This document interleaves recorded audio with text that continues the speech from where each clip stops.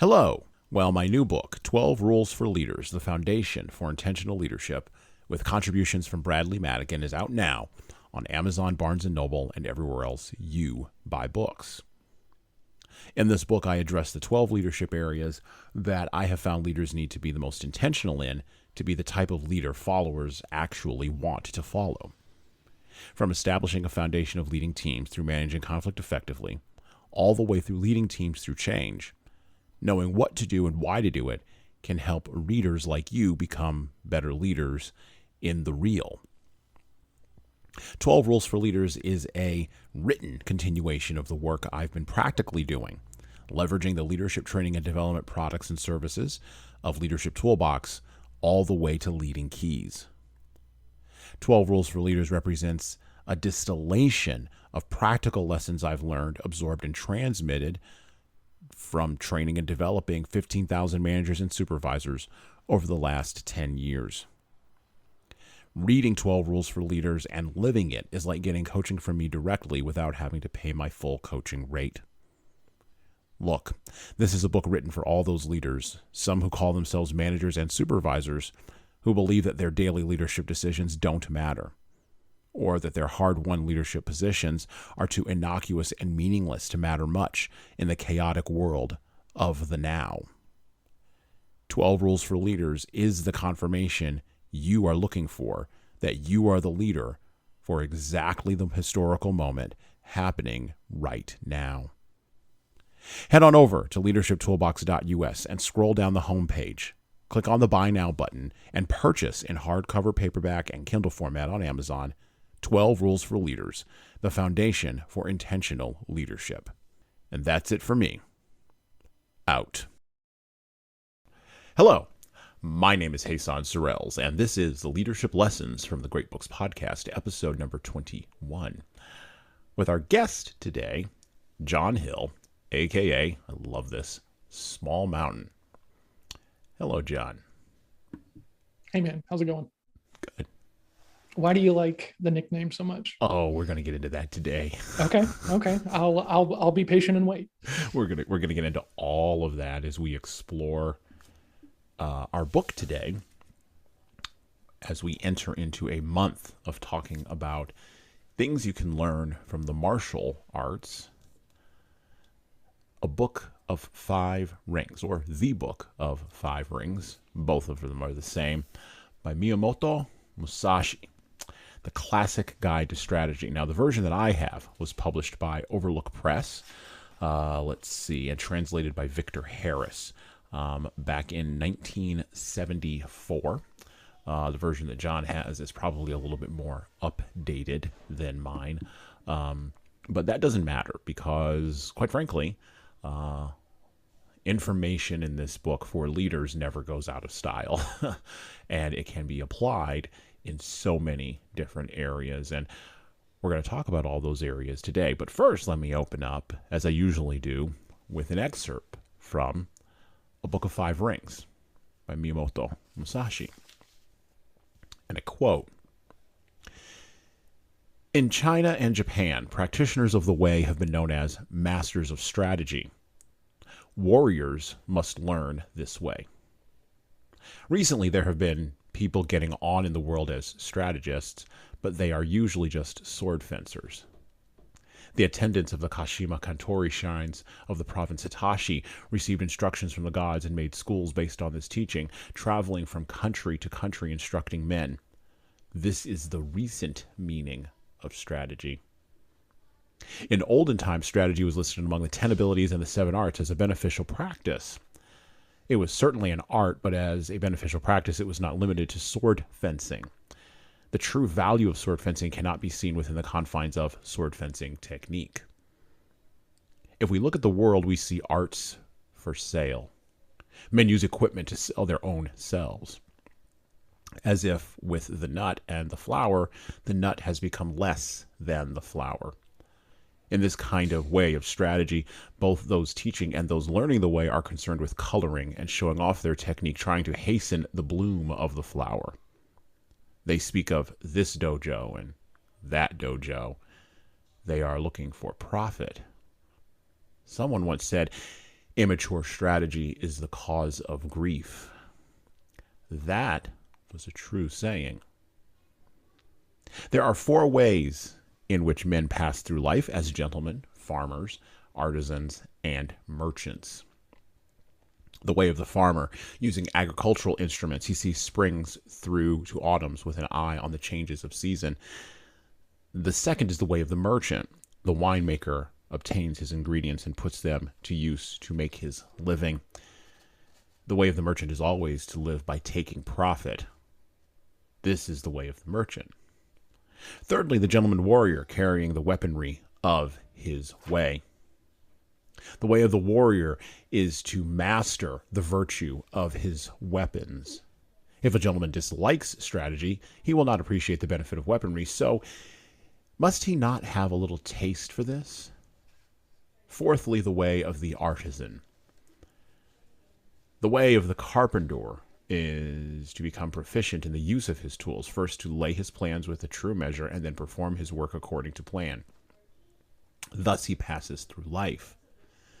These are the 4 ways of the gentleman, the farmer, the artisan, and the merchant. And reading directly from the book, directly from the Overlook Press copy of A Book of 5 Rings, concerning the life of Miyamoto Musashi, from the translator, Victor Harris. Shinmen Musashi no Kami Fujiwara no Genshin, or as he is commonly known, Miyamoto Musashi, was born in the village called Miyamoto in the province Mimasaka in 1584. Musashi is the name of an area southwest of Tokyo, and the appellation no Kami means noble person of the area, while Fujiwara is the name of a noble family foremost in Japan over 1,000 years ago. Musashi's ancestors were a branch of the powerful Harima clan in Kyushu, the southern island of Japan. Hirada Shokan, his grandfather, was a retainer of Shinmen Inga no Kami Sudeshiga, the lord of Takayama Castle. Hirada Shokan was highly thought of by his lord and eventually married his lord's daughter. When Musashi was 7, his father, Munasai, either died or abandoned the child. As his mother had died, Ben Nosuke, as Musashi was known during his childhood, was left in the care of an uncle on his mother's side, a priest. So we find Musashi an orphan during Hideyoshi's campaigns of unification, son of a samurai in a violent, unhappy land. We're going to revisit that in just a moment. But just to set some context for this book today, Miyamoto Musashi was born and lived during a time of massive change in Japanese culture at the beginning of the Tokugawa period. By the way, those of you who are fans of the anime Ninja Scroll may remember or may think of the Shogun of the Dark here, which I most certainly did. And if you want to go and revisit that, I'm not talking about the series, I'm talking about the original film from 1993.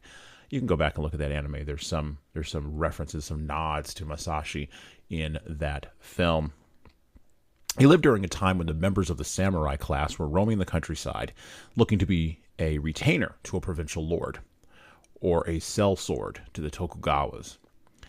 He was part of a class of ronin, or wave men, made redundant in a time of peace. By the way, I'm a big fan of the Robert De Niro film called Ronin, back in the 1990s, which you may also want to check out, which was the Americanized version of things that Musashi is talking about in A Book of 5 Rings that we will cover today on the podcast. Musashi's life recalls to mind Western films involving gunslingers, pioneers, opening the American West in the 1880s, and, of course, Clint Eastwood's smoking guns and smoking eyes in films like The Good, the Bad, and the Ugly. And today, we are going to go on a leadership journey with a fellow true warrior. I'd like to welcome John Hill, a.k.a., as I said before, Small Mountain, founder of Adapted Growth, a platform that enhances business success by streamlining and managing the sales process for their customers. John is also the author of Selling from Scratch, which seeks to rephrase and deconstruct and rebuild the sales process to build more trust, create lasting professional relationships, and best of all, to sell more than you ever have before. John is also, and this is how he and I connected, John is also a practitioner of Wing Chun Kung Fu and most recently started rolling jiu-jitsu, just like me, and had the honor, if you go into his Instagram, I was really surprised to see this picture, and has the honor of attending Jocko Willink's school. Yeah, that Jocko Willink, up in Maine. By the way, that dude's a gorilla. Very much so. Very, very much so. Oh, yeah. Welcome to the podcast, John. Thank you so much, man. I'm so stoked to be here. I was going to try to find a way to talk about getting to go to that camp because it was such like a huge moment in my history, you know. Yeah. But it's cool that you went and saw that picture, right? Because I was stunned. Mind-blowing moment. Like there's actually a video. There's a couple of videos from that camp, and one of them is when Echo, who is Willink's co-host, gets his black belt. Like that is at that camp. I'm in that room when Jocko puts the black belt on Echo. I got to go back and look at that video because I've seen that. I think I've watched it a couple of times, but I don't think I actually well, to paraphrase from Echo, damn. Yeah, it was so cool because it was like the last day of the camp. I have goosebumps just talking about this actually because it was such a powerful moment because he's a great speaker, right? I mean, he's a motivational speaker. He's very good at what he does. And he's up there doing his thing, you know, and he's just talking about the path and staying on it and everything. And he's like, and being on the path leads to rewards, and my buddy's going to get one tonight. And like, man, pin drop. Right, there's 600 loud jiu-jitsu people in this thing. People from Brazil, people from all over the world are there, and deafening roar. Right, and then Echo gets up and he's having an emotional moment, and he gets the belt put on, and then like it was so very surreal because having gone through a similar situation in Wing Chun of getting my instructorship, like you want that, in a very specific way, right, and so. It was funny because he gets his black belt and he's standing over there and there's a line of people who want their photos with him after he just got his black belt. So I'm standing in the line and I was like, you know, I'm going to do something a little bit different because I've been chatting with him and Jocko and everybody throughout the week. And I was like, hey man, I just want to say it's really cool that you shared this with us. If I would imagine you'd probably rather be at home with your like training family, which I can totally respect. So I don't need a photo or anything like that. Congratulations. I'd like to get you a drink later. And he was like, bet, you know? And so then later on, we're sitting in this like dining facility and we're sitting there all drinking bourbon, you know, me, him, Echo, and some other people. And Jocko walks over and sits down at the table. Right. And Echo he goes, I had no idea. And Jocko was like, you've heard me speak more than probably anybody else on the planet. How'd you not know? And he goes, I just had no idea. And then Jocko looks in his little styrofoam cup and he sees the bourbon, you know, on the bottom of it, or the whiskey. And he goes, contraband. And then just leaves. And that was it. Check. Yeah, cruising, you know. That was like so many cool moments from that camp because like I've been following Jocko for a while and that was my path into jiu-jitsu. But seeing him live everything he talks about in his book, Extreme Ownership, in situations to where there's typically a ton of ego, right? Like not all martial arts instructors are willing to kind of, hey, this is my fault. Let's come back and like, I missed something. But he did it every time that someone had a question. Guys, my fault. Come on back. That's not common in jiu-jitsu and martial arts training. And it was incredible to see. Like huge foundational moment for me about being there, the networking, the people that I met. I have stories upon stories about just those 8 days. And man, I got wrecked. Like, just like I'm a white belt. So like, I'm just getting wrecked everywhere. Man, and it was crazy. But there was like 600 people there. Right. And from there, like I have some amazing friendships and relationships that started at that camp, which has just been really cool. So that's awesome. Yeah. He hopped on a video call with my daughter because she's a fan of, the Warrior Kid podcast and the Warrior Kid books and everything. Uncle Jake. Jake. Yeah. And he was like, yeah, we're going to have your dad home in a couple of days. He's just talking right to her and stuff like this. And I have a client who wants to train jiu-jitsu and has been talking about it for a while. And so I was like, hey, will you record this video for my buddy? And he just grabbed my phone and he was like, "What are you waiting on?" And just like doing the whole Jocko thing right into You don't need motivation, just discipline. Exactly. He goes, "You keep letting other stuff get in the way, like whatever, get in there and get some training." And it was like, Wow. and I sent it to him and he still loves it. Like he shows it to his family because everyone's familiar with Jocko now. He's like almost a household name, which is really cool. But yeah, one of the most surreal moments in like the level of jiu-jitsu down there. Like, what's crazy is the guy, the owner, founder of Origin is a guy named Pete Roberts, right? Yes. And Pete trained under a guy named Alexi, right? Mm-hmm. Who is still his teacher and stuff like this. And they have people who were like the first De La Riva black belts as the instructors for this camp. Okay. Yeah, right? I watched him roll JP Donnell. Yes. A couple months ago, I ran across a video on YouTube. I try not to watch too much of that stuff because I don't want it to like pollute what I'm trying to get, my foundation that I'm trying to get down. Sure. I don't want to be influenced too much. But yeah, like I ran across a video of him like rolling JP, and I was just like, for the charity match. Yeah, for the charity match. I was like, oh, this is gonna be a mess, and it was. And it was, yeah. If you, there's two versions of that video. In the one where they're talking about the build up to the match, I'm in that video because like I'm helping like trying to like juice up the money on the line and stuff like that because they do a bet, it goes to charity, and I'm like, I think it could be more. And they're like, oh yeah. And like, they're just kind of going back and forth. And then Jocko, like he was so ramped up for this like charity fight, he's just walking around the camp and he's like, what was he saying? He was saying, God, like they was just fight. He was like, fight. And he's just walking around chanting this stuff. It was such like a man, cool experience. I can't speak highly enough about it. One of the best like trips I've ever taken just for my own personal development. And that includes like sales summits and everything else like this. Like I've gotten just as much for my own personal like philosophy about, martial arts and how I want to live my life from that camp as I have anything I've done on like my own business or leadership or sales, coaching, training, stuff that I've learned. Well, and it's really interesting for me to kind of in the space of leadership development, where I've been like now a decade almost, and I'm anticipating that I'm not going anywhere, be here another decade. Like, what else am I going to do? Because leadership is at the bottom of everything. I was just recently on a call with a person who is a reverend, right? And he's with the John Maxwell folks or whatever. Yeah. And he literally said, leadership is at the bottom of everything. And if you can align the leadership effectively in any organization or culture, doesn't matter what it is, what organization frame we're putting it on, you can fix, problems. And he was talking about his passion for developing leaders. And he kind of said something that Jocko has said repeatedly, and that I've said repeatedly, which is there's so much piss poor leadership. All we have to, he didn't use that term because he's a religious man, but there's so much bad leadership, right? And,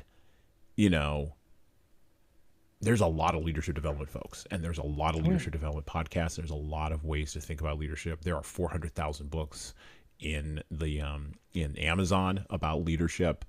Everybody's got an opinion about leadership, and I have some ideas about why there's so many and why there's so many opinions, and we can talk about some of that today.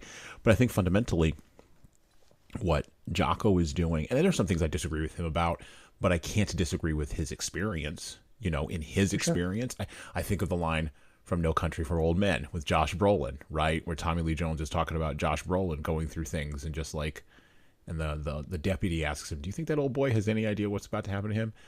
And Tommy Lee Jones, which that would be me, goes, well, he's seen some of the same things I've seen. He came to different conclusions, but he's seen some of the same things I've seen. And I love that because I haven't lived the Navy SEAL, kill people and break things, go to Ramadi life. I haven't lived that life. I would never claim to have lived that life. But I've had my fair share of experiences now in my close to mid-40s. I've had my fair share of experiences. I've seen some things.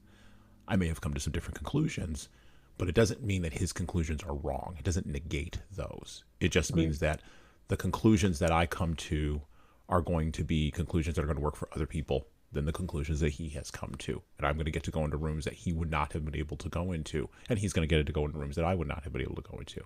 Yep. And that's where we get to jiu-jitsu. And that's where we get to A Book of Five Rings. That's where we get to Musashi's conception of strategy. And Musashi went into all kinds of different rooms. He went into all kinds of different places, and he did all kinds of different things. We'll talk a little bit about that today. But I think it's fascinating that two people can have the same experience and draw completely different conclusions, or two people can have the same jiu-jitsu roll and come to a different conclusion about what just happened there. God, man, there's a nugget in there, right? You can go through the same role, and right, like I was a professional poker player like in 2006, and one of the things that poker players love to do is just complain to each other about how unlucky they get, right? They absolve themselves of making terrible marginal decisions with the hands that they play, and then they're all of a sudden complaining about how the guy with aces crushed their 9-3, and they don't like, but don't ask me why I was in the hand with 9-3. Let's just like be mad about the fact that we lost with the aces. Sure, man, like we don't even have to have this conversation if you just fold, right? You know, and so the like that's the entire plot of Rounders. That's the entire plot of the movie. I mean, yes, you're right, but it's also true because like I'm a big fan of stoicism, right? And our perceptions, our background is going to influence the exact same kind of thing, right? And you can either dwell and over perceive things, right, which doesn't really help you, or you can have a pretty decent boundary of what's worth holding on to and what should be let go of and stuff like that. So I think all that stuff is aligned. Well, and it becomes a percentages game at a certain point, which leads to my first question for you, because this is a leadership podcast, obviously. Sure. And so, and we'll talk about sales too, because I want to get into that too, because one of the chapters in my leadership book, which is out right now, 12 Rules for Leaders, the Foundation of Intentional Leadership, is that leaders should study the principles of sales and marketing. That's actually one of the rules. That's exactly how it is framed. Should study the principles of sales and marketing. Not because you're going to be a salesman, not even because you're going to be a marketer, but because there are some fundamental psychological underpinnings in there that you need to have access to if you are going to create a narrative for people to follow you. And leaders who fail to study sales and marketing or dismiss it as being like nonsense or I often hear entrepreneurs and startup entrepreneurs going, particularly engineers, we don't need marketing. It's just better. People just buy it because it's better. And I'm just like, I'm sorry, you don't. I've literally advised on engineers who are startup founders, like you don't. Good luck to you. You have a good day. You have a good day. Because no one buys anything because it's better. No one is going to buy your leadership because it's better. They're going to buy because they're persuaded. And they're going to be persuaded because of things that, and you can correct me if I'm wrong, and I'm sure I am, but they're going to be persuaded because of how they feel about the thing that you are selling to them. Not necessarily because of the mechanicalness of the thing you're doing, right? Man, I wish I'd learned that like 7 years earlier than I did, because I'd been in sales for a while, and I was going through a phase where I was being a financial advisor, right? So I had all my licenses and everything, and this was in 2011. So people didn't really want to be in the market, right? Yep. Everyone was scared because of subprime, and it was a very unique situation because I'm like, this just makes sense. You're going to make more than you're going to make in a CD. You don't have the same risk that you do in the market. You should buy this. Right. But it doesn't have to make sense. It has to be something that they want. Right. And those are different things. Yep. Yeah, it's the collapse between the rational and logical, which Musashi talks about here also in A Book of Five Rings. So let's kind of get into it. What are the let's do a broad overview, because I kind of did the intro and all that, and I want to get back. And kind of how I have the book structured for those of you who are listening or watching today. Here's how we've kind of structured this, or I've structured this conversation. I've kind of taken Musashi's introduction to each one of the ways in his book, and there's 1, 2, 3, 4 books, and then there's a sixth book at the end called the Book of the Void. So I've taken elements from each one of those books. We are not reading the whole book. We cannot read the whole book. There's just too much in here.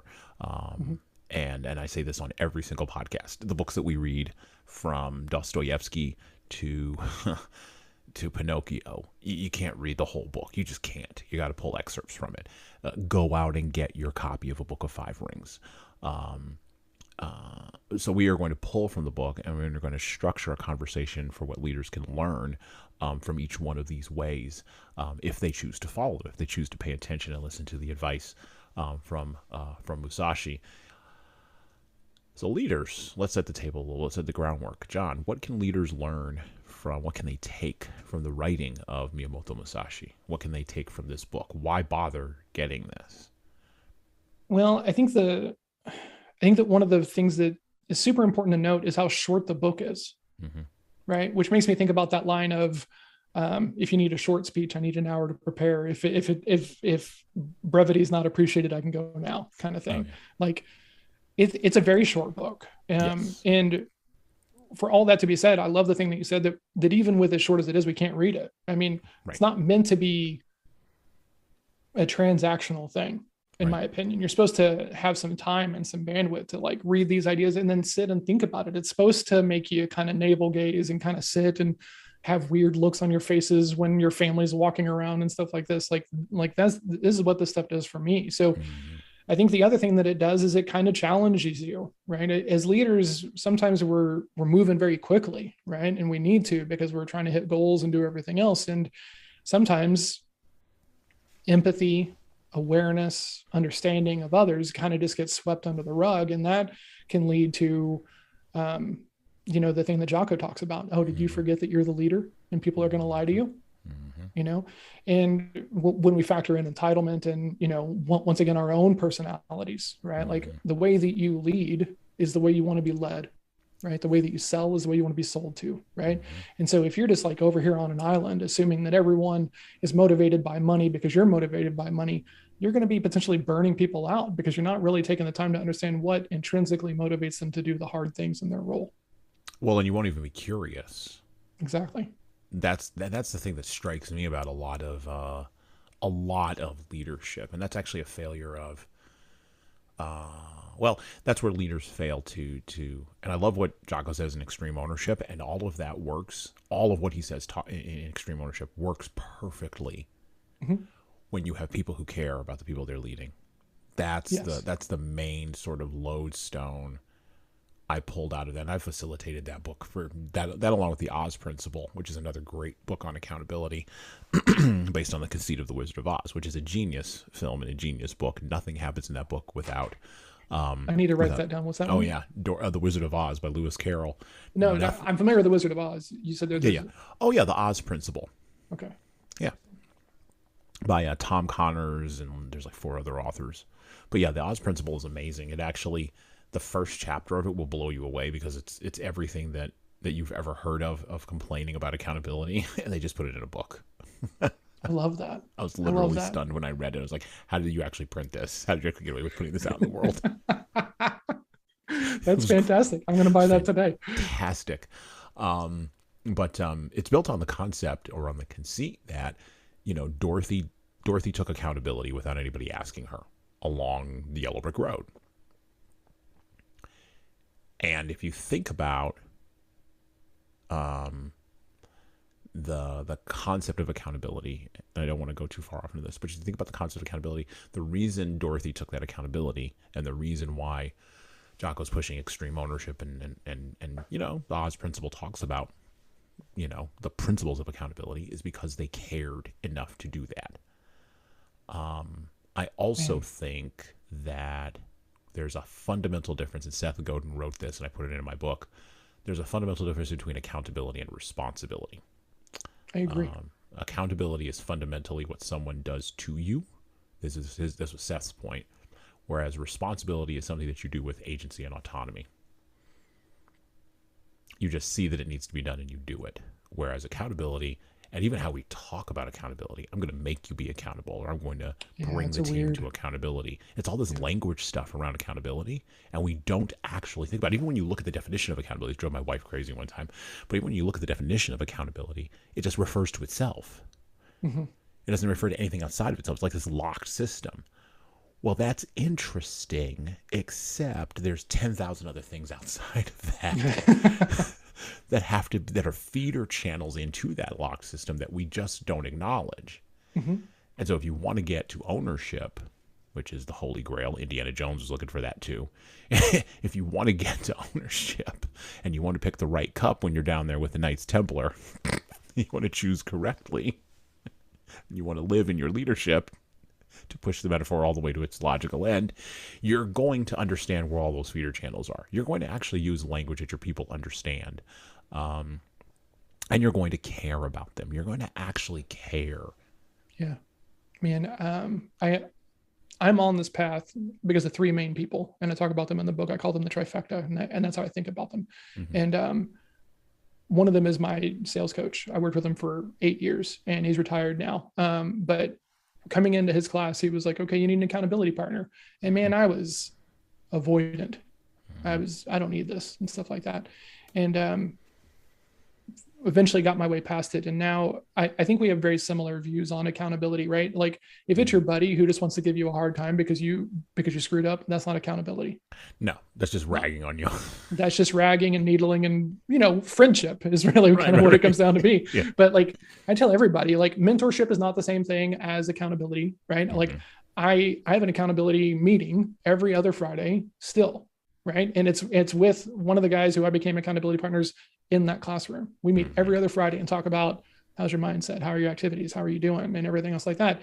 And what's really fascinating, and then we can change this topic because that's not really why we're here, is that when you have a really great accountability partner, you want to do it to not let them down. Right. Right. And you want to show up on that call being like, yeah, man, I did it. Right. Because you have this bond with this other person. Right. And that's what makes you accountable. Right. It's not, well, I want to check the box. It's, no, this person has taken time out of their day to be present and to try to help me out. I have a relationship with this person. Yeah. And relationship always works better than coercion. So agreed. That's a line. I'll leave that there and clip that there. Yeah. That's a vibe in and all of itself. It is. Well, back to the book. Back to the book. To A Book of Five Rings. I've never said that before, and I'm just very glad that I got to say it. Like I feel great. You're welcome. You're welcome. I'm glad that I could lay this out for you today.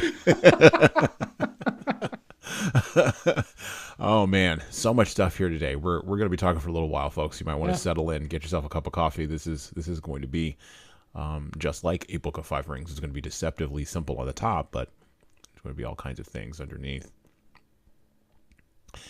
The way is shown as 5 books concerning different aspects. These are ground, water, fire, wind, tradition, and void, the illusionary nature of worldly things. The body of the way of strategy from the viewpoint of my Ichi school is explained in the ground book. It is difficult to realize the true way just through sword fencing. Know the smallest things and the biggest things, the shallowest things and the deepest things. As if it were a straight road mapped out on the ground, the first book is called the ground book. Second is the water book. With water as the basis, the spirit becomes like water. Water adopts the shape of its receptacle. It is sometimes a trickle and sometimes a wild sea. Water has a clear blue color. By the clarity, things of Ichi school are shown in this book. By the way, just a side note, there's a great scene in Enter the Dragon with Bruce Lee where he makes exactly the same point. And we're going to cover the Tao of Jeet Kune Do later on this month on the podcast. So stay tuned. It's going to be a good one too. For that. If you master the principles, back to the book, if you master the principles of sword fencing, when you freely beat one man, you beat any man in the world. Love that. The spirit of defeating a man is the same for 10 million men. The strategist makes small things into big things, like building a great Buddha from a 1-foot model. I cannot write in detail how this is done. The principle of strategy is having one thing to know 10,000 things. Things of Ichi school are written in this, the water book. The spirit of Niten Ichi school of strategy is based on water, and this water book explains methods of victory as the longsword form of the Ichi school. Language does not extend to explain the way in detail, but it can be grasped intuitively. Study this book, read a word, then ponder on it. If you interpret the meaning loosely, you will mistake the way. The principles of strategy are written down here in terms of single combat, but you must think broadly so that you attain an understanding for 10,000 aside battles. Strategy is different from other things that if you mistake the way even a little, you will become bewildered and fall into bad ways. If you merely read this book, you will not reach the way of strategy. Absorb the things written in this book. Do not just read, memorize, or imitate, but so that you realize the principle from within your own heart. Study hard to absorb these things into your own body. In strategy, your spiritual bearing must not be any different from normal, both in fighting and in everyday life. You should be determined through calm. Meet the situation without tenseness, yet not recklessly. Your spirit settled, yet unbiased. Even when your spirit is calm, do not let your body relax. And when your body is relaxed, do not let your spirit slacken. Do not let your spirit be influenced by your body, or your body be influenced by your spirit. Be neither insufficiently spirited nor over-spirited. An elevated spirit is weak, and a low spirit is weak. Do not let the enemy see your spirit. Small people must be completely familiar with the spirit of large people, and large people must be familiar with the spirit of small people. Whatever your size, do not be misled by the reactions of your own body. With your spirit open and unconstricted, look at things from a high point of view.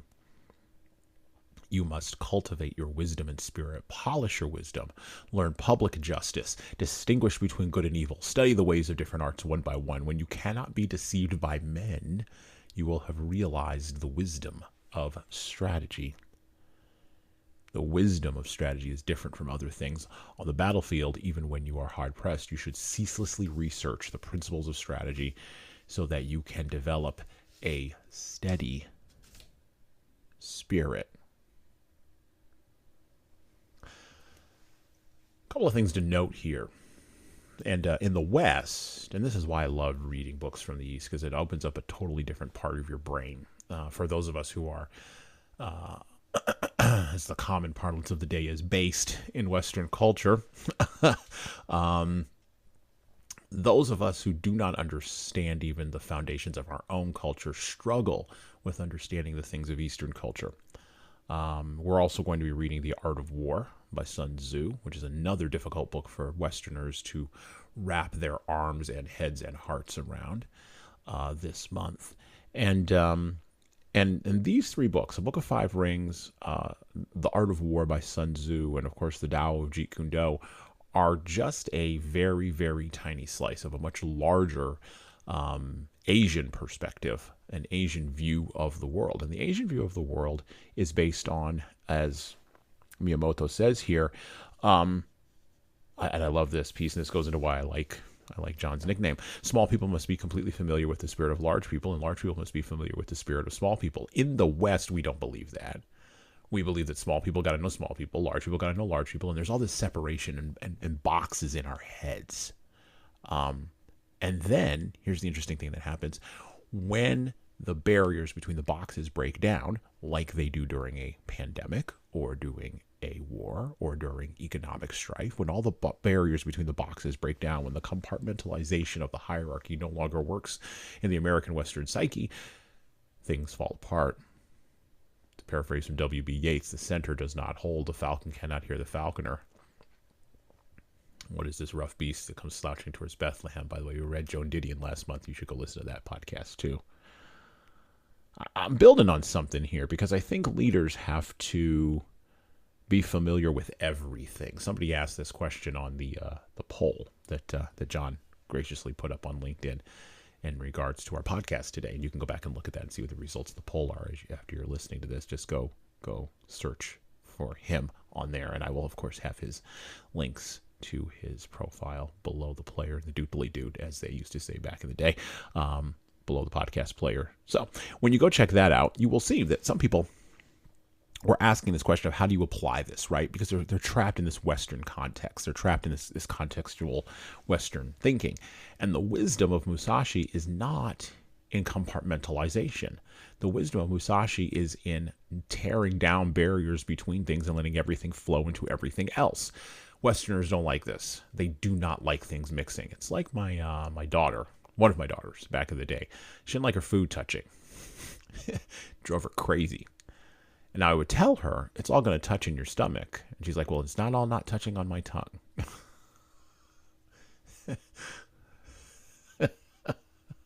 My partner is 40 years old. She's an amazing person. She's the editor of my book, and her food doesn't touch on the plate.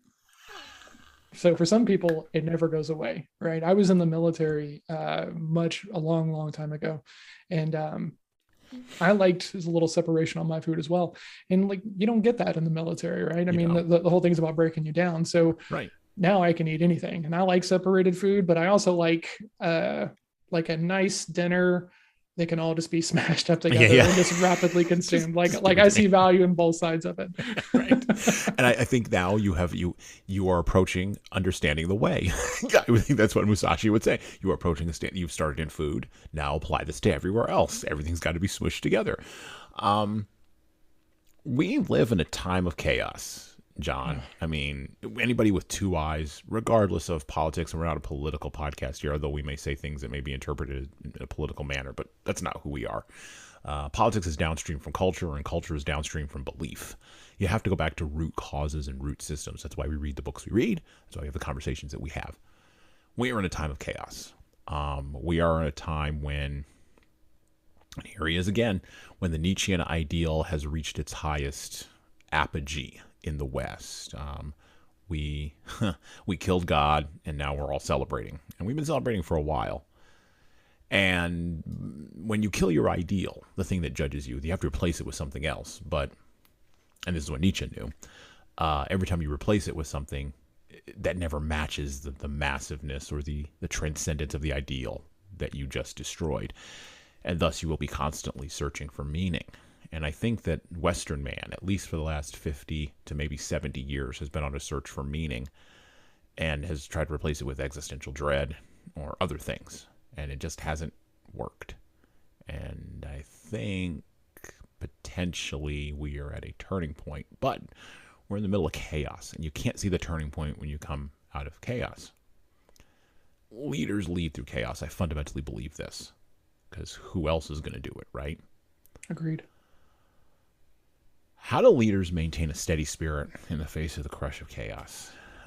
Let's start with something small, like your team, your team at work. Let's not go up to the high. I know I just took you up to the highest level. Let's go back to the lowest possible denominator. If I'm at work and I'm in the middle of answering this COVID call, and everything is not COVID call, but I'm dealing with COVID, and I'm dealing with the knock-on effects of COVID, and I'm dealing with constant disruption, and I've got managers and supervisors yelling at me on one end, who are my peers, saying remote work doesn't work, we want to get people back in the office, and then I've got my employees saying, screw you, I'm leaving, because I can work from home, we already just proved it, everything you're saying is a lie. How do I lead through that crush? How do we lead through the crush of chaos in these times? What would Musashi say?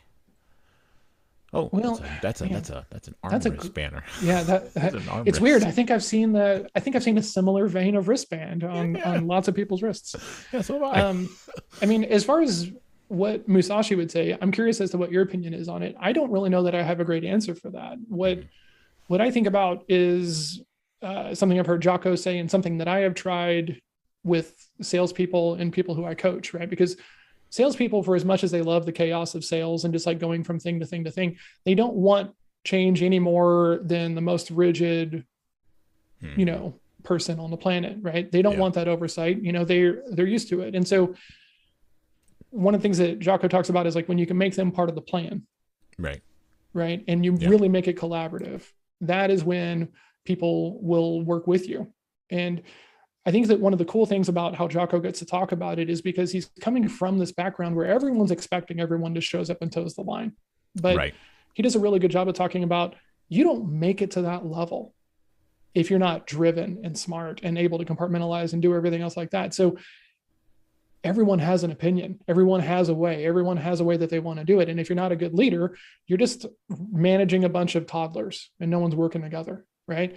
And if you're really paying attention to it and you're really listening to what he's talking about, you hear him talk about it still happens there. So if it still happens in this place where everyone is just supposed to like appreciate the chain of command, why would you not expect it to happen in a corporate environment where people aren't sworn in under oath and, all the things that go along with that?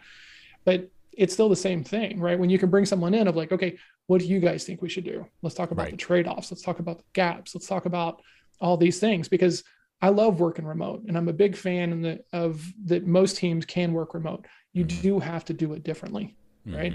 One of the hardest things is when you have like a hybrid system. I worked with a group, and the headquarters team was in New York, but the rest of the team was all dispersed, right? Yeah. And there was a clique of the people who worked in the headquarters building, and there was some gap between everybody who was just connected via Slack, right? So those are the things you have to be very aware of, right? And you can choose to be defensive, right? Like I think of that one episode of The Mandalorian of like the guy who's like, I have spoken, and like he's just not open to any further conversation about it, right? Right. And that's like dads across the world. Like I've said that to my kids. I'm sure you've said it to your kids. Oh yeah. And leaders say it all the time. Hey, this is the way we're doing it. Right. Right. And then you wind up being bit in the butt and by something you didn't anticipate. And then you have to be all humble and go back and be like, well, I screwed up there. And it's on me.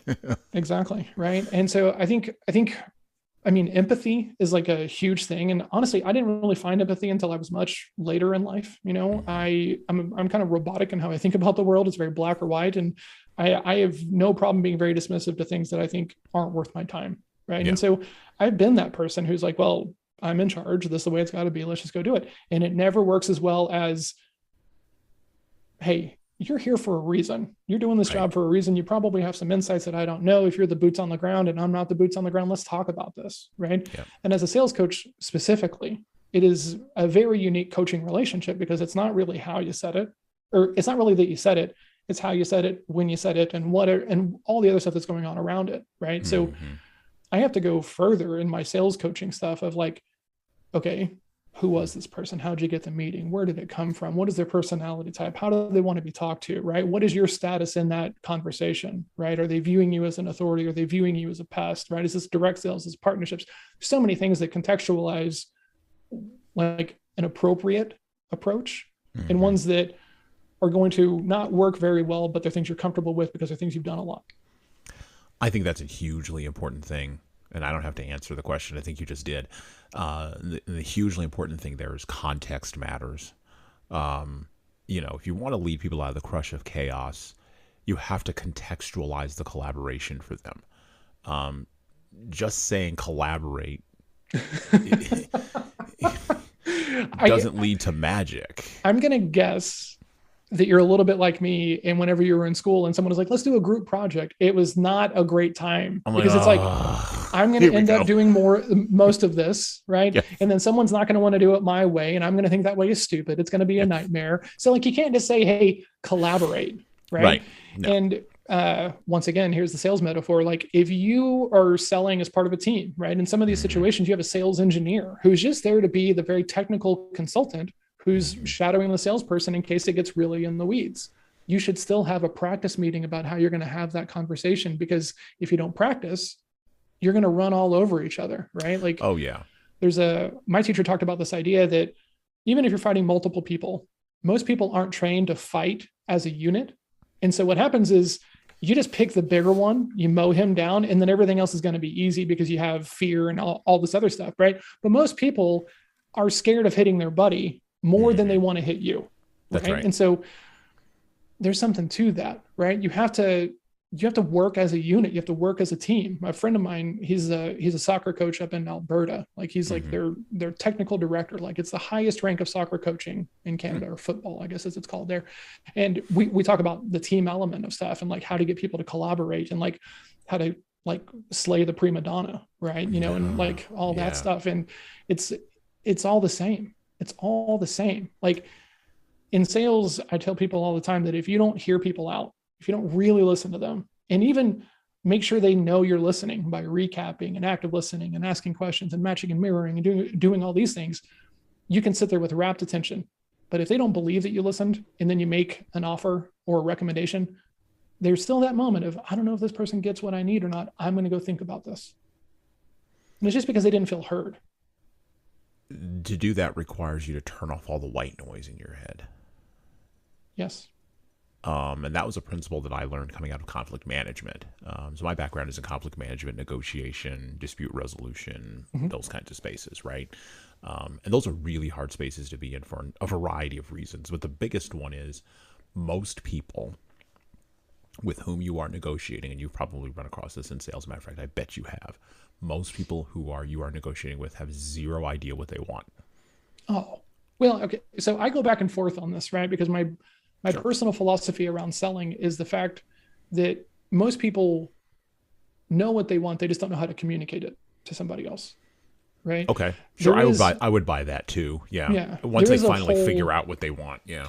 exactly. There is a whole philosophy in sales that talks about they don't know what they need until you walk in the room, right? And personally, I don't really like that because it's kind of like putting the salesperson above the other person, which I don't think is really great for the relationship. Like equal business stature is something my coach just hammered me over the head with. Like you don't have to put yourself a couple of notches down just because you're the salesperson and you're talking to the owner. Well, yeah. I mean, you wind up in Glengarry Glen Ross territory. Like you're Alec Mhm. Baldwin walking in there talking about the Glengarry leads. And Oh I yeah. guess that, I mean, come on. Like, or you're the other guy in Boiler Room. You're that guy. Oh yeah. Oh yeah. Man, I remember watching those segments and being like, I'm gonna be that guy someday. And now I watch him and I appreciate the craft of the acting, right? Right. Yeah. But no way, man. No way. Mm-mm. Not for me. No. No. Well, and I mean, Musashi says it right here. The principles of strategy are written down here in terms of single combat, but you must think broadly so that you attain an understanding for 10,000 aside battles. I did traditional Taekwondo for almost 8 years. And by traditional, I mean we weren't Jackie Chan, Jet Li jumping around. And I'm not knocking Jet Li or anything. And I'm not knocking Wing Chun. I'm just saying that we weren't doing Hollywood fighting. Yeah. We were in the business of breaking bones and kicking people in places where, like, and if you're going to pick up your foot, you're never going to bring it higher than someone's kneecap, because guess what? Like, you're going to break That's that, when you and get you're going hurt. to break their shin, and you're going to break everything else going down, and then you're going to like wail on them as they go and go on the ground, right? Okay, Yeah. and I was in my late teens, early 20s. Okay. Did a lot of that, right? Did 8 years of that. Got my black belt, and then my black belt in that. Got my second degree black belt in that. Had my whole journey there, right? And I've never talked about this on this podcast before. I've talked about it on other places, but not this podcast. So this will be a first. Okay. And then came out of that and got into rugby. Had a few years break. Got into rugby. Rugby's a brutal sport. And you talk about, and this is where I get the idea that, context matters and you can't just demand collaboration, because I was on a lot of bad teams where collaboration was demanded, but the contextualization of it was not provided nearly firmly enough. And it was all fake relationship building because nobody cared really about each other. Everybody was out for number one. That's really interesting, right? Because like I think entitlement is one of the worst things you can have as a leader, right? When you just walk in the room and you just expect people to follow you because someone has designated you to leader, you thought of yourself as the leader and stuff like that. And I'm not that big of a sports fan. Like martial arts is kind of like an outlier for me because I'm just a big nerd. I'd rather read and listen to music and play games. But like if you just walk in that room and you're not like, hey, can we work on this together? Can I help you? Right? As opposed to, I'm here to help you out. You're already setting a tone that if they're not with you, you're just building up this wall that's going to be hard to get over.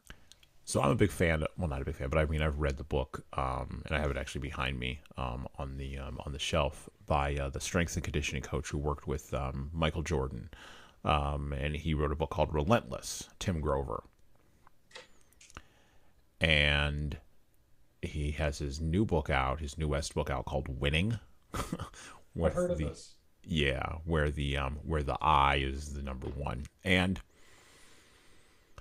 I think people who are in an elite sphere will understand what I'm about to say, and people who are attempting to get up that hill might be flummoxed by what I'm saying, because it only works when you're in that rare air. And this is where I do agree with Grover. You can walk in and be that person. We were just talking about before on the call, the Larry Bird. We can be that. You can be the Michael Jordan. You can be the Kobe Bryant. And I relate it to basketball because that's a sport I played when I was in high school, off and on. I played street ball and did all those kinds of things. So that's the sport I related to. Okay. But you even see this with Tom Brady. in football. Like that guy's a couple years older than us. Really? Like you're just gonna keep going? Oh, okay. I guess that's fine. Like, okay. But like he's in that elite, say what you want, and a lot of people do. He's in that rare spot where he can walk into a room and say, this is the thing we're going to do. And he has enough status to have it. But like the status though is the really important part of that, right? The proof is in the pudding. Like correct. Like that's right. If you're in that room, you know who that guy is. Correct. And he doesn't need to say it. Doesn't need to say anything at all. Didn't say anything at all. Yeah. And you're right. Like this is what people miss who are, I'm going to use an old phrase here, who are in lust of that elite status, who want it badly, but don't want to do and this is what Tim Grover talks about, don't want to do the things that are required. They don't want to make the sacrifices. Mm-hmm. They want to have their cake and eat it too. And I'm sure you see this in sales. I've seen this in leadership development. I mean, in leadership development space, people complain about Tony Robbins all the time. I don't complain about Tony Robbins. I don't. Like, fundamentally, I disagree with him on many things, but I don't complain about him because he's been willing to do the things that got him to be Tony Robbins. Okay, that's fine. Yeah. We're talking about him, aren't we? Right. Yeah. There you go. Yeah. So, okay. What am I going to do? Like, I'm not, that's not a hill I'm climbing. I'm busy climbing my own hill over here. Yeah. And I think I think leaders have to be really clear about what hill they're climbing. Well, the hardest part for me, for like the sales thing and the leadership thing, was I would see these examples that I wanted, but didn't really line up with an approach that I was going to be able to do. Right. If that makes sense. Right. Yeah, like, no, that makes perfect sense. And we have a podcast talking about personalities and how it shows up in sales. Right. And I think it's one of the coolest things I've ever done because we have someone who makes up all four corners of the assessment that we're talking about. It's called DISC, right? And so we have someone who's a B, someone who's an I, someone who's an S, and I'm the high C, right? Yep. And so if you're really listening to that podcast, you hear the differences in how we think about the world, right? And like the I is just over there telling these like same anecdotal stories because he's told them so many times and he knows that it builds trust and rapport, right? And then you have the D over there with all the swagger. The D on our podcast is an ex-Special Forces Marine who was in Ramadi at the same time as Jocko Willink was. And there you go. So like the S personality type is all super quiet and doesn't really get like ramped up until like we get too close to an argument and then hey guys, let's get back on track. And then I'm over here trying to map everything to data points and systems and everything else like this. Yes. And like if you're in sales, it's my first thing to go listen to this and figure out who of us are you selling to, and then pay attention to how that person communicates, because the difference between how a D sees the world and how an S sees the world is much bigger than what people like think about it. And it took me a long time because a lot of times when you're doing sales training and you're doing awareness coaching and stuff like this, and you're doing an assessment, you look at something like the D and they get talked about with kind of this negative intention. Like they're so abrasive and they're so direct and they're straight to the point and stuff like this. And people don't like to sell to Ds, but eventually you get to a point to where, man, if I could just sell to Ds all day long, they don't care enough about me to lie to me. Right. You know how great it is to just get instant clarity? No, John, I don't need this. All right, see you later. As opposed to, well, let me go think about it. Yeah. Or I need to ask somebody else in the organization. Exactly. Permission. Or you're too polite to tell me no, because that feels like conflict. So instead you're going to give me a polite no, which is a maybe. And then I have to do a bunch of chasing to get to the clarity that I need in this thing. Right. Right. And so that's where it starts for me, is through that sales lens, right? Because I think of sales as being able to communicate in a way to get someone to take action. And I think of leadership as the same way, right? And my biggest gripe about sales leadership specifically, right, is that people want to go promote just the top performing salesperson and put them in the manager role. Okay. You don't take Michael Jordan off the court and put him in the coaching role. Right. He's an individual producer, right? He's that individual contributor. He's that salesperson. You put him into the sales manager role, he's not going to give people room to fail. He's not going to give people room to grow. He's not going to do anything like this. He's just going to be trying to do it all, because that's who he is. Yep. Right. And people don't typically see the gaps in this, especially in sales leadership. Well, he was a great salesperson. He's going to be a great sales leader. No, these are different skill sets. It's not only that they're different skill sets, and by the way, I'm a DI, just so that you know. I know. But, yeah, I kind of figured. That's like the first thing I do in a first conversation is trying to figure out where you are, so that way I can have the best conversation possible. There you go. Yeah. So I do have a strong streak of C though, and my S is just like over there hanging out somewhere. So yeah. I'm a CS who pretends Okay. to be an I at work. That's it. It's just there you go. Yeah. That's Like I awesome. am not, and this blows people mind because I will have arguments with people. Like I was in a coffee shop in downtown Fort Worth, and this guy goes, "Wait, you're the C?" "Yeah, man, I'm the C." "No, you're not. You got to be an I." "Nope, just well trained."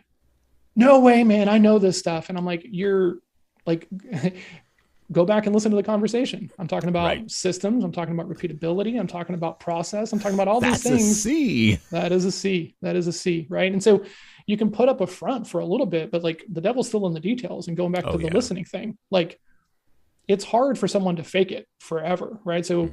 one of the things about leadership is putting people in the right spots, right? And if you don't spend enough time with your people to really understand how they're motivated, how they view these things, you can't put them in good spots. It's just impossible. Like the good to great metaphor, right? The right people in the right seats on the bus is going to get to where it's going to go. Know your people. Mm-hmm. Know your people. Hmm.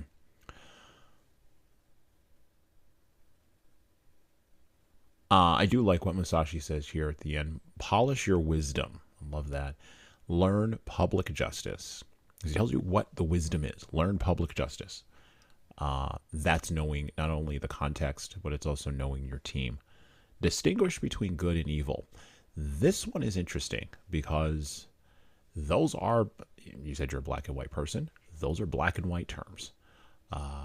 People like to float around in shades of gray. Leadership really likes to float around in shades of gray. And there are dichotomies, Mm-hmm. don't get me wrong, but there are also, or I shouldn't say but, and there are also, let's use our language appropriately, and there are also things that just are black and white. The discovery of that comes from polishing your wisdom. Study the ways of different arts one by one. Somebody on your poll asked a similar question to this, or framed a question for this, and we're gonna move on in just a second here, but framed this in terms of the water book. Um, is it better to have a lot of, and you know what I'm about to ask, is it better to Mm-hmm. have a lot of arrows in your quiver, or is it better to just have one? Bruce Lee infamously said, I would be more afraid of the one person who had practiced one kick 10,000 times than one person who had practiced 10,000 kicks one time. Yep. I find that to be a dichotomy statement, a dichotomous statement, because I think both are valuable. However, what do you think? Forget what I Man, think. What do you think? this is so. First of all, I love that line, right? The Bruce Lee quote about the Mm-hmm. 10,000 kicks, because with in to me this maps to the thing that Jocko talks about, and I think Leaf actually says it in the book. Like you're not going to rise to the occasion; you're going to fall to your level of training, Mm-hmm. right? And Right. I know people, man, who have never been on a mat. They've never been into a school. They have never been in a situation to where they could potentially be hurt, and they are so philosophically sure that they're going to be able to just turn it on and it's going to be okay. And it's like, you have no idea, right? Like one of my friends who's a kung fu instructor full time, he Mm-hmm. whenever he runs into that, and he runs into it all the time, he's like, "Oh, interesting. So if you got mad enough, you could beat Michael Jordan a game of one on one." And then the person is like, "Well, no, absolutely not." And then he's like, "How do I got to tell you on Michael Jordan when it comes to this?" And you don't know what you're getting into. There's actually a jujitsu story about Gracie. Jocko talks about this on his podcast, and this is where I heard it. And I just love the story. One of the Mm-hmm. Gracies is surfing, and this like local kind of group of thugs is like locals only, right? Very tribalism and stuff. And so the guy goes, "Hey, you probably surf a lot, right?" And he goes, "Yeah." And he goes, "You probably fight a little bit." And he goes, "Yeah." And he goes, "I fight all the time and I surf a little bit. You still want to do this?" No, I don't, you know? And so competence and confidence I don't think can actually be faked. And so when it comes to that, you have to be, you got to be very sure of yourself, right? In the things that you choose. My kung fu teacher knows 7 different kinds of kung fu, right? He only teaches a handful of them, but he's been practiced and studied lots of them. But he doesn't even do them on the same days. On his Wing Chun days, he doesn't do any other art other than Wing Chun because it muddies the water for him. It makes it harder for him to, hey, how do we do this? Yeah. He'll have to kind of think through, okay, is this, but because of that specification on that day, he knows he's going to give the appropriate answer for that art, right? So I don't really think that it matters if you go on like, there's a great book about this actually. It's called Range by, I think it's Epstein. And it's kind of comparing the Tiger method to like the Nadal method, right?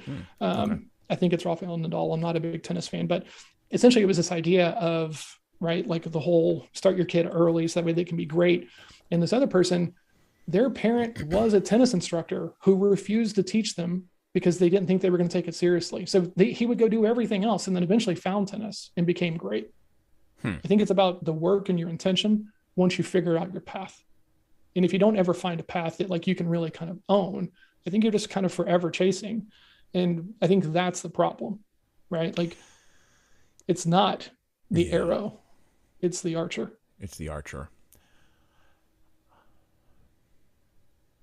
I think many people, and this relates to something that is not in the script, it just popped into my head.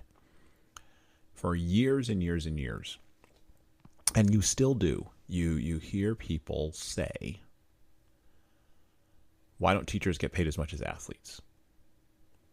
Okay.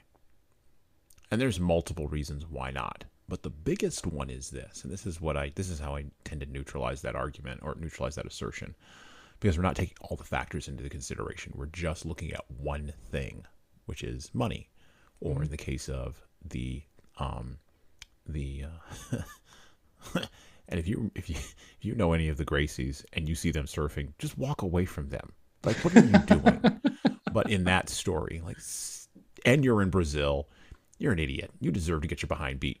Anyway, you deserve exactly what is about to happen to you if you decide to mess with him or any of them in that clan, men or women. It does not matter. Just leave them alone. Anyway, just okay.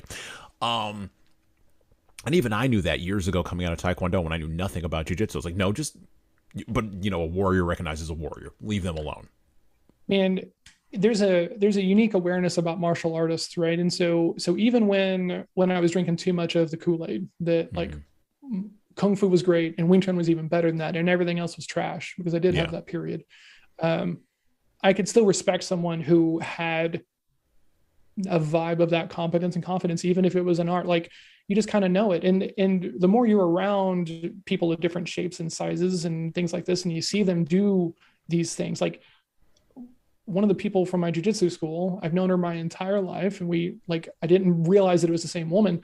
And then we rolled and she's 5'3" and like $130 or something like this, and just crushes me. Like I'm 6'4", I'm 220 pounds. I'm an instructor in Wing Chun. And like a lot of my skills sit stripped away in jiu-jitsu training, which is okay. That's why I'm there.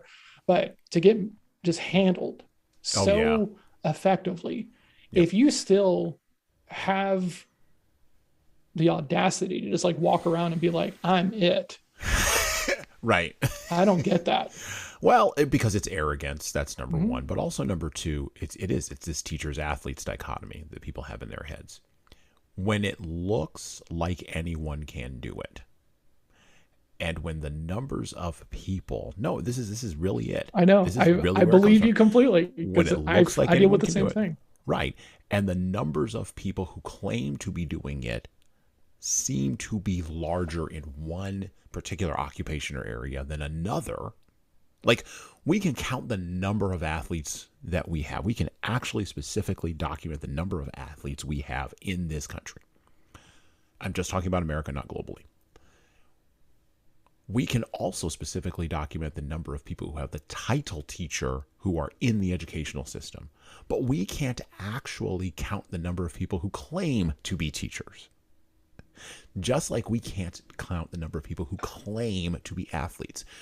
It's a watering down thing that happens. And so, if I am a person who believes that teaching is easy because I can do it, but being Michael Jordan is over here, of course Michael Jordan's going to get paid more money. Because the teacher, any schmuck can teach. Except you're the schmuck and you're a welder. I get it. You're welding. I can't weld. God bless you. You weld. I'm not taking, by the way, any welders that are listening, I'm not taking anything away from welding. I know it's hard, just like teaching. Yes. And that's the thing that I want to, that's the thing that we miss in the core of that payment argument. That's one of the many things we miss inside of it. But it is a big thing. If you think that you are the person who can do that thing, if you have that arrogance and you don't respect the, and I loved how you put it there, competence and confidence that allows an individual with 15 years of experience to walk into a room full of kindergartners and not be scared and just own that room. That's their kung fu, man. That's their kung fu. That's their jiu-jitsu. That's their thing. Just like I started walking down the road of carpentry. I've started walking down the road of carpentry and of wood and all of this, right? And, okay, like I suck. Yeah. It's fine. I'm terrible. Like I put together a project the other day and there's not one straight line in that project. I took a picture of it and put it on Facebook. I was like, there's not one straight line in this whole friggin' thing. It's stupid. Okay. But it's fine. But you know what? But here's the thing. It's fine because, and I learned this way back when I was in comic book art. So you and I share a lot of overlap. So I was a comic book art for years and years and years. I collected comics. I'm a huge comic geek. This is not that podcast. We can talk about all that later. Yeah, we'll talk about that offline. Oh, we did a whole episode on Watchmen. You should probably go back and listen to. Yes. And we did a whole episode on I did a whole solo because I couldn't find anybody to come and talk with me about it. But The Dark Knight Returns. Oh. So if you want to come and talk about Dark Knight Returns, we could do a number 2 to that if you want. Yeah. Anyway. Yeah, obviously. What are you doing right now? Let's stop this one. We can talk about it right now. We can do a whole mini podcast right now, The Dark Knight Returns. Because I'm a huge Batman guy. I'm a gigantic Batman guy for a whole bunch of different reasons that don't apply. Well, he was a martial arts guy too, but that don't apply to sort of the core of this. But my point is, I learned back doing that, and thank God I learned this at like 15, 16. You're going to have 200 bad pieces of art inside of you. Yes. Yes. And you just have to do it. And by the time, and this was brilliant, this was Dave Sim, the creator of Cerebus, who I think was a genius. I think he hit his genius apotheosis with his phone book, High Society, which we also talked about on the podcast. I think that book is brilliant for understanding politics. High Society? Oh, yeah, by Dave Sim. Oh, yeah. Actually, the 50th anniversary of it is phoning around somewhere. You can order it directly from Dave. Give him some money. He's hiding in a room in Canada somewhere. He needs the cash. But he said by the time you get to that 201st page, you won't care what anybody else thinks about it, but you also won't care what you think about it. And that's true. Thought, yeah, that's genius, because you can apply that to basically anything. Now, many years later, Malcolm Gladwell will do a whole bunch of official research on this. He would come up with the 10,000 hour rule for outliers and all this. I have a video up on LinkedIn. You should go take a look at it, where I talk about a conversation I had with a woman named Leanne, who was, again, a Canadian. Canadians getting a lot of love today. Who told me it's going to take you 10 years to be an overnight success at this, at entrepreneurship. And now bringing this forward, I roll into jiu-jitsu 8 months ago, something like that now. And I'm brand new. I suck. Please don't anybody come for me. I'm not going to do anything to you. I'm going to run away. That's what I'm going to do. I'm going to run in the opposite direction of you. So leave me alone. Anyway, so I roll in there and I start doing my thing. And the first time I do a hard roll, and I wasn't going in arrogantly. I knew there was something. I'm like, oh, there's going to be something here. So I just steeling myself, right? Yep. And for me, unlike most people, I'm not afraid of having somebody on top of me, like, crushing me. I played rugby. Like, that's the whole entire thing. So like that whole entire psychological aspect of it, I don't panic when I'm in a dog pile. Yeah. I just panic when I can't breathe. And if it's just one dude, That's fine. You're gonna be able I've to had find like a way to breathe. Yeah. right. I've had 30 dudes on top of me. That sucks. Yeah. That you can't deal with. But like one dude, okay, I'm not going to Yeah. panic in that situation. But there's going to be other things that I'm going to have to work through too. Mm-hmm. And after rolling the first time hard for like 3 minutes, maybe I did like 2 3-minute rounds or whatever. I literally sat on the edge of the floor and I thought, 10 years. It's going to be 10 years to be any good at this. Dude, I said in my head, I go, check. That's fine. yeah. And now like, I'm on a 10-year journey. It's just it's good. And I'm not, and it's so relaxing when you go from like 200 bad pages to yes. 10 years in jiu-jitsu, whatever you pursue. And this is the thing I want to tell both the teacher, I want the welder and the teacher and the leader and anybody else listening to the podcast. If you're in sales and you follow John, if you're listening to my podcast because you follow me, anything you want to get good at is going to take you minimum a decade to be good at. It just is. Yeah. There's just no way around it. And you can't shortcut the work. And we live in a shortcut world where everyone wants the hack and everyone wants the whatever. And the shortcut only hurts you. Man, it only hurts you. And you don't get there. That's the nugget. Like, so I would like to go back a little bit because I think that one of the things that Musashi does very, very well in this book is, and you talked about this a second ago, is that he's equating swordsmanship to carpentry, to woodworking, right? Yes. He doesn't say that this is like a different class of person or anything, right? Which would be the easy thing to do, right? And I think the inside view of martial arts is always that it's an art form, right? The outside view of it is you're trying to be tough, or like we all know the black belt who's gotten beat because they weren't actually practiced, and stuff like this. Right. And so I read that line where he's just like, we think about martial arts like woodworking. And I was just like, God, man, like, why haven't I not had that nugget? Because I love talking about martial arts, and Kung Fu is one of those things. There's like this kind of like swept under the rug rule of like, you don't tell people who don't do Kung Fu that you do Kung Fu. It's a little bit like Fight Club, right? Mm-hmm. And I was in Vegas a couple of months ago, and a guy sits down and he's wearing a meditation hoodie. And I'm like, oh, that's a great hoodie. And then he takes off the hoodie and he has a plum flower, which is very prominent, like part of like Kung Fu and Wing Chun specifically. Mm-hmm. And so I say, plum flower, huh? And he's like, how do you know? And I was like, and so then we're just talking. It turns out his brother's at the table. He's another practitioner. And this guy's pissed that I'm talking openly about my lineage and how long I've done it and my level and all this other stuff. And so I turned to him and I was like, man, this is a lifestyle for me. Mm-hmm. Not that I'm out here trying to be rough or tough or anything, but this training, this practice has done so much for me that I'm going to talk about it everywhere. And when you can put it in that art form, right? And you've got a little bit of maturity under you. I did the same thing when I walked into jiu-jitsu. Right? Like I got crushed and I'm just smiling and gleeful because nobody wants anything from me. Nobody wants me to like help them clean up their technique or do anything else like this. I'm just there and I just get to be the student, which is very rad after a while of having to be the teacher, right? Of just being able to show up and like no expectations, just suck. Oh, it's so freeing. You just sit there and you're like, well, and you see, and it's interesting for me because I do a lot of teaching and instructing and training and development and all that. I mean, good Lord.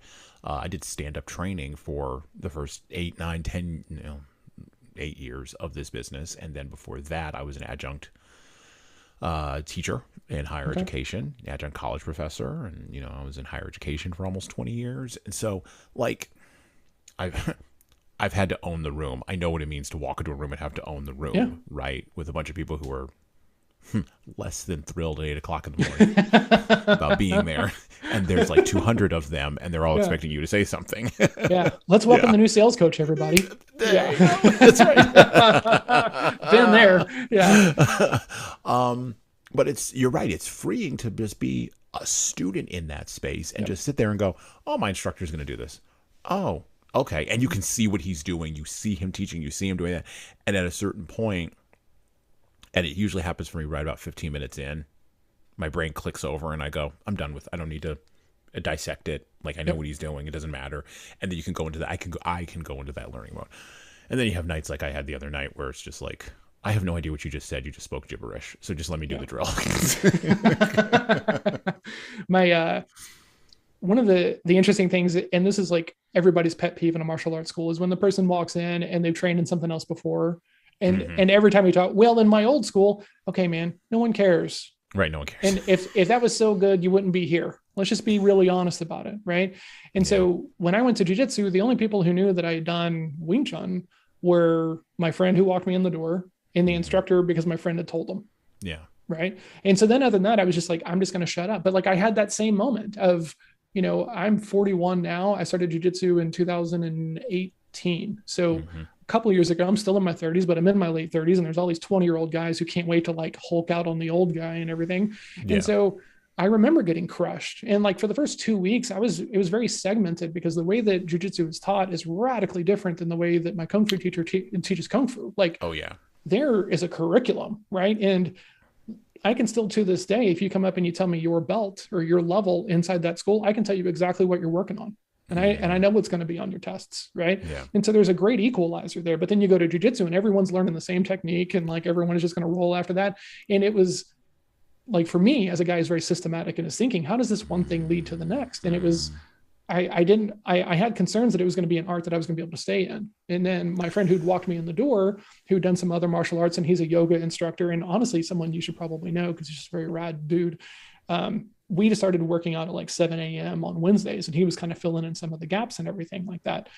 And man, once you realize that it's just effort, it's all effort. You can be good at freaking anything if you want to put the effort into it. Are you gonna be the greatest? Maybe not, but maybe that's not the goal that you're shooting for. But like, this is just going to take time, and that's okay.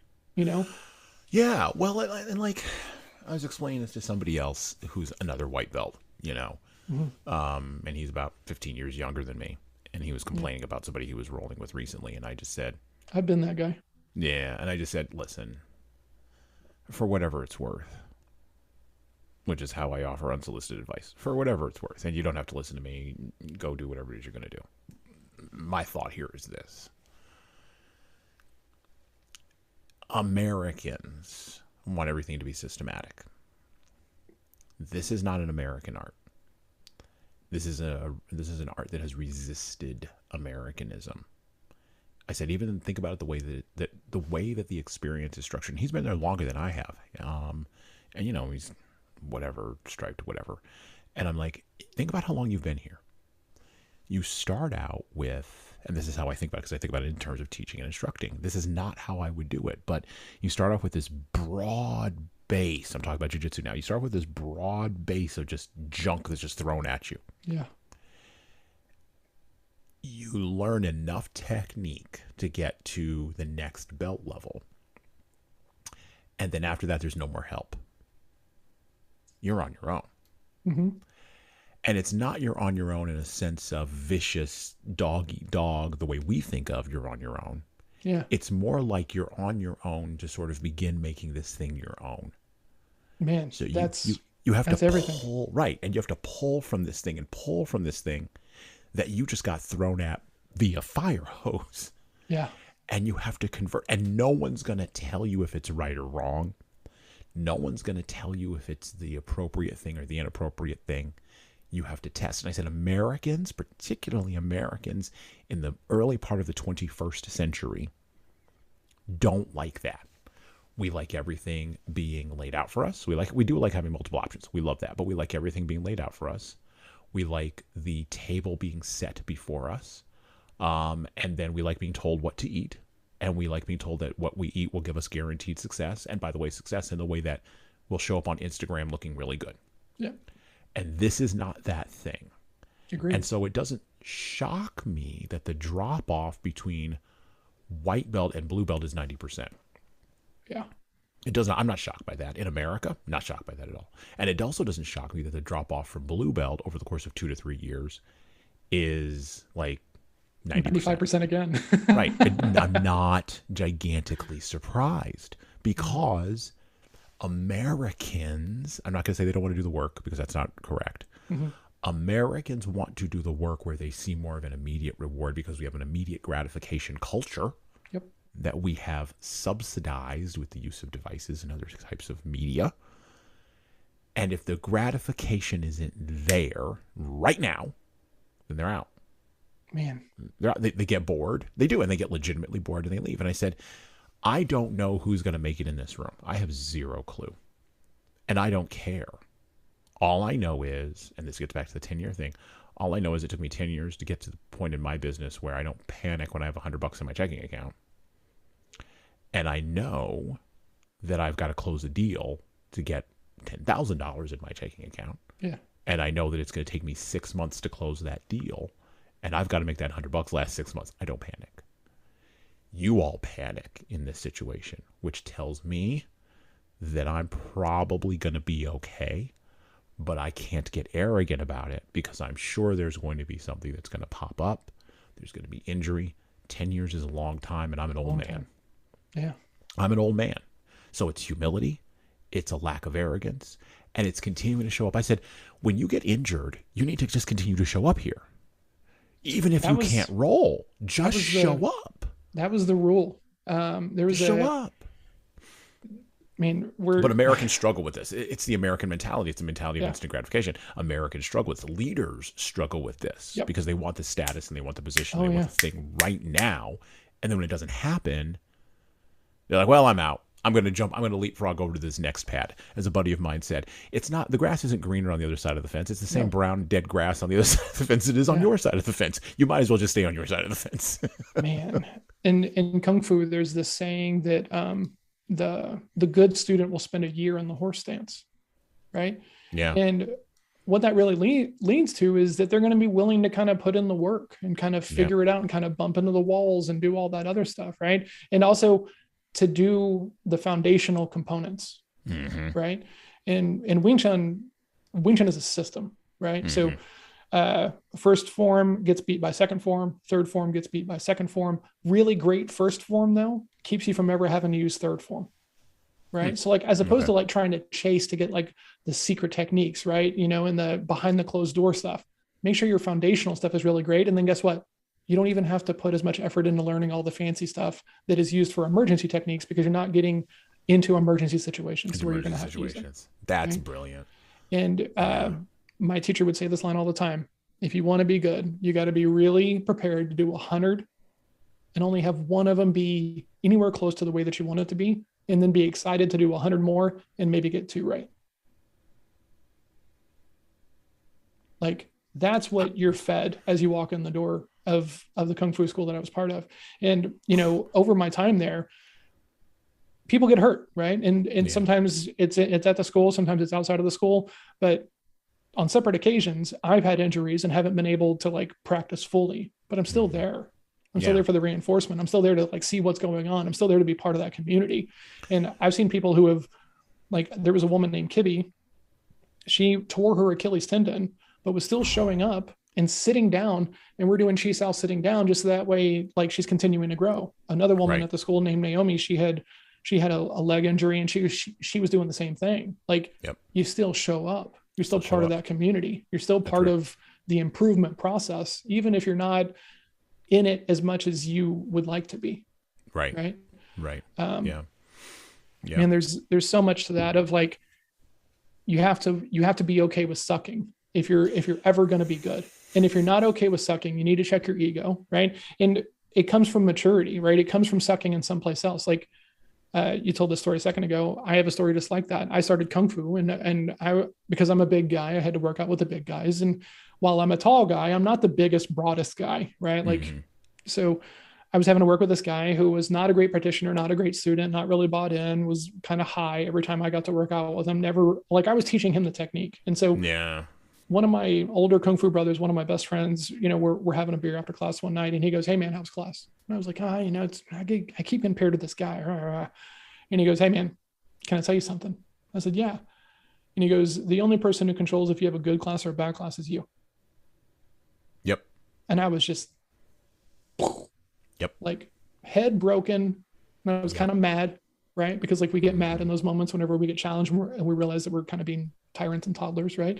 And like, who am I? I'm brand new. Like, my teacher didn't even know my name yet. Right. Why would I be expecting to be paired up with like really great, like older teacher or students Exactly. It's You're going to crazy. get thrown It's in the bottom of dumb. the pile with the dog, with the neckties. Yeah. And Yeah. speaking to the other thing about like the high attrition rate, like Oh yeah. you never know who's going to make it. Like, and there's always this thing of like the two friends will show up together, right? Mm-hmm. And they're going to join together. And the one you think is going to make it is the one who fails and Right. quits, right? Which kind of goes back to that idea of the people with talent quit when talent runs out, right? Yep.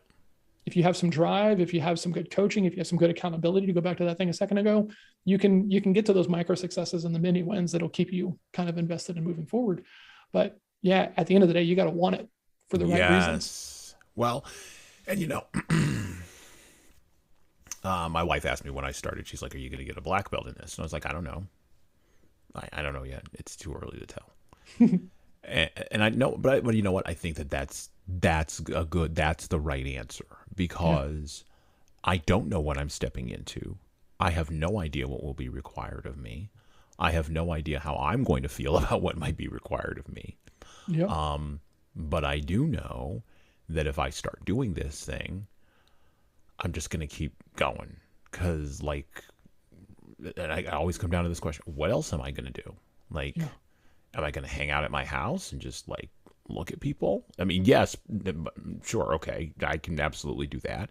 Am I going to work harder on the business? Sure, I can maybe do that. Am I going to maybe write more books? Sure, but I'm going to do all of that stuff anyway.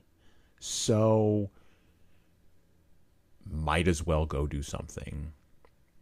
I tell man, that's gonna, you're right, that's gonna push me forward a little bit. And also, you know what? When I heard about the attrition rate, and again, I was not gigantically surprised, because it's the same attrition rate that's in entrepreneurship. It's any good martial arts school on the planet, right? Because like we used to call this the impossible question, right? Do you water it down so that way everybody stays and you make lots of money? Yeah. Or do you stick to the standard of quality and you don't put up with people who are not putting in the work? And like when I started in Kung Fu, my teacher was living in the dressing room. Right? Because he had left a very lucrative career to go do this Kung Fu thing full time, because he'd had people pour into him. And he told me once that it felt selfish to not pay that forward. And I think about that in my business, right? Because like I want to bring people in and hopefully eventually be someone's trifecta, right? Like part of that kind of mentorship foundational thing that allows them to go on and do great things, because I've got to experience that and I want that. And I would love the opportunity to give that to others. Right. I think that's really cool. But it's the impossible question. This is why I don't run a martial arts school full time. Right. Because like, I don't want to have to make that standard. Like, I don't want to have to make those decisions, well, and, but here's the thing, as a coach, I still make those decisions. Right. Cause like, I can't teach everybody. I can't. Like, I can teach most people, but there's going to be somebody else for lots of those people who's going to be a better teacher. Okay. So I'm trying to find the people that only I can teach. Right. Because the way that it's looked at and talked about and like from the other people isn't going to line up for the people that I'm going to have the best outcomes with. Because like, I think about this stuff differently. Like, I'm not a hard-edged salesperson. I don't put lots of sales pressure on stuff. There's a time and a place for that. It's very narrow, right? And most sales don't work that way, but that's the outside view.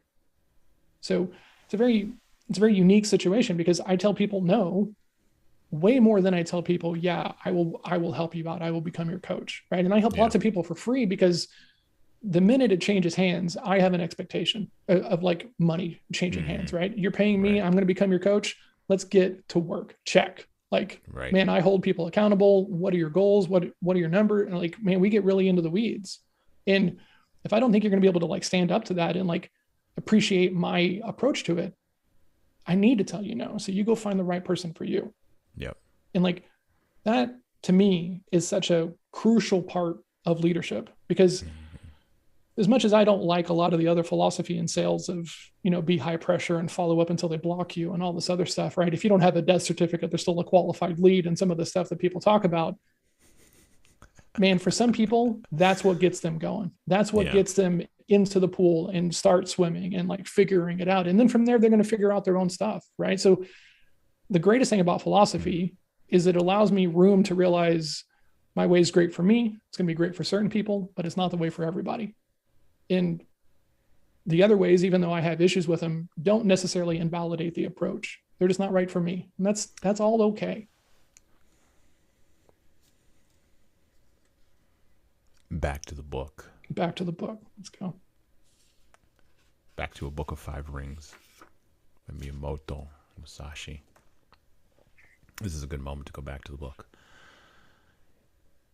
You can know how to win through strategy with the long sword, but it cannot be clearly explained in writing.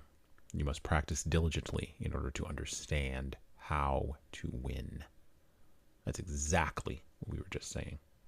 Yeah. Oral tradition. The true way of strategy is revealed in the longsword. You can win with certainty with the spirit of one cut. It is difficult to attain this if you do not learn strategy well. If you train well in this way, strategy will come from your heart, and you will be able to win at will. You must train diligently. The spirit of direct communication is how true way of the Nito Ichi school is received and handed down. Oral tradition teach your body strategy. Recorded in the above book is an outline of Ichi school sword fighting. To learn how to win with the long sword and strategy, first learn the 5 approaches and the 5 attitudes, and absorb the way of the long sword naturally in your body. You must understand spirit and timing, handle the longsword naturally, and move body and legs in harmony with your spirit. Whether beating one man or two, you will then know values in strategy. Study the contents of this book, taking one item at a time, and through fighting with enemies, you will gradually come to know the principle of the way. Deliberately, with a patient spirit, absorb the virtue of all of this. From time to time, raising your hand in combat, maintain this spirit whenever you cross swords with an enemy. Step by step, walk the 1,000-mile road. Love that. Yeah. Study strategy over the years and achieve the spirit of the warrior. Today is victory over yourself of yesterday. Tomorrow is your victory over lesser men. Next, in order to beat more skillful men, train according to this book, not allowing your heart to be swayed along a side track. Even if you kill an enemy, if it is not based on what you have learned, it is not the true way. Man. If you attain this way of victory, then you will be able to beat several tens of men. What remains is sword fighting ability, which you can attain in battles and duels.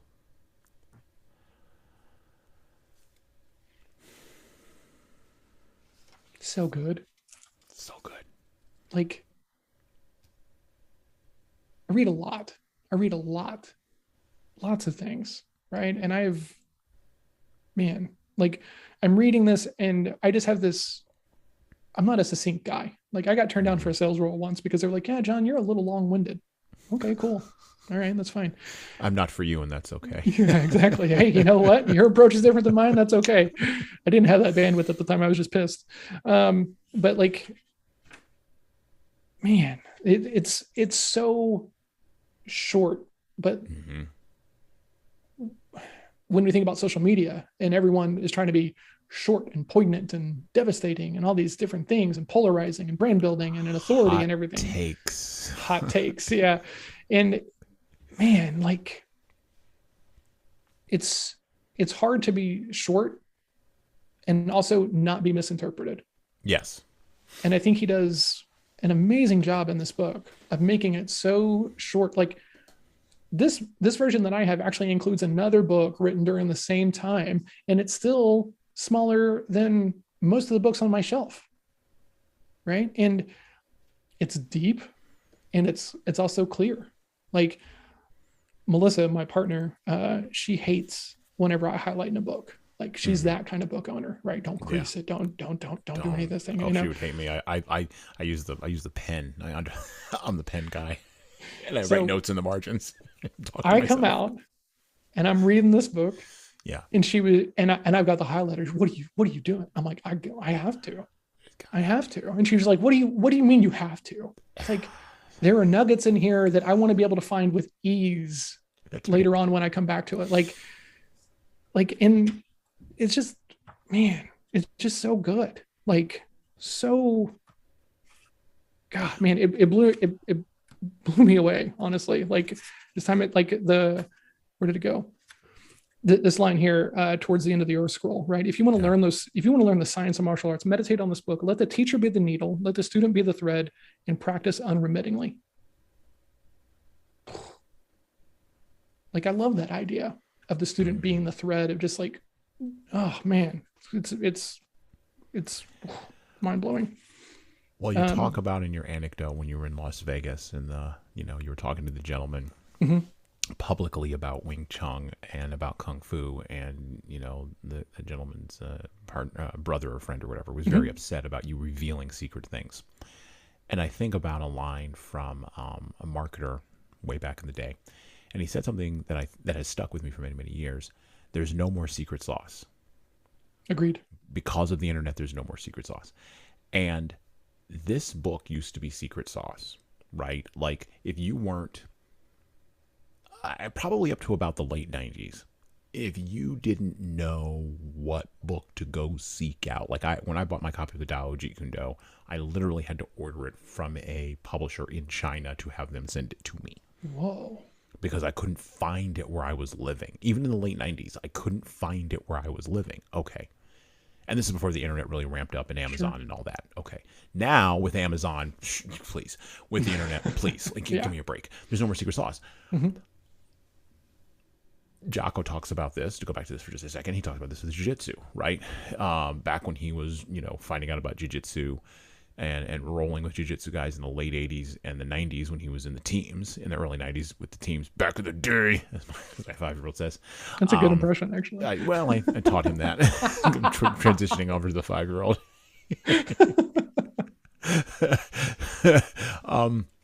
But during that time, nobody knew, right before UFC 1, like, who was good and who wasn't. You didn't have visual. There was still secret sauce. Yep. There's still this idea, and you see it in sales. I see it in marketing, because I have the heart of a marketer more than I have a heart of a salesperson. I admit that. I'm more of a marketer than I am a salesperson. And I understand, and please, sales has values. Give me a break. Let's be real here. And I think both of them need to go together. But definitely my heart, my creative heart, I love marketing. And marketers ruin everything. They do. Yeah, that is it. Because they freaking try to tell you that there's this secret thing, and if you just pay me $9.99, I'll open up this door. Shut up. There's no secret thing in there. I told somebody in a different context a few days ago. The individual was asking me about course creation, and I'm like, there's no secret sauce to course creation. Just let me tell you how to do it. It's like 30 minutes. Like, you don't need to pay for a $9.97 course for somebody on Facebook to teach you how to do course creation. Stop it. Stop with the marketing on that space, right? And that's just one area that drives me absolutely nuts, because there's no secret sauce. You can go to the internet and you can find out all of this. There are no more secrets. If I want to find everything I want to know about Wing Chun, I can just go to the internet. There's no secrets. The secret now is in the work. Yeah. Agreed. That's where the secret is. The secret is in the persistence and the will and the drive to continue to do. If you want to be a good salesperson, as I'm sure John would say, if you want to be a good salesperson, the secret is not in sales. You can go figure that out on the internet. The secret is in other things. Now, I'm sure John would like you to take advantage of his coaching, but the secret is in other things. If you want to become a good marketer, there's no secrets to becoming a good marketer. Just go figure it out. Yeah. You can go read it on the internet the same way anybody else. But what COVID showed me, and those of you who are listening will appreciate this, what COVID showed me is it really brought this home for me. I have zero clue what people are using the internet for. Dude, I don't know. I don't know what you all are using the internet for. Hopefully you're using it to listen to my podcast, which I would hope. But like, other than that, like, what are you using it for? Like, what are we doing? Is it really just all like pornography and stock quotes like Elaine Bennis said back in the 90s? Is that really? Are we really still just using the internet for that? One of my, dude, I am known as someone who has just an excessive amount of trivial knowledge, right? Because I have pretty good recall. But I also, if I just have a question, I'm just going to go Google it, and then I'm going to read about it, and then I'm going to read like the referenced material. Like a friend of mine sent me this kind of polarizing article, right? And it was referencing another article. So I went and I read that article, and turns out the polarizing article is a terrible take on the original article. And I was like, well, if you go back and you read the original article, and they're like, who reads the original article? Who doesn't? Yeah. Like it's such a, like, once again, right, we're presuming that everyone uses it the same way that we use it, right? Yeah, Which is I know. Not healthy. That's my sin. My sin is I can go down the road, I do. I have 500 bookmarks. Oh man, dude, please, and I'm doing. I have one whole file folder that's just called content aggregation, where it's just like, yep. I do the that's same where all thing. 500 of them sit, and then I go down rabbit holes, and I could go down rabbit holes all day. But I realized with COVID that that's not how most people are leveraging the thing, which means for most people, there are still secrets. Yeah. And man, this is a weird spot to be in, right? Because I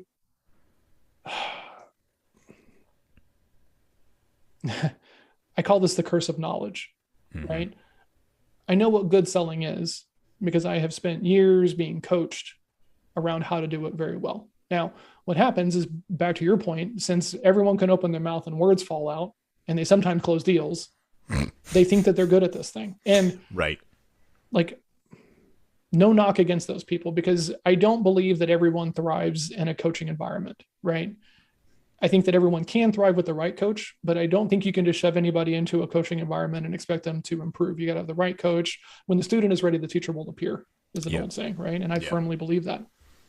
And so when you could, and this is so prominent in like everything that I've done, right? Because when I was a poker player, it doesn't matter how much you know about poker. Can you do it in the emotional moment of sitting in the seat and you just got crushed?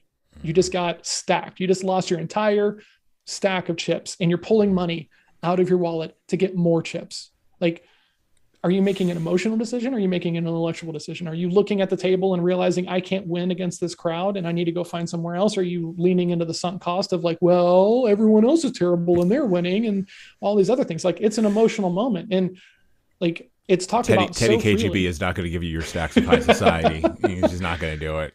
But like in poker, it's talked about so normal. Tilt is what it's called, right? And everyone talks about tilt, and everyone is aware of tilt, and it runs deeper than most people think about. But then when you look at entrepreneurship, you look at leadership, you look at sales, and you see people making tilted decisions, emotional decisions. Oh yeah. But you can't challenge them. You can't talk about it in these kinds of things because they're the leader, or this is sales, or, and all this other stuff. And it's like, until you go through it enough, you're not going to be competent. You can fake confidence. Lots of people do it. It's that fake it till you make it, which I don't think is super helpful, right? You can't beat competence. Like, there's this thing, I was talking about this on a call actually earlier today. I was talking to someone and he had Bruce Lee up on his wall. So apparently you guys need to meet. There's cool things happening today. And we were talking about this idea. You could watch all of those videos about Wing Chun, every freaking one of them. But if we lined up and we touched hands and you felt that intention, if you felt that, you're not ready for it, right? And if you've ever only rolled with white belts and then you roll with a black belt and that grip is so loose, but you're not going to get away with anything because the grip is that loose and they're not concerned at all. Like, the lack of threat presents the threat because they're just not concerned about you. When I roll with my instructor, I always, he takes whatever his posture is, and I walk up to him and I go, "Hello, darkness, my old friend." Let's just get after it because it's time to learn. I was getting not cocky, but I was starting to feel very competent in Chisao, which is, we call it rolling, right? But it's not like jujitsu rolling. You're just rolling like from your forearms, right? So you're starting from a bridge of contact because the tactile functionality is what makes Wing Chun great, right? Interesting. Okay. You're creating tactile responses that operate faster than your line of sight can be. And there's a version of that in jujitsu, right? Because like if you're putting good pressure from your chest into someone's back and you feel them move before you see them move, it's the same thing, right? Yeah. So I was starting to feel connections. If you have your connections, you're good. Oh, but it's the same identity. It's the same idea. So, and then I rolled with my teacher. Yeah. And man, he wasn't there until he wanted to be there, right? Right. And then, man, you get the full blunt and force of, I don't need to have a bunch of energy here because I'm saving all my energy for here, For here. Yeah. right? And like, there's that element in poker, there's that element in jujitsu and in kung fu and in sales. Like, man, there's a great article by the Harvard Business Review, and it talks about consultative selling is the easiest thing to teach, but the hardest thing to do. And man, Mm-hmm. it's a great article because the elements of it I can teach anybody in 5 minutes, right? Mm-hmm. Target very well, small talk well to understand how they want to talk, frame appropriately, ask really great questions. Don't lead them down a path that they don't want to go to. Make sure you're qualifying for your standards, get a good agreements. That's it. Now go do it. That's the hard part, Yeah. Good right? luck. Yeah, exactly. Like you're not going to do that, right? No. You're going to fall back into what is normal or what you think you should be doing. And that is that emotional moment. You're not following a process or a system. You're doing what you think you want to do. Mm-hmm. Like Mm-hmm. in sparring and Wing Chun, I had this element of like, if I did anything that was not part of canon, I Mm-hmm. wasn't happy. It wasn't a real win.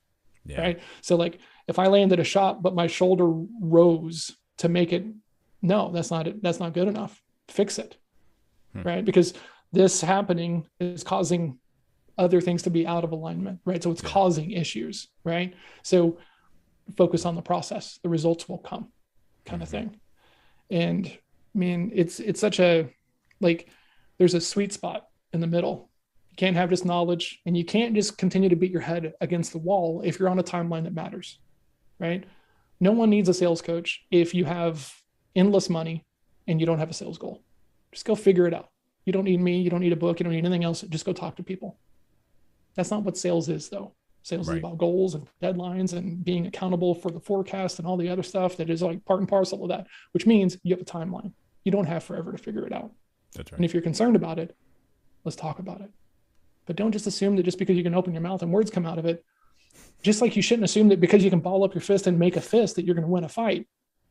You're not going to be able to communicate to a broad range of people, understand their concerns, and be able to map those to solutions that you can then show them and get them to take action on those solutions. You got to do it. Back to the book. And I want to make a point because everything that John said doesn't necessarily need to be backed up by the book, but the book does back up everything that John has just said. And it really comes to light in this element of courage, which we've kind of been talking about and kind of dancing around without really using that word. You will need a sales coach if you do not have the courage to know how to apply what it is that you are doing. If you don't have the context to get competence, you are going to need help.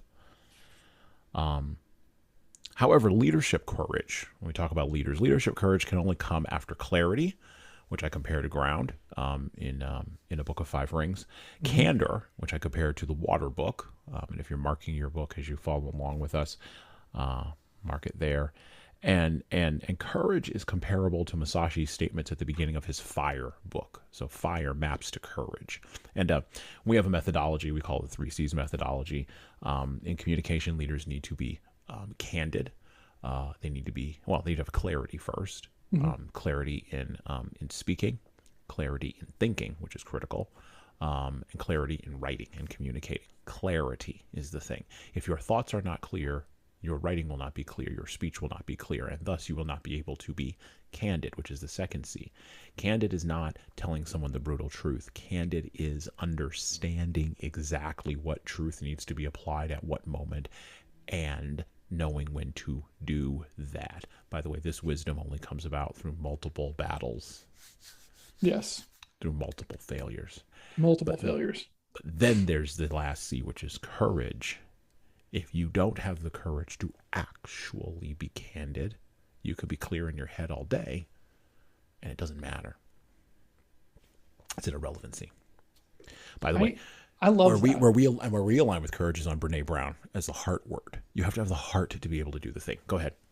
Well, I love the thing that you said there, because the hardest thing about sales for most people is the prospecting side of it, right? That first reach out, whether it's a cold call or a cold DM or cold email, like, and everyone is trying to figure out ways to avoid this portion of the sales process, right? Like, John, how do I not have to prospect? Well,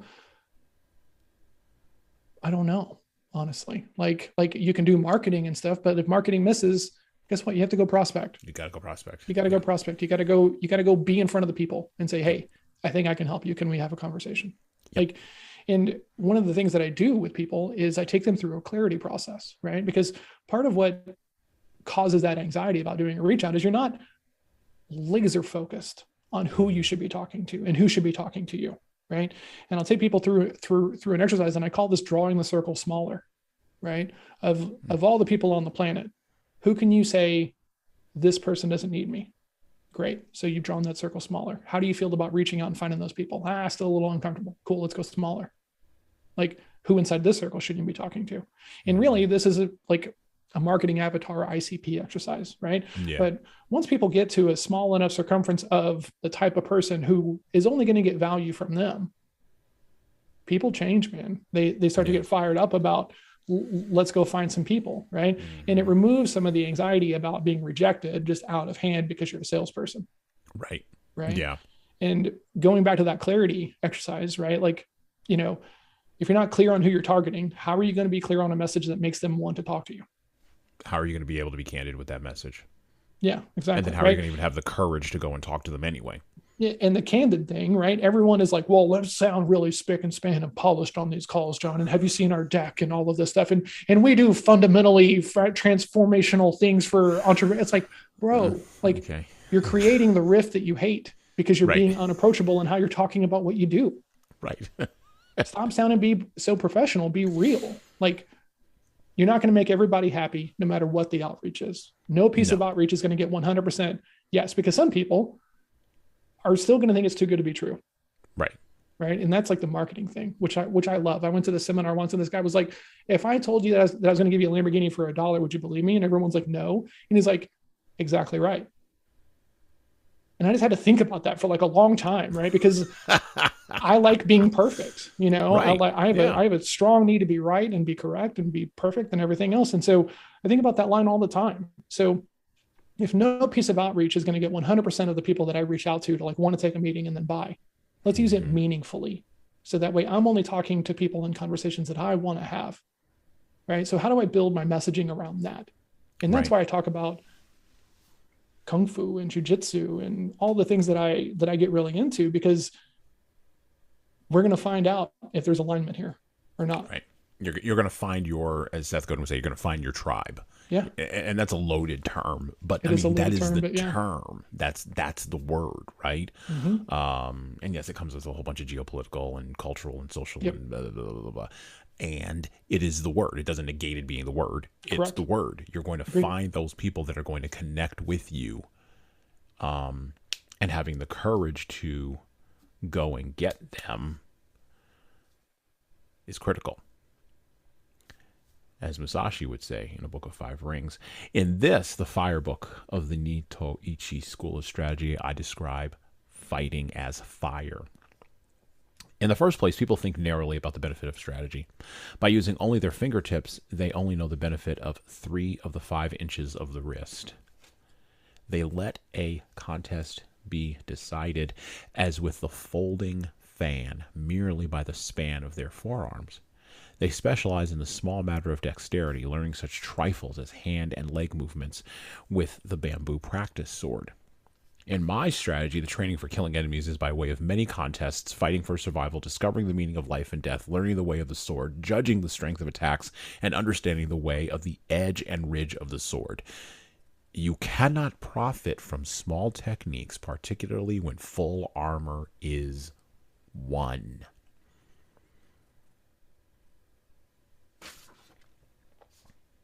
So good. You cannot learn to swim from a book. You cannot, this is going to seem vulgar, but it's true. You cannot get pregnant without having sex. You just, I'm sure that there's a random 1% whatever out there floating, but really, come on. You also cannot teach a kid how to ride a bike from Sandler training. You cannot teach a kid how to ride a bike at a At a seminar. seminar. Yep. You have to get in the game and do it. You have to back up what John has just said. You have to go the way of many contests, fight for survival, discover the meaning of life and death, learn the way of the sword, judge the strength of attacks, and understand the way of the edge and ridge of the sword. I don't know if what we do over here is consultative selling, or I don't know what the appropriate term is. All I know is if I get a client who's a potential off of a prospect that has worked out well, I know that there are many tiny cuts that can kill the deal, and I have no idea where they will all be. And so after almost 10,000 hours of selling this product, I now kind of sort of am beginning to understand the flow of how to go with the client. There's no way around the work. And to John's point about not enjoying prospecting, I don't enjoy prospecting either. I don't enjoy the rejection of Most people don't. sending out blind emails to a group of people who I thought were going to support me, and now they're like, screw off, go away. Or it went into my spam, or it went into my trash, or I didn't see it, or I don't care. And so what? Yeah. That issue of rejection, that is powerful and that is key. Many people don't try because they're afraid of failing. Yep. But more people don't try because they are afraid of being rejected. Agreed. By whatever system or organization or culture or other individual they put themselves up against. I do think that there is a gender difference on this, but I'm not going to go into the realm of that space. But I do think psychologically how men and women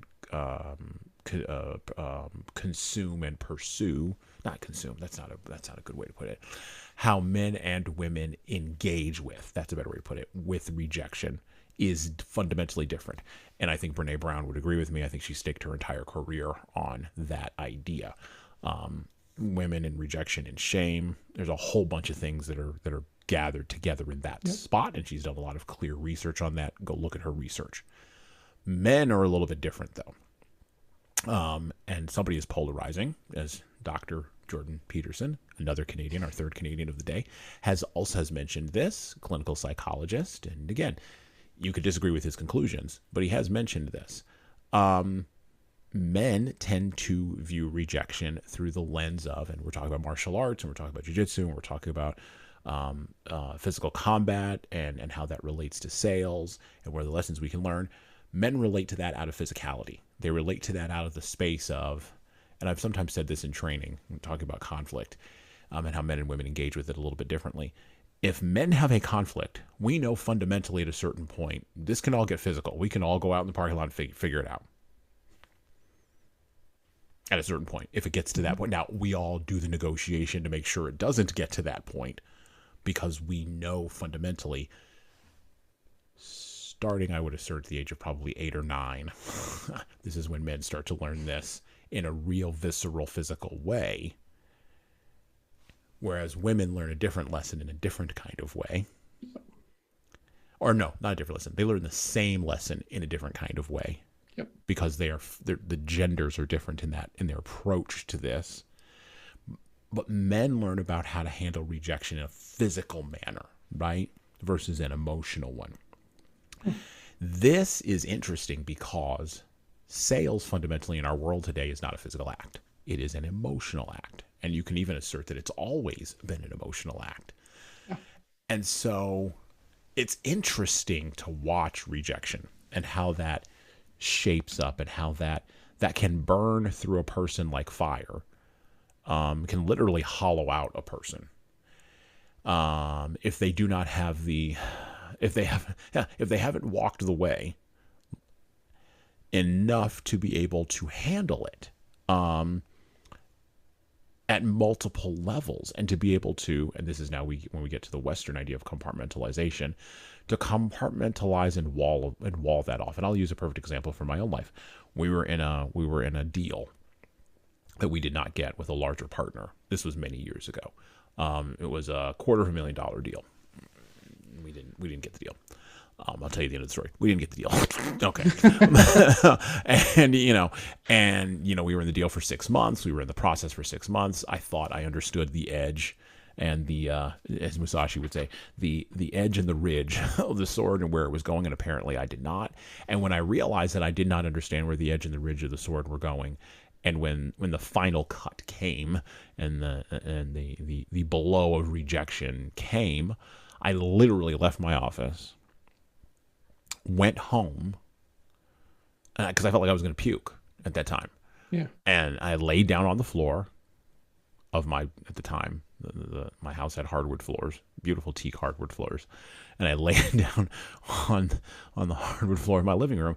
And at the time, my son wasn't born yet, but at the time my daughter was like maybe my youngest daughter was like 6 or 7 years old. And I just let her jump up and down on my back. I was like, sure, why not? Because what else are you going to do at that point? And then I got back up the next day and went back to work. I mean, that's right. The rejection is unique, right? And I think too many people, like in sales coaching, sales leadership, they don't really, once again, if you don't understand how that person is tuned to the world, you have no idea what that rejection is going to do to them, how they internalize it and stuff, right? And so all the stuff like every no is one closer to a yes, and Babe Ruth like struck out more than he hit. He also didn't swing at terrible ass pitches either. Like, let's just be honest about it. This stuff matters, right? There's still a quality level that comes into play. And so like I'm going to get probably flamed for this on LinkedIn, because the guy who runs a list building platform is called Seamless AI. He put out this video and was like, never stop following up, right? Chase them and, chase them and chase them and chase them. And it's like, you're just winding people up so that way they'll go do something. That's not the same thing as like giving them some clarity. So me being me, right, and doing my thing, I'm like, hey, if you're open to a difference of opinion, a good prospect isn't going to make you chase them for forever. And there's too many people on the planet to be fixated on just one. Right. Yep. And what's crazy to me, you said this line earlier, that you're much more of a marketing person than a salesperson. Turns out I think much more about, I'm a student of marketing. I'm a trained salesperson, right? So while I appreciate marketing, I'm not the greatest at it. I'm terrible at marketing myself, but being able to appreciate the drop-offs about speaking one to many is a marketing skill, right? And so appreciating the drop-offs is super important. And salespeople don't do that, right? Because of the sales ego and everything.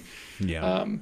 There's another sales consultant who's in my sales community. His name's Ricky Pearl. And he's got this great question that he asks people. Like, okay, if I bring you 10 people and you close 2, are you more concerned about, or if I talk to 10 people and I close 2 for you, are you more concerned about the 2 or the other 8? I only care about the 2. I mean, exactly. So his next question is, so really, I guess I could go talk to 100 people as long as I brought you 2, right? Sure. As long as you're the right 2. That's the problem, right? Like sales is about laser-like precision and being able to understand the time management of relationships much more than it is about being persuasive. Because if you spend enough time with any one person, they will find something to buy from you and you will find something to sell them. But once again, if you're on a goal or a deadline, work expands to fill the time allotted. So if you're not following a process or a system, you're just going to keep hanging out with people, right? And when we add in the personality stuff to selling, if you're an extrovert and you get energy from having meetings, you're going to go take every bad meeting you possibly can. You're not thoughtful about, hey, does this person meet my ICP or my avatar? Are they going to be a great person to spend time with? It's just, oh, this is a meeting and I'm light, so let's just go do it. That's not being intentional with your time. That's not following the way. Right. And so, man, like the overlap here to me is like, I'm just reading this book and I'm just like, oh God, yeah. Talk about this all the time. Talk about this all the time. Right. And Melissa's just so tired of hearing about the whole thing, just completely over the whole thing. It was really funny. A long time ago. I hope that podcast drained you for all of this. So can we move on to Art of War now? Can we do that? Exactly. There was one time I'd been in Kung Fu for a very long time. I was already at the instructor level. Like I was the way that Kung Fu works is the colors become lighter as you advance in the system, right? Because as you gain knowledge, you gain enlightenment. So you start out as a black belt and then you end up as a white or gold sash, depending upon your lineage and your school and stuff. And so the way that our school works is you have black, gray, blue, green, red, and then gold is master. Okay. But red is like the equivalent of black belt. It takes about 5 to 8 years to get there. You've put in massive amounts of work. You're teaching on the weekends. You're, all the same things that are normal for like a black belt. And I was sitting on the couch. I was talking to Melissa. This is way before I started my business. This is way before she worked with me, way before the book had come out. And she goes, "Hey, how much longer are you going to do the sales coaching thing?" And I was like, "What an odd question you're asking me right now. Why are you asking this question?" And she's like, "Well, it just feels a little bit like a gimmick." Exactly what she said. This is clear as head in my day. It's so funny because she's the editor of my book about sales now. And I was like, interesting. I guess my answer for this is the same answer as I would tell you about martial arts training. I will stop when I've determined that I don't want to get any better. And it was such a foreign concept for her. But by that point, Kung Fu was sales. It was the same thing. Like, I'm a big proponent of like flow and deep work and really, really, really organizing your life in a way so that way you can have these amazing moments of being able to, whatever your calling is, whatever your greatness is, of doing that. And man, this is a flow state like that we're in right now. Like, I'm not concerned about anything else, and time has no meaning here. And like, this is a great conversation. This is what I love. Right. And like, I can have this all day long with people. And even though I'm an introvert and even though I have a stutter and I've got all this head trash and limiting belief, just like everybody else does, I still love this thing. Right. So why would I not want to continue to get better at it? Why would I just assume that this is as good as it gets? Right. It's insane. And to the other point about rejection, like, I reached out to someone who I look up to and I was like, "Hey, here's the thing. I think I can help you. You want to talk about it? Not worth my time." Okay. Right. And here's the thing. In my opinion, he's an idiot for not wanting to have a conversation with me. But then again, I can also appreciate the focus, right? Because the hard thing about being an entrepreneur is cultivating focus that way you can go do the things and not chase all the shiny stuff, that's out there. Correct. Yeah. So it's that empathy, right? Of, I appreciate you're busy. Maybe later. Yeah. Right. And one time I reached out to someone and I was like, "Hey, I would love to share my book with you." Because like, I don't even need this. You know what? You're right. You don't need it. Don't even worry about it. Right. So it's this weird thing. Like, I still hate it. It still bothers me. But like, this week, it is the last week of May. End of month is next Tuesday. I lost a $20,000 deal yesterday. No, I got stalled on a $20,000 deal. So it might still happen, but we don't know when. And I lost a $15,000 annual deal, but I sold 2 books. Let's be happy about the books. Right. The rest will come if I stay on the path and focused. It's the long game. So, I think people who are in the entrepreneurial space have to play to their strengths. Yes. So if your strengths are in operations, I met somebody months ago whose strength was in operations. She was looking for a role. I did not have a role for her, but she was looking for a role. And she was telling me about operations, and her face was lighting up about operations. And I said, either you need to be with a startup that doesn't have good operations, and you just get in there and you just start doing it for them, and they will love you forever and give you equity for the rest of your life. Or you are going to go find a mid-market company, and you will work for them in an office somewhere, and you will have to find things that light you up. Yep. But being an entrepreneur, you have to be able, and this goes back to that quiver idea, you have to be able to do all of the things, even the things you don't care about. Agreed. Now, you don't have to be able to do them all well, but you have to be able to do all of them and understand that by doing all of them, you are making space in a fundamental way to get better at the one thing you really care about and you are really passionate about. So, I'm passionate about leadership, but it took me like 10 years to figure that out. Yeah. Going through the door of conflict to get to the door of leadership. On the course of that 10 years, it also took me a while to figure out that I really like making content. I like having conversations with people that matter. I like writing books. I like writing blog posts that no one reads. I don't care. I like, really, I don't care. Like, read it or don't read it. It doesn't matter to me. It's not for you. Fine. Don't read it. I like writing email newsletters that sometimes people click on and sometimes they don't. You know what I'm not really all that, passionate about? I'm not all that passionate about tracking metrics, but I will do it and it will be a discipline. I'm not all that passionate about managing my accounting, but I will do it. And then I will outsource it to somebody else who does care about it and is passionate about it, which is one of the things that I learned. Took me 5 years to learn that. But yes, outsource it to somebody who cares about it. You have to find somebody who cares about the thing. That's what an entrepreneur does. When you own a business, and this is the fundamental difference, when you own a business, the machine is turning and working. You're not remaking the machine.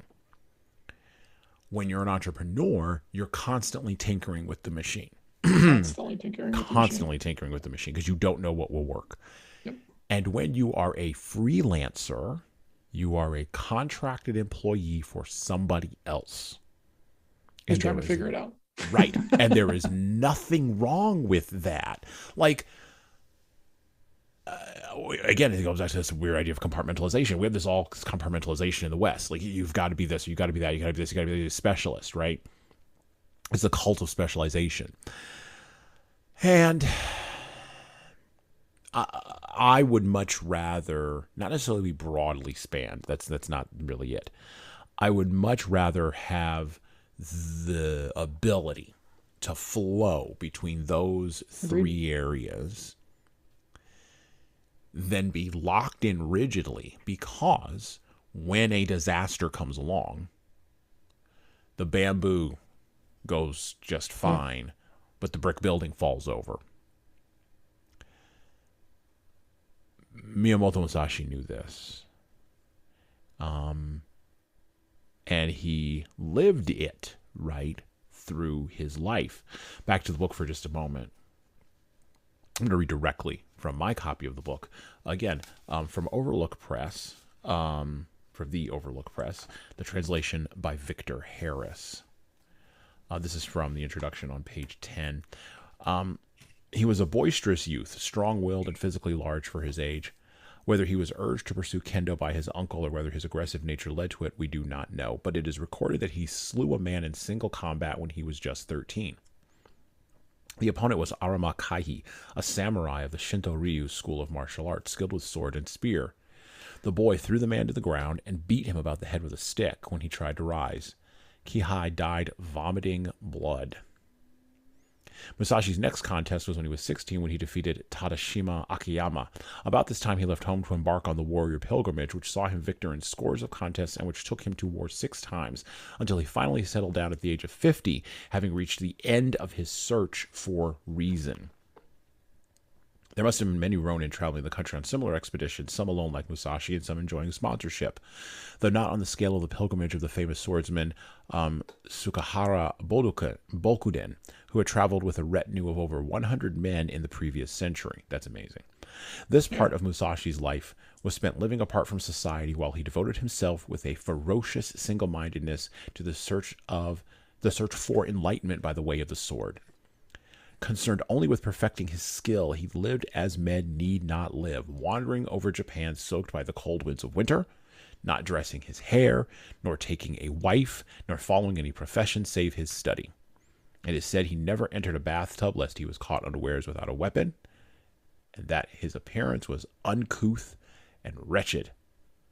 In the battle which resulted in Ieyasu succeeding Hideyoshi as shogun of Japan, Sekigahara Musashi joined the ranks of the Ashikaga army to fight against Ieyasu. He survived the terrible 3 days during which 70,000 people died, and he also survived the hunting down and massacre of the vanquished army. Then it talks about him going up to the capital of Kyoto when he was 21, and he fought several men, including Yoshikoko Seijiro, the head of the family of the Ashikaga house. And he lingered in the capital and continued to basically irk the Yoshiokas. And then the second brother, Den Shichiro, applied to Musashi for a duel. He also killed him. And of course, then he killed the youngest son of Seijiro, Han Shichiro, underneath a pine tree adjacent to rice fields. Musashi waited concealed in the shadows, and just as they were thinking that he had thought better of it, fighting this kid, by the way, not yet in his teens, he suddenly appeared in the midst of them, because the boy came with retinue. He came with a bunch of retainers, and cut the boy down. Then, drawing both swords, he cut a path through them and made his escape. After that frightful episode, Musashi wandered over Japan, becoming a legend in his own time. Next to the notes in the book, by the way, I wrote down, "What are you, Mr. Wayne?" A legend. I mean, so in my book, I was kind of stunned by a couple of things, right? One of the things that I think is really interesting is how they talk about martial arts, and how he talks specifically about martial arts encompassing a sword specifically, right? Yeah. And nowadays, I feel like most people in their view of martial arts is like empty-handed sets, karate, taekwondo, kung fu, and stuff like that. And so I was not affronted. I wasn't irritated or anything. I just thought it was hilarious that to them, martial arts means you are working with a sword, right? In these days, and it goes to a line where he talks about it in here, like you shouldn't favor any one weapon, right? Because if a weapon is doing its job, it is helping you get to your outcome, which is going home, That's right. And he also talks about the fact that like martial arts, and my Kung Fu teacher talked about this all the time, is about winning combat, being able to leave that combative moment intact and going home, right? Yep. And so all the time, all my friends are like, "John, we have guns now," and I'm like, "Yeah, cool, I get that for sure." And like, not to have a contest of wills, but unless you're very well practiced, I'm on you before you're getting it out of your holster. Like, sorry, like, and don't come hunt me down about it. I'm not here to do an exhibition about it or anything else like this. Right. Leave John alone. like that's not what this is about. But it's about being able to apply the methodology and the thoughts and the frameworks to win, right? So I think a lot of people would hear that story that you just talked about how he's cutting up this kid and about how he's hiding, and like, where's the honor in that? The honor is that he leaves and lives. That's honestly, right? And a friend of mine, his name's Broderick, and he's one of my Kung Fu mentors. And when you fight this guy, it looks like he's asleep. It is the most insane thing on the planet. And he always talks about, I'm going to do just enough to go home. Right. So he has a story in Fort Worth, right? Fairly conservative area. And he's a black guy. And one time he's in an alleyway in downtown Fort Worth, and these two white guys are like, "Hey, bad day to be a black guy." And he goes, "Let's see." Right. And he talks about the story about a guy throwing a punch, and he just kind of tosses him. And then he starts going to town on the other guy. And then he has this moment of realization of like, holy crap, I'm a black guy beating the crap out of two white guys. This is not going to end up well for me. Yeah, they're gonna call more white guys, and they're all gonna have guns and badges. All gonna have guns and badges. And he goes, "I gotta go." Right? Like, the honor is in moving through, I think. Right. So like the thing about the book that really stands out to me is like his focus, right? Like, you can't be that succinct about anything unless you have spent a lot of time kind of studying it, Well, and it dovetails back, and this is part of the reason why I read this, it dovetails back to this idea that, and you just said the word focus, it's this idea that ruthless, as Tim Grover would say, relentless focus on something at the expense of everything else. Your hair, your dress, the weather, following anything else, not taking a wife. And by the way, there's rumors he may have been a homosexual. There's rumors that. Oh yeah. Again, you can go on the internet, you find anything. Anything. And again, I don't know if any of these rumors are true.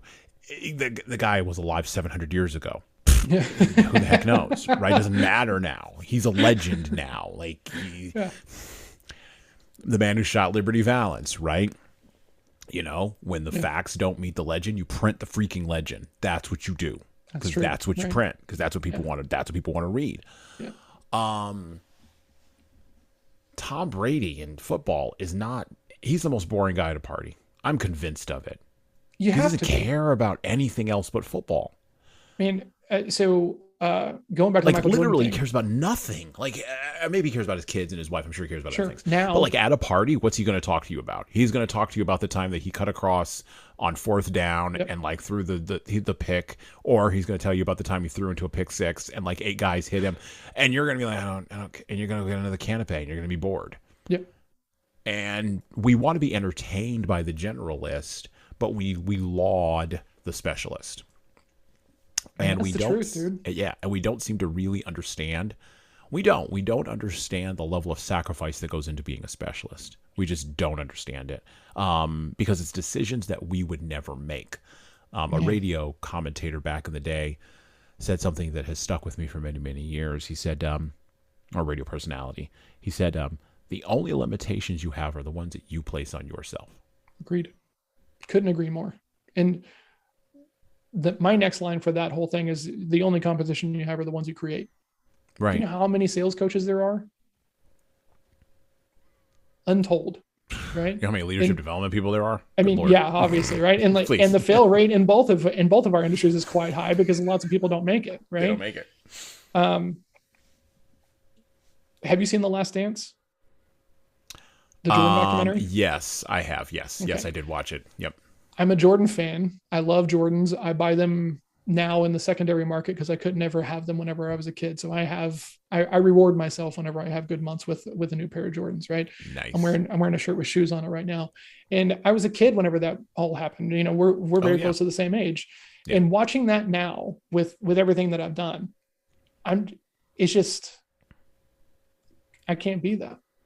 Right. Because like, I'm just seeing everything he gives up to be at that level. Right. And like when he's talking about the trash talk that he does to get people back on their heels.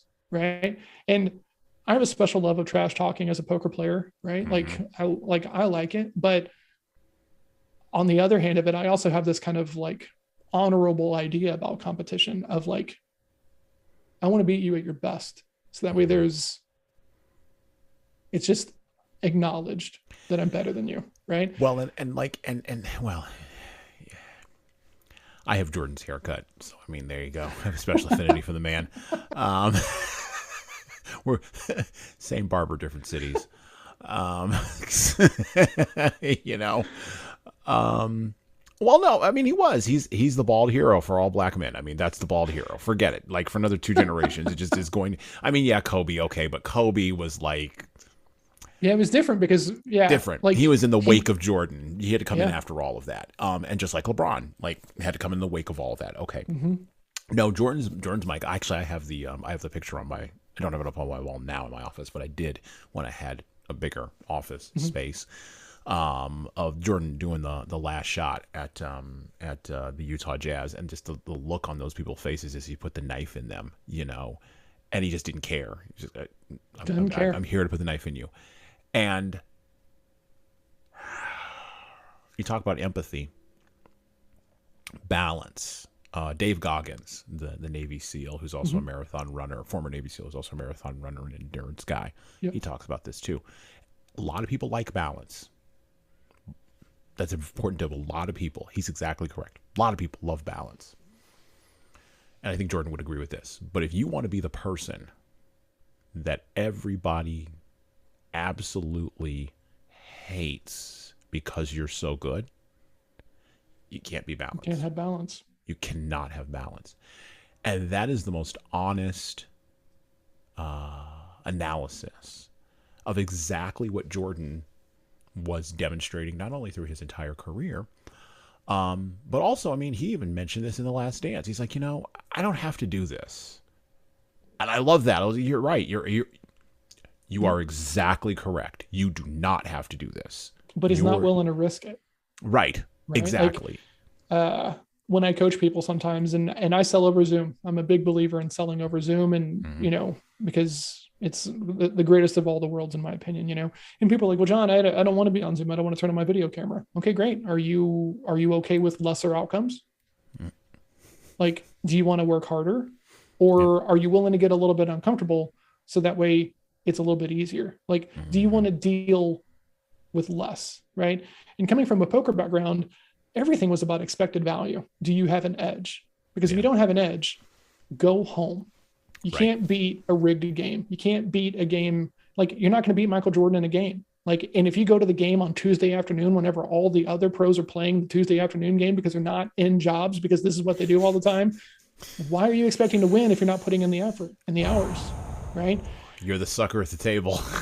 You are the sucker. Yeah. If you don't know the fish, it's you, kind of thing, right? And then what's fascinating to me is I just watched the Kanye documentary as well. And dude, it's the same thing. It's the trade-offs you make so that way you can be great, right? And when I was doing Kung Fu, I was there minimum of 15 hours a week. Monday nights, Wednesday nights, Friday nights, Saturday mornings. And if I was like gearing up for a test, like it was 6 weeks of 7 days a week to get ready for my instructorship test, because I was not willing to deal with a lesser outcome. Did everyone know that I was ready? Like, would it have been okay if I hadn't been at the pinnacle of my skill that I was? Sure. Would it have been okay for me? No. Right. And when I think about these very driven people, like I love Kanye as an artist. I think he's got some issues and he's made some bad decisions, but like, he's got this line in a song and he's like, you can't match my hustle. Right. And I'm watching this 3-part documentary and I'm like, you're right. I can't match that. I don't have any desire to match that hustle. Well, you can, but you know what? No one's going to write a rap song about you. I wish they would. I know. If we could fix that, like I don't want to do the Tiger King thing but like, I love rap. Like, it's one of my favorite things, but like at this point, like there's no way I can make a rap album ever, because A, it would just be terrible. But B, I don't want to be in any way, shape or form that person who's like, well, I've done this, so therefore I can go do this, and it's all going to be okay. That's not how the world works. I have transitional skills into this other space. No, sir. No, actually, you don't. No, sir. The fact that you can project management effectively in a business situation doesn't necessarily mean that you're going to be a creative force for music. That's right. No, it's... And before Kanye, Jay-Z, I'm a Jay-Z guy. I was a Jay-Z guy way back. I like Jay-Z. I'm a fan. I think he got fat and old and has gotten a bit a little bit lazy. I think Kingdom, whatever that other thing was terrible. I mean, wouldn't you be if you were married to Beyonce? Like, that guy never has to do a rap song ever again. Okay, but you know what? Dude, come on. I like Jay-Z as a rapper. I think we got to keep up standards here, sir. Man, this is going to be weird. You might hate me after this. Okay. I don't think he's capable of performing at the standard anymore. Oh, we all know that. Trust me. Okay. All of us here who are, please give me your break. Yeah, we all know. Well, no. It's harder to be Black Album was his the Black Album was his apotheosis. I mean, that's it.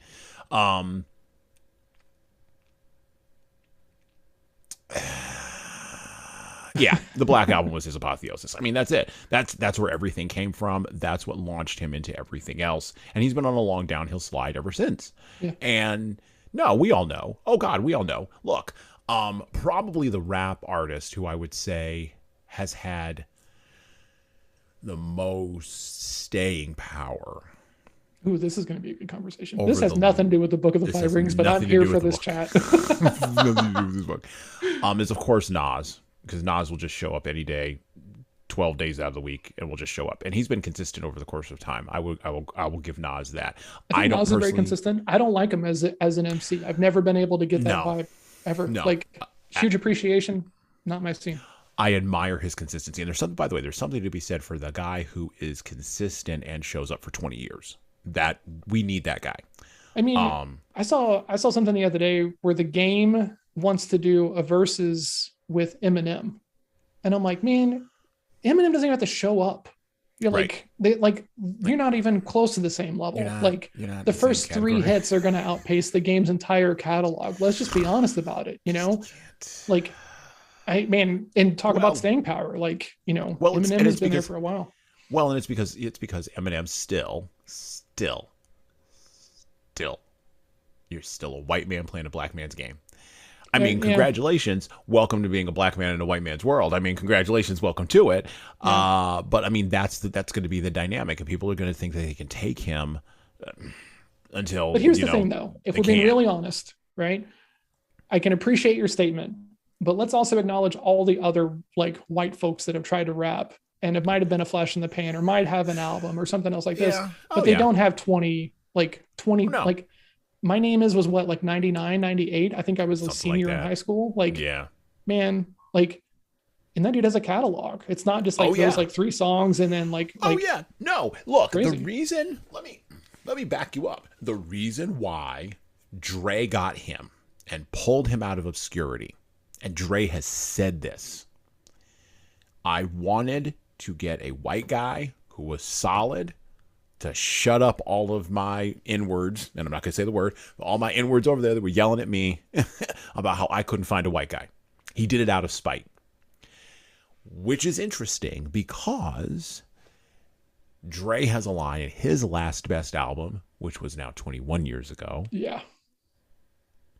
where he says he's got all of his albums hanging up in the back of his house like trophies.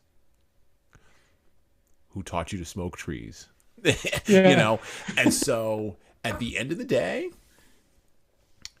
you're either consistent like Nas, or you're an amazing one-off like Wu-Tang Clan. I mean, they were an amazing one-off, and then they were done. Really, Oh they were done. The man. Wu-Tang, they were done. And Can I we loved the hold Wu-Tang. on? Hold on. I got to Yeah, back you up a little bit go there, ahead. Go right? ahead. Like Wu Tang, like, so first of all, have you seen the series, the show? No, I have not seen the show. No, Okay, I've not seen the show. it's a good show. It's a little too over dramatic, dramatized or whatever. But here's what they did: they were seeing the ability of a group to come together and pull more as opposed to doing these like solo artists. So what they did was they signed as a group, and then every one of those individuals got individual record labels and Uh-huh. albums out from Yep. underneath of that thing, right? So Yep. like is Wu Tang this kind of like weird thing, and like there's the canon of Wu Tang, and then like lots of people drop off, and like Wu Tang Forever is not that great of an album in my opinion, and like the group is way Oh, too it's big. not.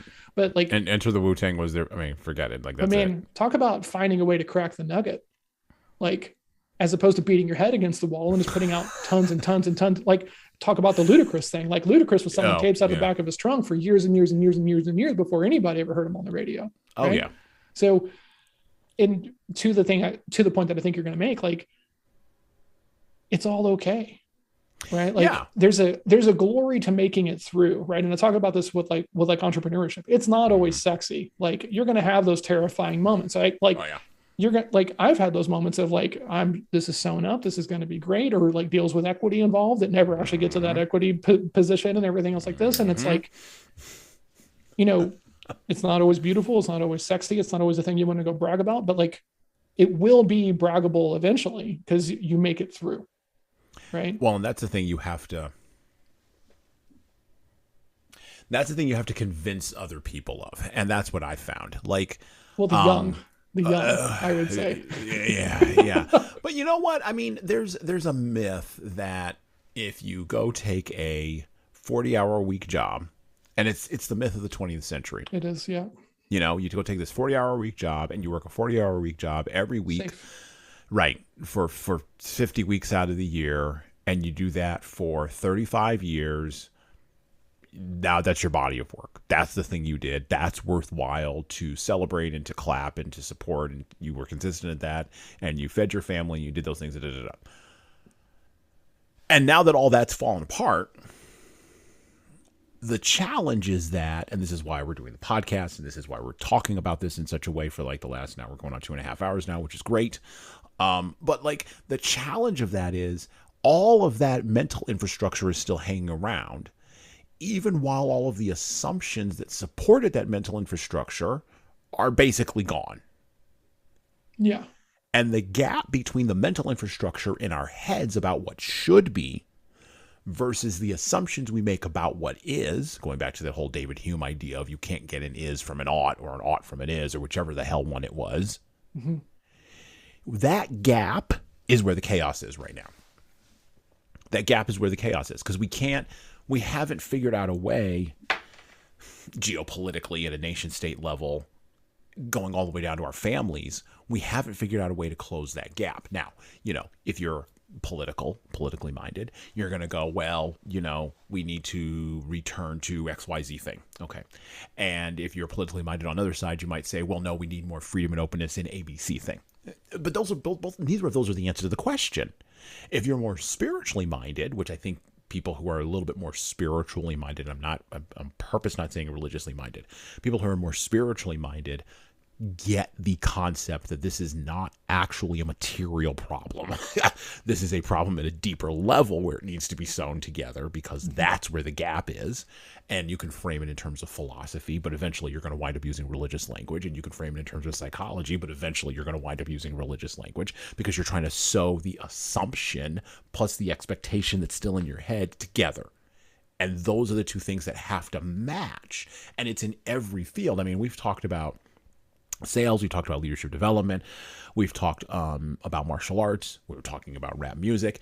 Any place in 2022, 2023, 2024, whenever the year is of the sound that you're in my voice, until or where you're within the sound of my voice, any year where you are experiencing this gap, it is a gap between the thing that's in your head and the assumptions that are out in the world.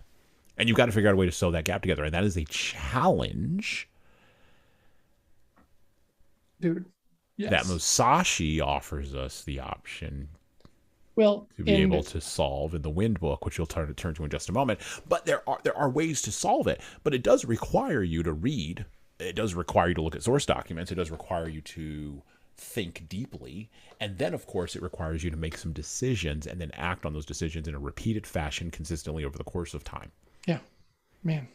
I think one of the, especially in sales leadership, right? Like, I can't speak to all the lanes of leadership, but what happens in sales leadership is when you stop being the person who is doing the action, you tend to forget that it doesn't always go the way that you want it to. Yeah. Right. Yeah. And I've done projects where the CEO, well, John, I used to be in sales. Oh, okay, great. What'd you sell? Cutco knives or Kirby vacuums or the textbooks for school, or, like some kind of very canvas manual thing. And it's like, that's rad. Very cool. Very cool. But it was like 35 years ago. It was 20 years ago. It was 15 years ago. Right. And so then they'll say things. I was working on a project last year.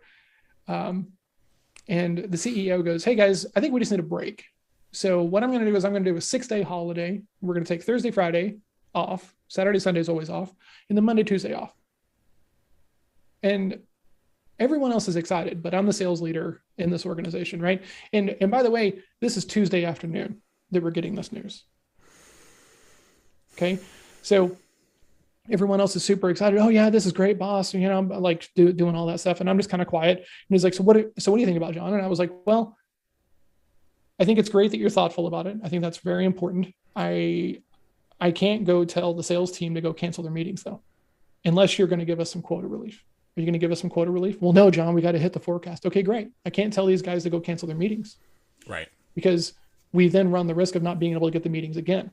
And Correct. We're close to the end of the month and you're going to hold us accountable to this thing. So like these little vacations that sometimes kind of come up are not holidays for salespeople, right? Because it's a project management. Like sales is a process, right? And so leaders are always like, well, you can just like move those meetings. That's going to be okay. Is it going to be okay if I lose this deal? Right. Well, no, that's not going to be okay. Okay, great. So it's not really okay then. Right. And so there's this kind of disconnect because they're the leader. So everyone shows up to their meetings. Yep.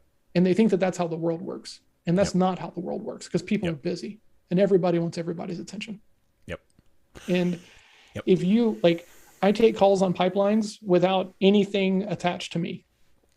Right. And I do that to make sure that I don't lose that pulse of what it's like to sell without the authority of being an authority in the space. Yeah. Right. Because now that I've got the book and the podcast, I've been doing this for a while and everything else like this, like if I get a lead, it's going to go okay. But whenever I hop into a pipeline for like a client to go take some calls because I want to like polish up my skill and stuff, and I'm Pete or I'm Mike or I'm Bill and I'm not John Small Mountain, Right. can I still get it done? Yeah.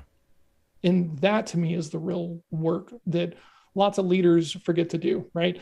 If you're like an ops leader, go through your systems and processes. What's missing? Don't just take it for granted that everything is perfect, because then when it's not, you're going to be pissed, right? Which kind of goes to that whole like e-myth kind of thing, right? Like you have an expectation in your head, even if you don't know it well enough to be able to communicate it to someone, because the knowledge transfer is always less than perfect, but you're going to be pissed if they don't hit the standard that you can't even communicate to them.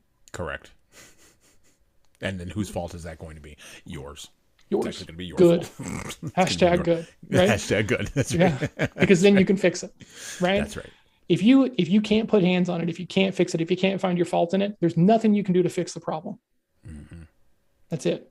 Like, and that to me is ownership, accountability. That's leadership or anything else like this. Like if it's never your fault, you're a terrible leader. Yep. Like I don't care. Like I talk about this all the time. You can make the greatest cake in the world, but if you're running the team, it's your ability to get them to make the cake at the same level as your cake that is what matters.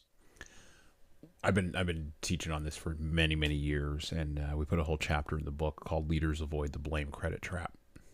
It's a blame credit trap. Interesting. And the blame credit trap is this trap. We were talking about rejection, right? Okay. Leaders don't seek to avoid blame. As a matter of fact, they welcome it. I welcome being blamed for the problem. On the other hand, on the other side of the coin, leaders also do not seek to get a pat on the back, get a thank you. They don't need that either. They need neither a thank you, nor do they need to avoid blame. Instead, leaders figure out their own drivers, whatever those are, that are outside of blame or credit. And they pursue those ruthlessly. Mm-hmm. Not at the expense of the team, but because blame and credit, those are two traps on either side of the road that you should be guiding the team through, of obstacles towards ownership, accountability, towards all these things. I would agree with that. Yeah. And if you're going to fall into the ditch of blame or the ditch of credit, you're going to wind up being an ego-driven leader. Now, we don't use the word ego in the chapter, but that's what we mean. You're going to wind up being an ego-driven leader that's seeking all ways to avoid blame and shove it on your superior, shove it on your subordinates. Or you are going to be a leader who sucks up all the air in the room as you take credit for every freaking thing and is not moving on to the next mountain, because that's where the team needs to go, is the next mountain. You don't. And I guess this idea comes directly out of my personal posture towards things. Like, I have a really hard time accepting accolades. I do. Personally, I really do. I'm terrible at marketing my business because I know my business is me, and I don't like to talk about, like, it. Somebody was like, why don't you talk about the deals you win? I'm the sales coach. Right. Isn't it grimy if I'm over here being like, hey guys, I closed the deal today. I closed the deal today. Endless self-promotion. Yeah. Like let's act like we've been here before. Like, right? Almost Forex trading people on like freaking Instagram. Oh, God. Hey bro, were you in the markets? No, man, not, and definitely not with you. And you need to put a shirt on, and I don't know what that woman's doing behind you, but the lifestyle marketing. God, it's terrible. God, it's horrible. So like you leaders have to decide what they're driven by, and they have to be really, go back to this idea of clarity. Are you actually driven by blame? If you're driven by avoiding blame as a leader, you need to find out why. What is the thing that is driving you there? Because that's the. I don't think you can be a leader if you're endlessly scared. Like, and I don't even think that blame is the right word, right? Because like, I don't think that those people would even have the bandwidth to realize that they're like witch hunting, and like gaslighting other people. I just like. Well, I think it's the rawest word you can use. I think it's the rawest, most accurate language you can use. That's why we used it. Like, that's because, again, it's like the word tribe. You need to use the right word for the right thing, you know. And that's the thing. You're trying to avoid being blamed for a problem, and so you're shoving it off on your subordinates, and it's because you're a coward. Yeah. And you haven't faced up to yourself. Oh, well, you can't call me a coward. I have XYZ position. You don't know me. You don't know my pain. You're exactly right. And I don't have to. Yeah. You're correct. I don't know you, and I don't know your pain, and I don't have to. That's not a prerequisite for me giving you this critique that you need to Improve.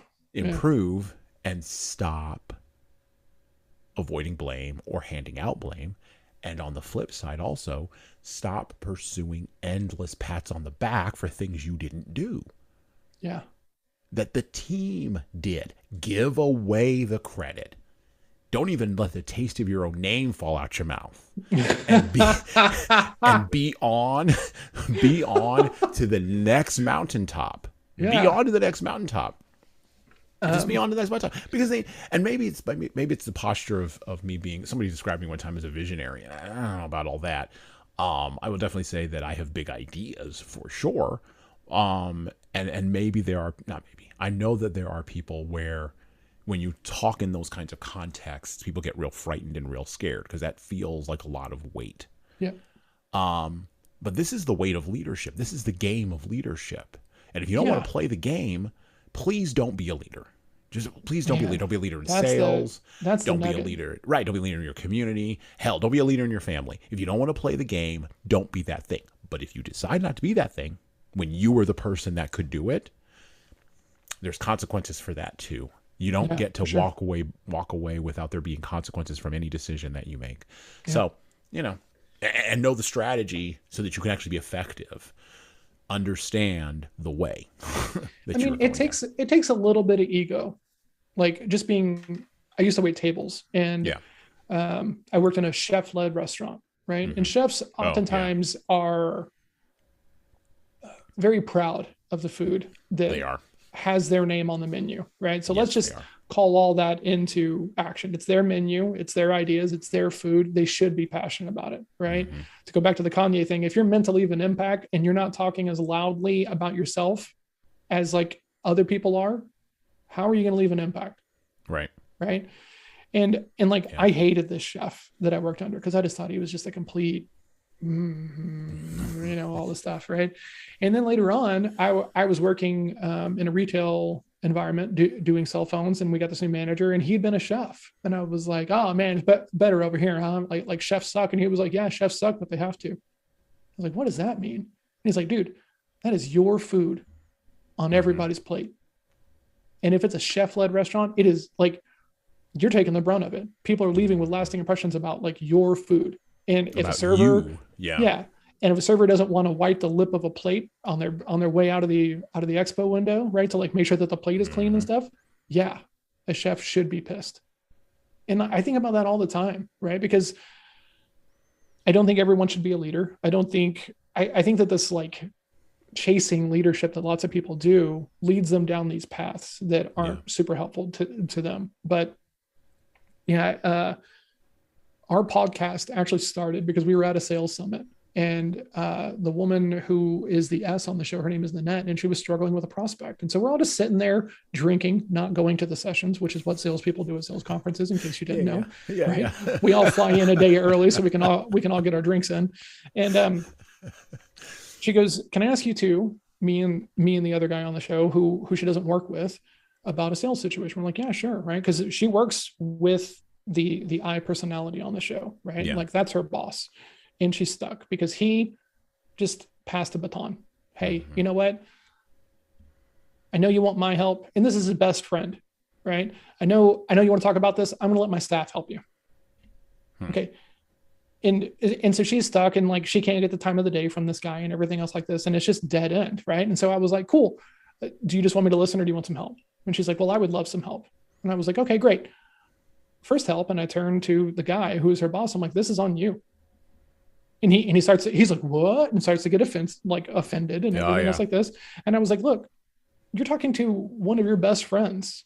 Why would they want to just deal with your staff?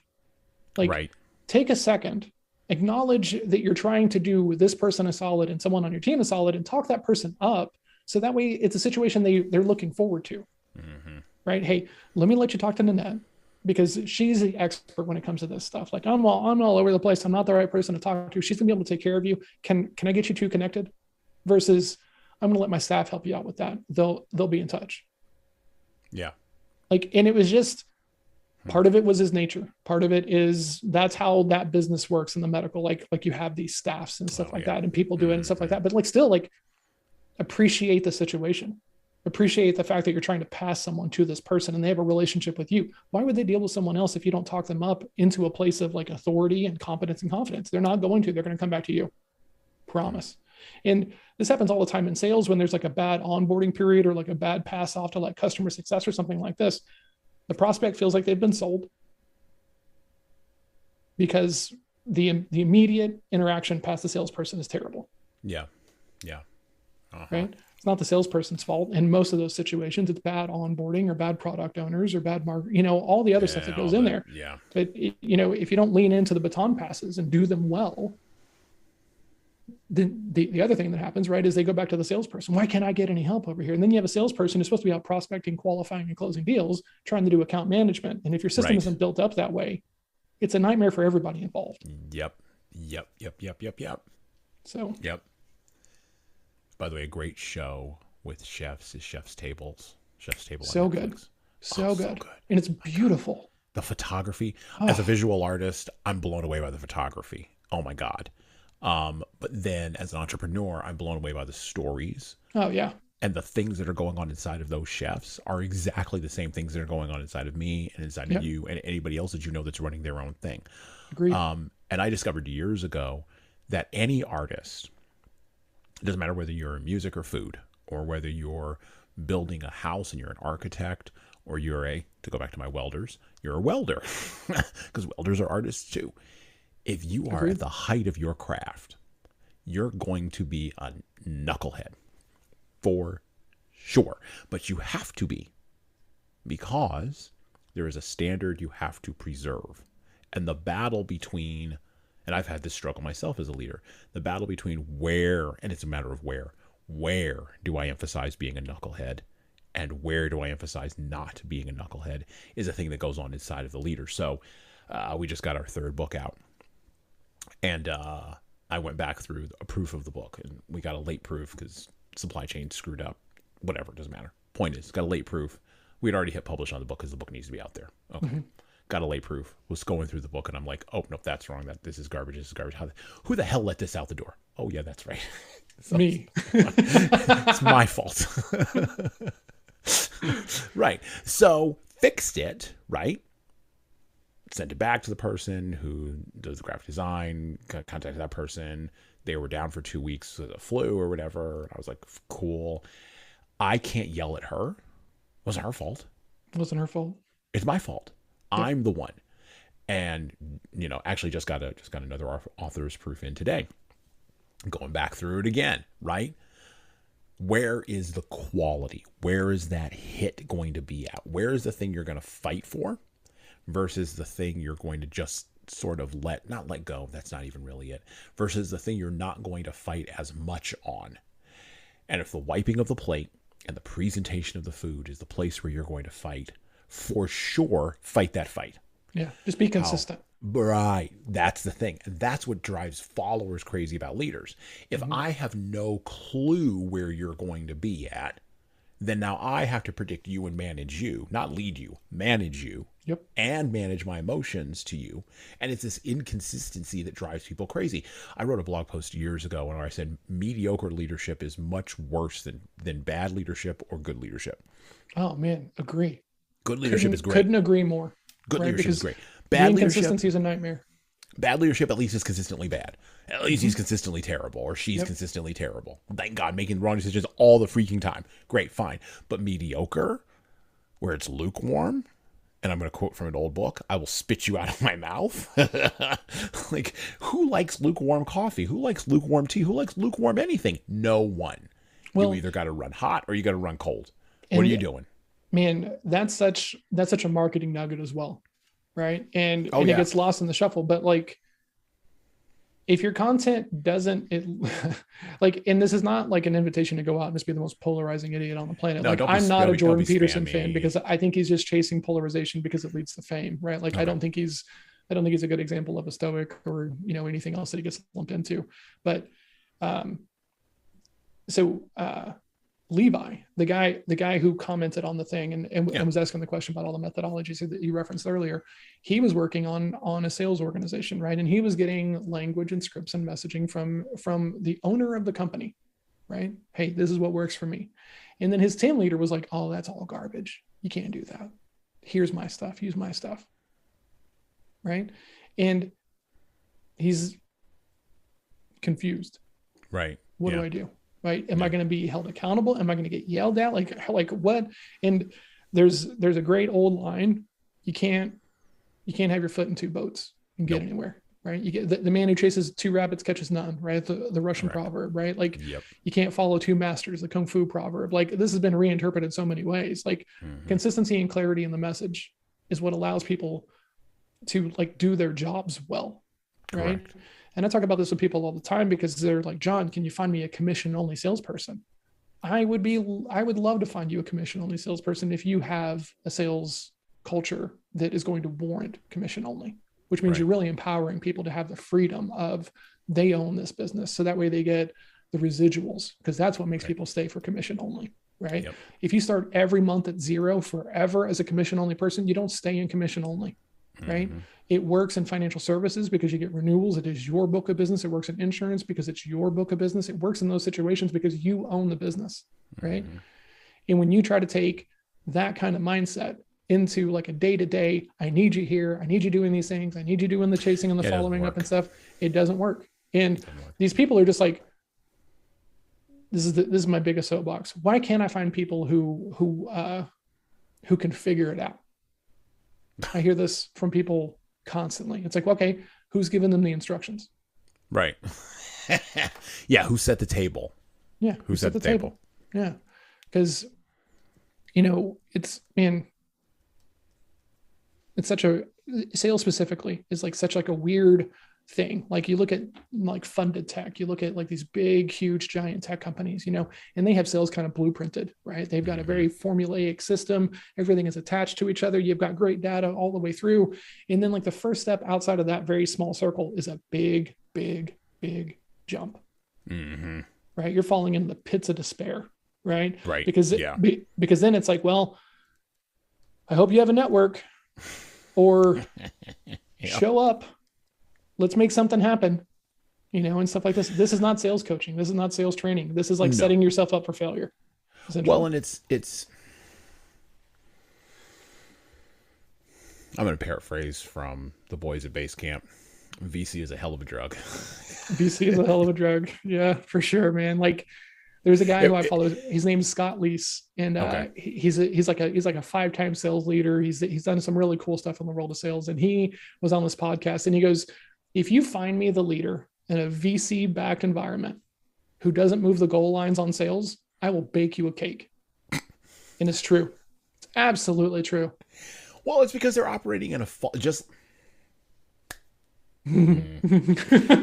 getting them spooled up, everybody. Venture capital dollars warp everything they touch. They fundamentally have to, from operations to marketing to sales. Anytime you take money from an external individual in a VC context, not an institutional investor, that's a different thing. An individual in a venture-backed firm is coming there with $500 million they want to give you. Okay, whatever. There's two fundamental truths you have to remember if you're going to get into that kind of deal. One, they want their money back, and two, with interest. Oh, yeah. They don't care about you. They do not care about your product. They do not care about your company. They do not care about your passions. They do not care about your operations. They do not care about your sales. They only care about one thing: growth to get to 10x over my investment plus 12% interest, or 20% or 30% or whatever the interest basis points are now, and the equity that I have to sit on this board and be up your behind and tell you what to do. That's it. That's all you need to know. If you want to make that deal with people, go ahead, go chase VC all day. If you don't, no, really, go polish your pitch deck like a turd and go chase VC all day. I mean, but if you don't want to do that, if you have zero interest in that, then learn sales. Done. Agreed. Like, Then learn sales. That's your only other option. Otherwise, don't do a business. Go work at AT&T. yep. Or go work at Google. Or go work at John Deere. Or go work at whatever mid-major company in the supply chain supports those businesses. Go work there. And you have a ton of people who are in entrepreneurship right now because of the last, like 20 years, no, more than that, 30 years now of us overemphasizing an entrepreneurial culture who believe fundamentally that they're owed business. Oh God. Yeah. And you're not owed, you're not. When One of the see first things I people- had to learn was you don't count the money before it's in the bank. Yeah. Like my coach, I was first real sales job. It was at T-Mobile and I was working in a mall location and I walked in and this guy, like I'm still good friends with this guy. His name's John Lopez. And I see him just kind of like looking at this spreadsheet. I'm like, man, what are you looking at? And he goes, chargebacks. And I said, what? Now, during this time, T-Mobile had a 1-year contract on their phones, right? So 12 months. Okay. Yep. If they canceled in the 13th month, you got a chargeback. Yep. Right? They completed the entire process, the entire year. But if they don't renew in that 13th month, you get a chargeback. And this is the most insane thing if that's the standard, make it a 13-month contract. Right. Like that's insane, you know? That's And so I'm like, oh, okay. Like how many of these do you have? And he was like, this month, 15. And I'm like, what? Right. So he was already starting each month in a deficit. Yep. Right. Which is just kind of crazy to think about. Yeah. I see so many people do egregious amounts of work to avoid the uncomfortable directness of direct outreach. Right. Like, I'm going to start a podcast and it's going to have a funnel and it's going to have 17 steps. And then the 17th step is where I'm going to make the ask if you want something like this. Right. Man, if you spend an hour interviewing someone on a show and highlighting their greatness and really doing a great job of listening to them, they will then listen to you on a sales pitch. I promise. Right. It's called the rule of reciprocity. And we're all on some level accountable to it. Right. That's right. So if you can do a good job, you don't need 17 steps of follow-up. Like I think the standard now is like, you're supposed to follow up 18 times. No, if you can have a really great sales conversation where you can build trust and you can get to clarity about what they really need, you don't have to follow up with people who aren't ready to buy. No. Promise. No. Right? No. It's the people who want to avoid the uncomfortability of, hey, is this really something you need or not right now? Right. Like, we make 2 asks of our guest, which you'll get an email when we release this. We make 2 asks of our guest, and that's it. And at first, I mean, in the distribution, I don't know why this is hard. Like that's it. Like that's the whole thing. And if you liked it, okay, good. Do that. If you didn't, well, okay, cool. Like what? Back to the book. Yeah. We've wandered from the book a little bit. It's all right. We've been talking with Are we still in the introduction? We still are. Yeah, we're still in the introduction. We're still at the beginning of the book. Yeah, we have we have the other 80 pages. We're still on page 1. We have not gotten into the rest of the book. By the way, if you were listening, if you've been sticking with us, this is John Hill of Adapted Growth. All right, back to A Book of 5 Rings by Miyamoto Musashi. The Fire Scroll specifically. That's right, to the fire. No, we're going to go on the Wind book. Oh, I thought we jumped to fire. Sorry, I'm excited. We about did, fire but then I truncated fire a little bit. Okay. Let's talk about the Wind book. Unless you have something you want to say about the Fire book.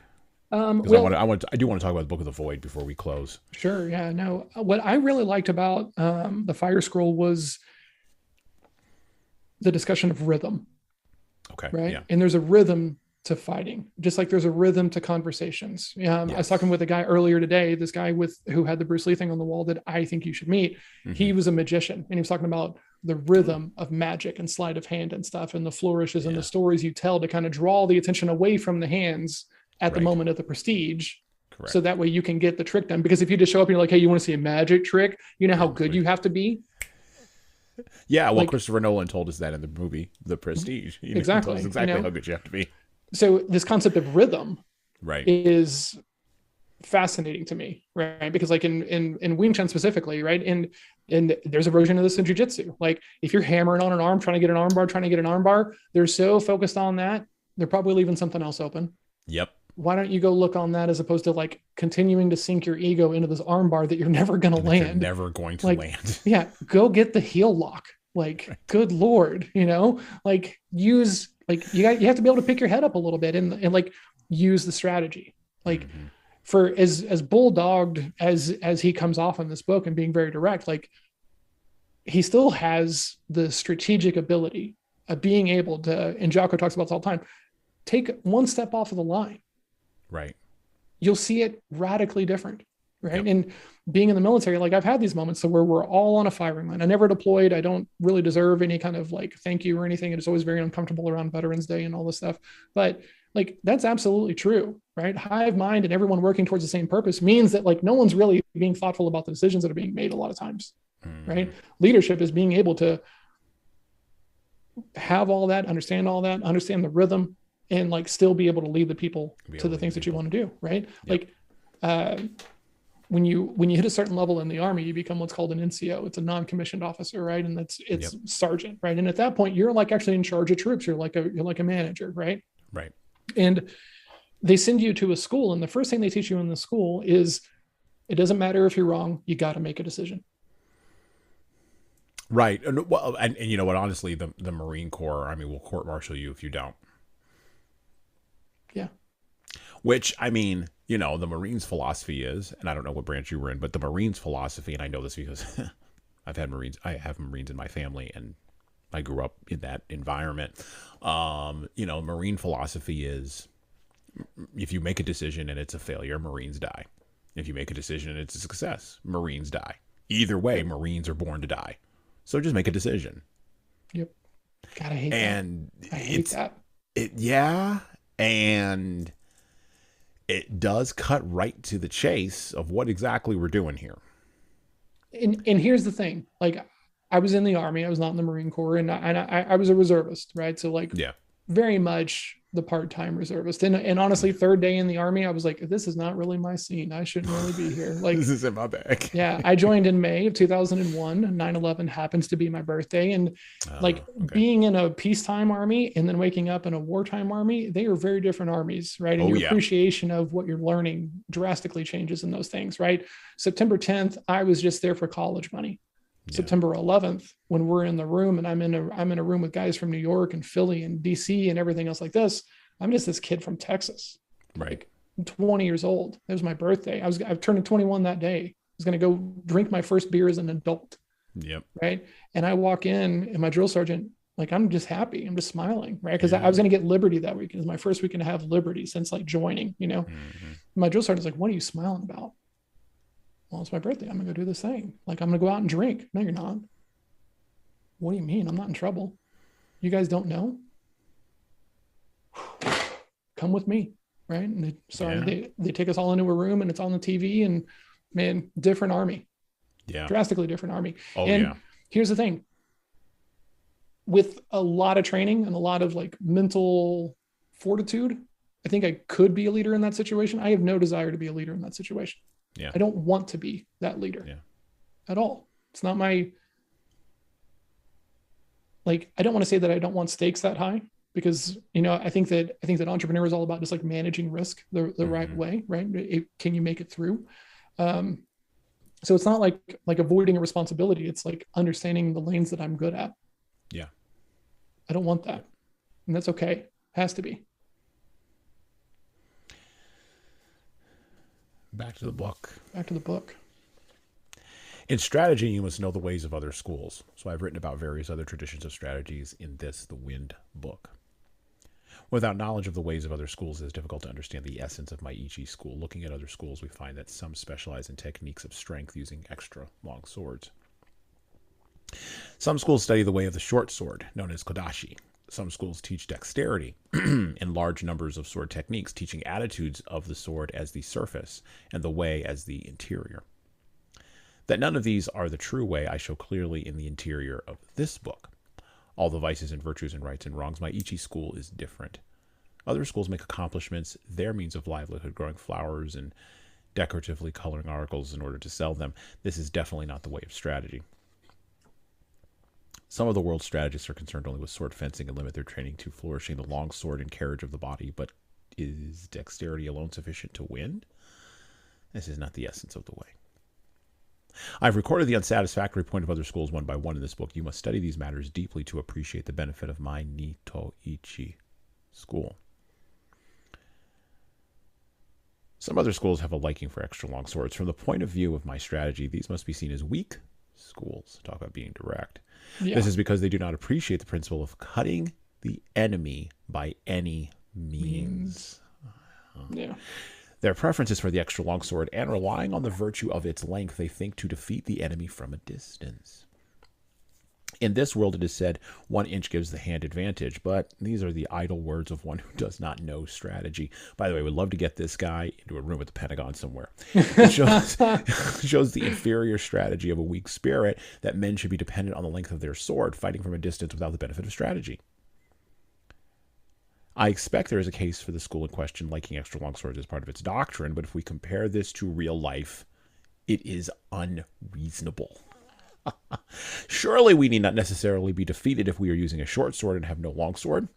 It is difficult for these people to cut the enemy when at close quarters because of the length of the long sword. The blade path is so large. The blade path is large, so the longsword is an encumbrance, and they are at a disadvantage compared to the man armed with a short companion sword.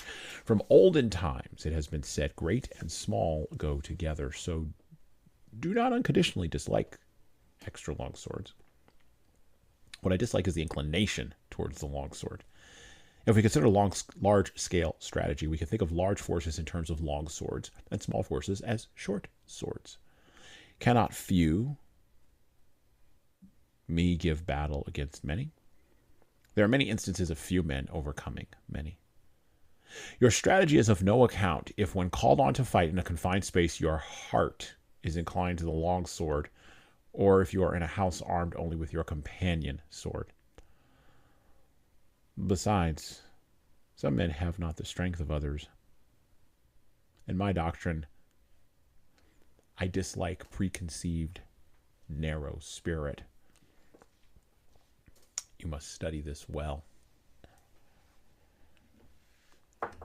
This is maybe, in my opinion, I had to read this section twice, because the first time it felt just like too strong a Kool-Aid kind of thing, and then reading it again the second time, I started to see some of the nuggets in there. And I have this passage highlighted at the top of this thing. And this kind of goes to that question that Levi was asking about on the LinkedIn post. It says, unless you know the ways of other schools, you certainly cannot understand the way of my individual school. Right. And I think there's something to that, because especially in Kung Fu, right? Like Kung Fu is a bunch of very different approaches to fighting under one big umbrella kind of label. Now, I think there's like 300 different kinds of Kung Fu, right? And for Kung Fu to really actually be Kung Fu, there's an element, there's a skill that you are refining over and over and over and over. And that is the thing that makes you a better processor in the altercation, right? So when you look at something like Wing Chun, you're training the panels of the forearms to be so hypersensitive to touch, you don't have to see what's going on. Now, what that means is you need to be fighting in close enough quarters that vision isn't really helping you, right? If you take, I was talking with someone who is like a karate taekwondo person, and they were kind of like, oh yeah, I've trained. And I'm like, cool. Like I train as well. And we're just kind of talking about the art and stuff. And and he's like, well, let me see some stuff. And I was like, I don't know if that's like the really great idea, because it was a work thing. Yeah. And then he was just like, no, it'll be okay. So we go out in the back, and he's cool. Right. So we're standing and we're, like this far apart, scale is going to be off here, but like, I don't have any tools at that range. He has all of his tools at that range, right? Because legs are longer than arms. Right. And so he's like, okay, so what are you going to do at this range? And I'm like, well, probably nothing. And he's like, really? And I'm like, yeah, because I'm not fighting you at this range. Right. And then I step into the space that my skill set works in. And I said, I'm going to fight you in this range. Yeah. And he goes, I'm uncomfortable just having you this close to me.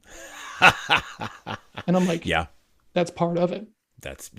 That is Yep. part of it, right? And like the greatness about kung fu and jujitsu and all these martial arts is like you have to see the limitation to be great, in my Yeah. opinion, right? Like all these people who were like, well, all fights go to the ground. You've only seen drunken bar fights with people who don't Yeah. know what the hell they're doing because Yeah. lots of fights never go to the ground, They don't go. Yeah. right? And the Gracies say in their book, if you're on the street, don't go to the ground. Don't It's go to like, the. yeah, it's like in the introduction, you know? If So, I'm in a fight, I told this to somebody years ago. I was like, and this was one of my major objections to going into jiu-jitsu in the first place, or just grappling, or what is popularized in UFC. mhm. One of my major objections has always been, if I'm in a self-defense situation, I'm not. Like, Yeah, I don't want to wrestle. why would I want to get down there with you? Like, it's, to me, that's where the danger lies. If you're in a self-defense situation, because once we're on the ground, knives, the ground, the rocks, the Yep. filth, the whatever, The and guy then you put standing over here who's just had a bad day and just likes kicking people who are laying on the ground. Like they right. don't I have get that kicked in skin the in the game. head. I don't want to. No. Like, I don't want to do any of that. And so that for me, that was a 10-year struggle. Same Like here. I was like, I came can't. home. I I can't came do home. jujitsu. I came home from the army, and I was on a bit of a pilgrimage to find some martial arts, right? Because in the army you learn a little bit of jujitsu, like Yeah. not a whole lot. And then I came home, and man, I was looking at Taekwondo schools. I went to Aikido schools. I went to Travis Luter's Jiu-Jitsu school, which is here in town. Mm-hmm. And all I could remember, I'm 22 years old at this point. I'm in the best shape of my life. I just got home from the army. And all I can remember thinking is, I am 6'4" tall. Yeah. Why would I give up all of that? That's a long drop. Oh, like, yeah. it's a fair amount of drop. I don't think this is the thing. It's a long And I way was down about to go. give up. And somebody was like, well, have you called the Kung Fu guy? I was like, wait, there's a Kung Fu guy? Like, oh yeah, he teaches you how to fight with like umbrellas and canes and stuff like this. And I was like, oh, that sounds pretty rad, right? Mhm. And I called the wrong school, honestly, right? But I looked up a website. The guy was prior service military and spoke my language at the time, and it was awesome, right? And it got me to here. But reading it the second time, I saw the greatness in these things. Like it's not the wand, it's the wizard. It's not the archer, or it's not the arrow, it's the archer, right? Because like I stopped training Wing Chun as my main art in 2018. Mhm. Now I can totally lean into the idea that I'm still very good at Wing Chun. Yeah. Okay. Am I as good as I was? It would be absurdity to say yes, Yeah. because I'm not doing it 17 hours a week, 20 hours a week, 15 hours a week, right? Skills degrade when they're not being used, Correct. right? So reading this a second time, what I liked about it was just don't fixate on the wrong things, right? Like in poker, there's this thing about you can't play this hand well if you're thinking about the last hand you lost. Yep. Right. And so that thing you were just talking about a second ago of like, if you're forlornly in a fight and man, I wish this was my sword, like how terrible of a thing is that going to be? It's going to be a nightmare. You're going to lose because you're fixated on something you have no control over and doesn't matter at all. That's right. That's right. So funny to me. And, and like, I love how he kind of goes after some very specific things, right? Because those people are talking about it like this is the end all be all of secret sauce kind of thing. Yeah. And I've been spooling about this idea of secret sauce since you were talking about it earlier on the show. Yeah. Like, here's the thing: everything's a secret to the people who don't know it. Ooh. Oh, I like that. Yeah. Right? No, Like, you're right. Yeah. because here's the thing: you can go watch the Ip Man movies. You can go do that stuff. If we put hands on each other, you're not ready. Like, and that's not being cocky. You know what I'm saying? It's just not. And so that could be easily construed as secret sauce. Yes. Well, and you know what, the Hollywoodization of the martial arts, which we can firmly lay it at the feet of Bruce Lee. And Chuck Norris. Yes, your friend and mine. Yes. Yeah, those two guys. And you know what? I mean, look, it's never the founders that are the problem. It's never the original pioneers that are a problem. It's never the people who are doing the new thing in the new space that are the problem. It's not. They're not actually the problem. Bingo. It's the followers. The followers. Harlan Ellison, I'm sure you've seen this rant. where he talks about pay the writer. I'm sure you've seen this. If you haven't, go look I've it up seen on this. YouTube. Oh, it's amazing. He rants basically about being contacted by this movie company to write some like DVD thing, and they're not going to pay him. They want to do it for exposure, and they want him to do it for exposure. And he's like, and you know Harlan Ellison, and he's like, you tell that to somebody else who fell off the turnip truck 10 minutes ago. I sold my soul for cash. So you're going to brace my palm with cash. Otherwise, I'm not doing it. Yep. What are the executives of this movie company? Are they standing out on the corner with alms saying, please pay me, please pay me? Yeah. No, they're charging for the DVD, but you're not. Get the heck out of town. Oh. And it's the Stephen Pressfield idea. Stephen Pressfield, the author of multiple books, he wrote a great book, which I think you would love to read about. The War on and Art? It does apply to, yep. I already have it, The Resistance. Oh my God. When I read that book, I literally sat down at a kid's playground and I went, why didn't I read this book before? Like I finished it in a day. Like because of the coaching that I've done, I'm like steeped in like awareness and avoidance and things like this, you know, but what that book did was it took it to such an approachable place for me. Right. Because like before I'm using avoidance and, you know, and well, I'm not avoiding it. I just don't want to do it. It's the same thing. Same thing. Like, you know how you're like, you know what, I'm going to do my prospecting tomorrow. I'm going to do my outreach tomorrow. And then like, it just doesn't happen because something else always just kind of conveniently gets in the way. Yeah. Why do you think that happens? That's so weird. Because you make time to do the other stuff. Right. You made time to like go get coffee. Yeah. And scroll 30 Facebook. Times. Yeah. And scroll Facebook. Yeah. And do whatever you're doing on LinkedIn. Yes. You made time for all of that, answering emails that you didn't really need to answer. You made time for all of that, except for doing the thing that you actually needed to do to move your business forward on the particular day. Yep. And Pressfield lines it up, and I think that Musashi here lines it up, and it is in this space of, as he says, a preconceived narrow spirit. If you get caught in this is the only way to do something, and that's one level that he's talking about it at, then you're going to fail. Absolutely. You're going to fail with long sword, short sword, doesn't matter what sword you put in your hand, you're done, right? Yep. But you talk about Chuck Norris and Bruce Lee and sort of the Hollywoodization of the skills and talents that you spent however many years learning, right?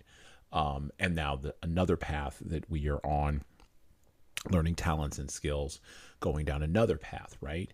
No Ip Man film replaces that level of learning. Agreed. And so the preconceived narrow spirit watches the movie or reads the book from a person like a Stephen Pressfield, who just had to go through the crap to be able to write that book. Yeah. And goes, you can't write that book. You can't write. Yeah. Good Lord. Like, that's why I said that book blew me away. I was like, oh my God, like, yes. Okay. Got it. Yeah. Right. Writing that book, living that book,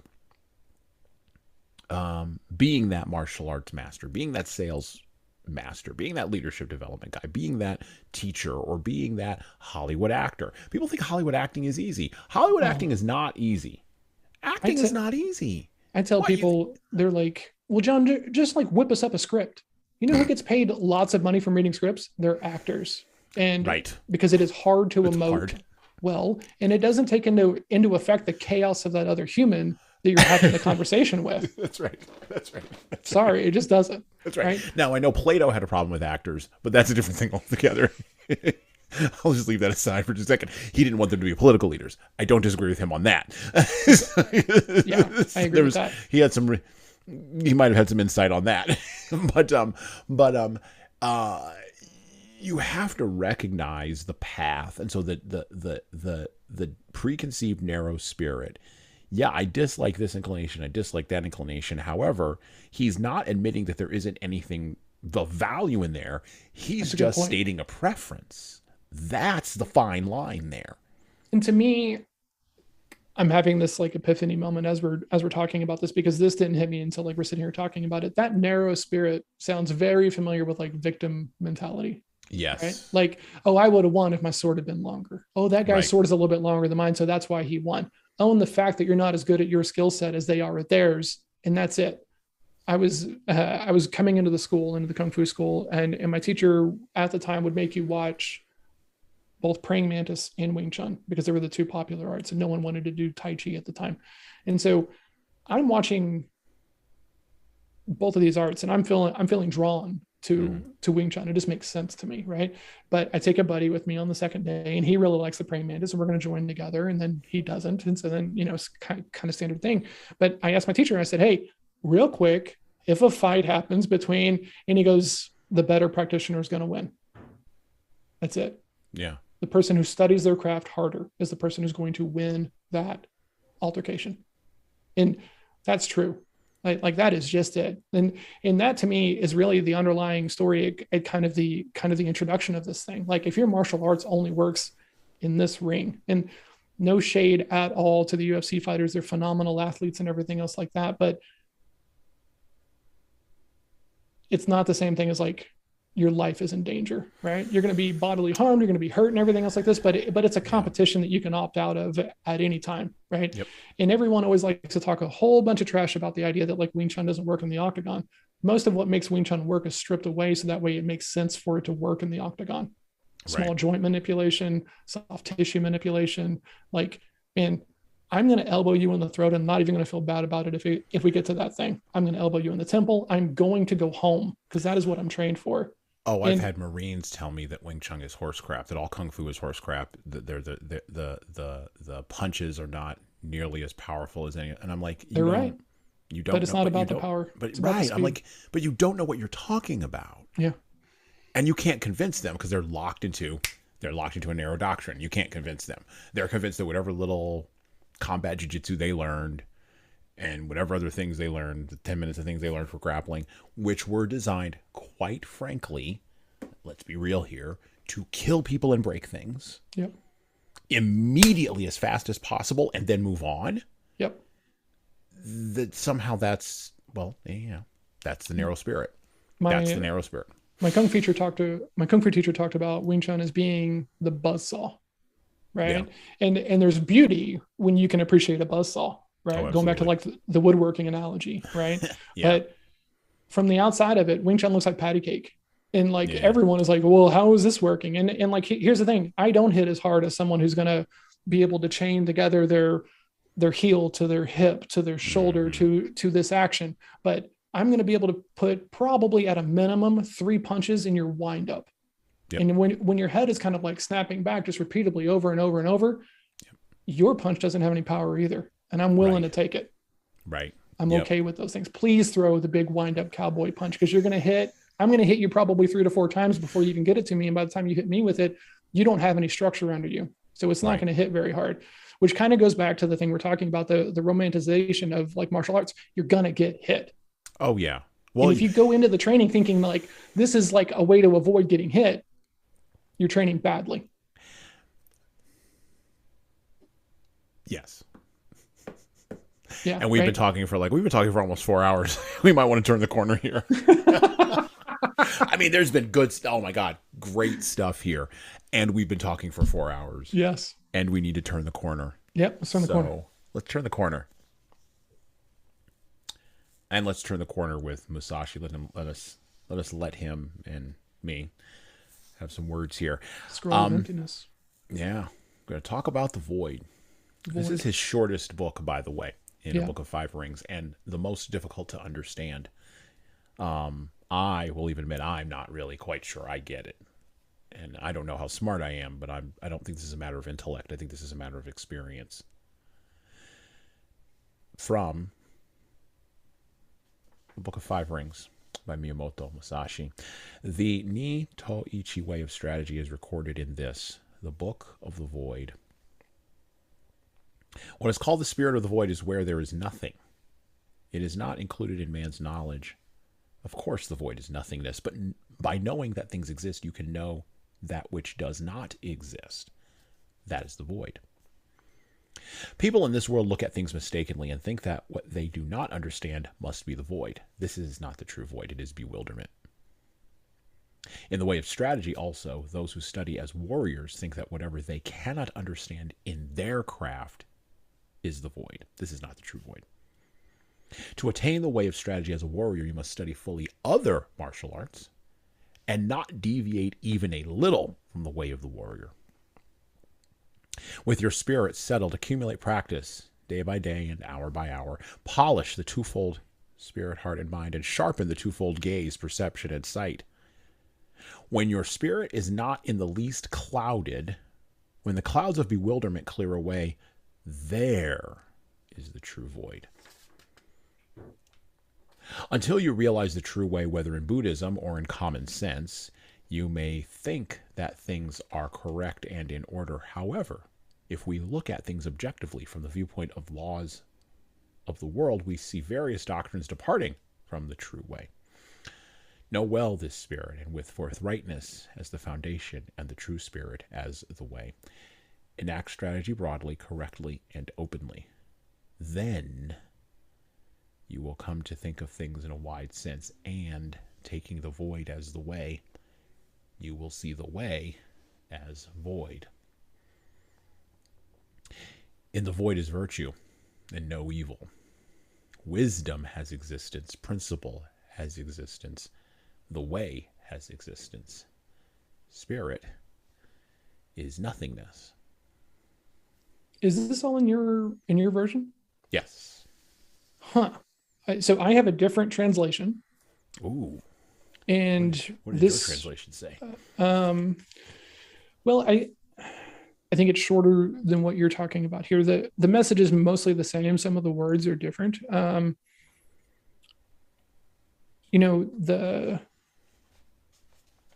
As long as they do not know the real way, whether in Buddhism or in worldly matters, everybody may think their path is sure and is a good thing. But from the point of view of the straight way of mind, seen in juxtaposition with overall social standards, they turn away from the true way by personal biases in their minds and their individual warps in their vision.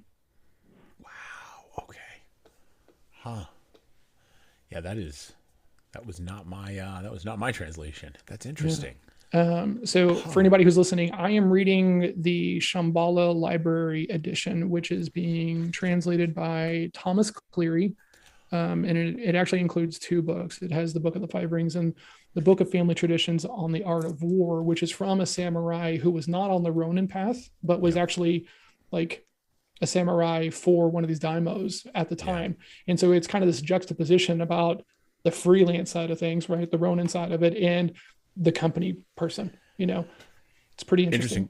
Interesting point about Thomas Cleary. He actually died last year, June 2021. Did he really? Yes. We were gonna reach out to him to get him on the podcast to talk about his translation of The Art of War, which we are also currently reading, which will be on the next episode of the podcast. Unfortunately, he passed away in 2021. Man, that's a bummer. And he had done many translations from the original Japanese into the Shambhala editions of books, including the I Ching, the Book of Taoism. I think he also translated that, and numerous other translations during the course of his life. As a matter of fact, interestingly enough, the quote from him around after he pursued his PhD, and I believe was East Asian studies or something like that. Anyway, when he pursued his PhD, he decided not to teach because he said he wanted to, and I love this, go and do practical things so that practical people could understand these works in a practical way. That sounds like Ryan Holiday to me in his approach to like Stoicism. I think that's brilliant. And so, real tragedy that not only that we're not able to get him on the podcast, but just real tragedy he's not in the world. Yeah. How old was he? Well, he was born in 1949. So okay. So full late life. 60s, early 70s. He had a full life. And here's the thing. A long time ago, I was trying to read philosophy because I've always just kind of felt like this kind of old soul, right? Like I like thinking about things. I spent a lot of time just in thought, overthinking everything, right? And so various periods of my life, I've tried to go find philosophy, right? Like find and build a practice around reading it, taking it, challenging myself, thinking through things. And it wasn't really until I found like Stoicism that I really realized that the translations matter a lot, right? Like, for as much as I like, this whole stuff that we're talking about, I'm not that big of a fan of like Alan Watts, for instance, right? And I know that he gets a lot of love, from people who were, drinking from the same kind of Kool-Aid that we're here talking about, but like, I just find him dry. Like, and here's the thing, that's okay. It has to be okay, right? And like, what the thing that I love that is coming up right here in this thing is like the version that you're reading. If I'd read that, I would have been confused as well. But because I read my version of it, I have a clarity to it. I like I have a different appreciation to it. Right. Yeah.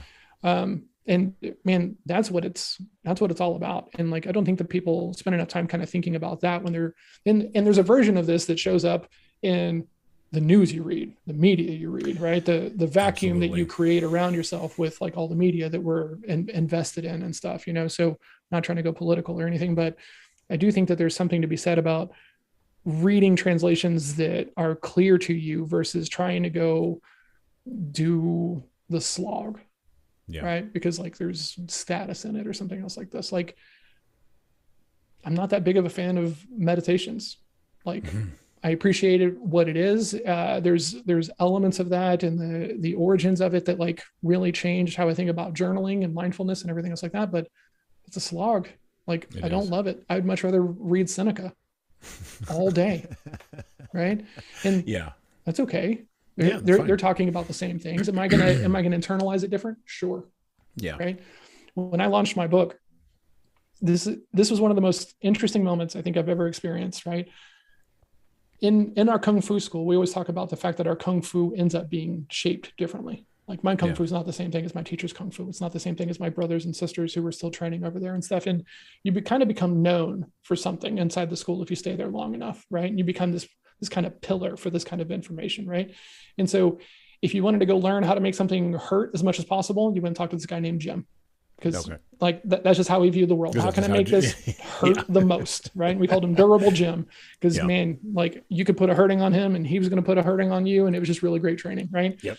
If you really wanted to like understand the structure of things, you went and you talked to my friend Matt, because Matt was the structured guy. If you wanted to make sure your forms were on point, you went and talked to Naomi, right? And so once you get to this level, you become one of these people, right? And so you're pushing your Kung Fu forward, right? And you're hoping that it's in line with like the actual Kung Fu of the school, right? And people don't really know about this, but like the thing that I was really good at was the chi cell thing, right? So if you started to feel like you were ready to test, right? Like above a certain level, the test is mainly around your ability to do high forms of chi cell, right? And so it was like, if you were getting close, my teacher would come tap me, hey, go see if he's ready, right?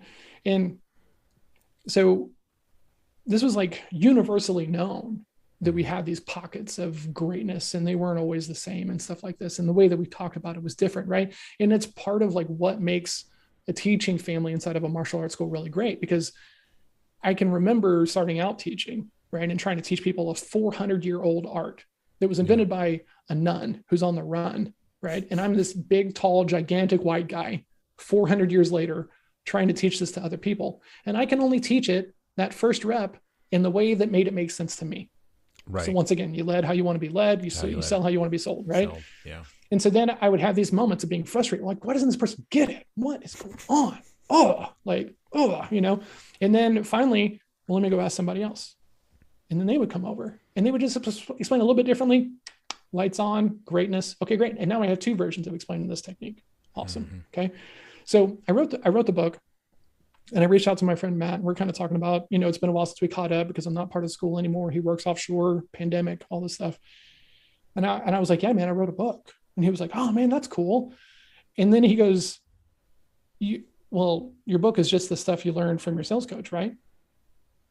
And I was floored, right? Because I was like, is the Kung Fu that you do just our teacher's Kung Fu? And he was like, no, it's my Kung Fu. And I was like, cool, this is my book. And it was astounding to me that like, it's so normal that we all have our own Kung Fu and we all have our own approach to things. And while we have the same tools, we're going to use those tools differently in the interactions that we come up across. And that's okay. But the idea that like in a business sense, I could learn from something, reinterpret it based upon my own actions and my own implementations of it. And that had value. It was one of the most interesting kind of glaring moments of just kind of what like the limitations of the community.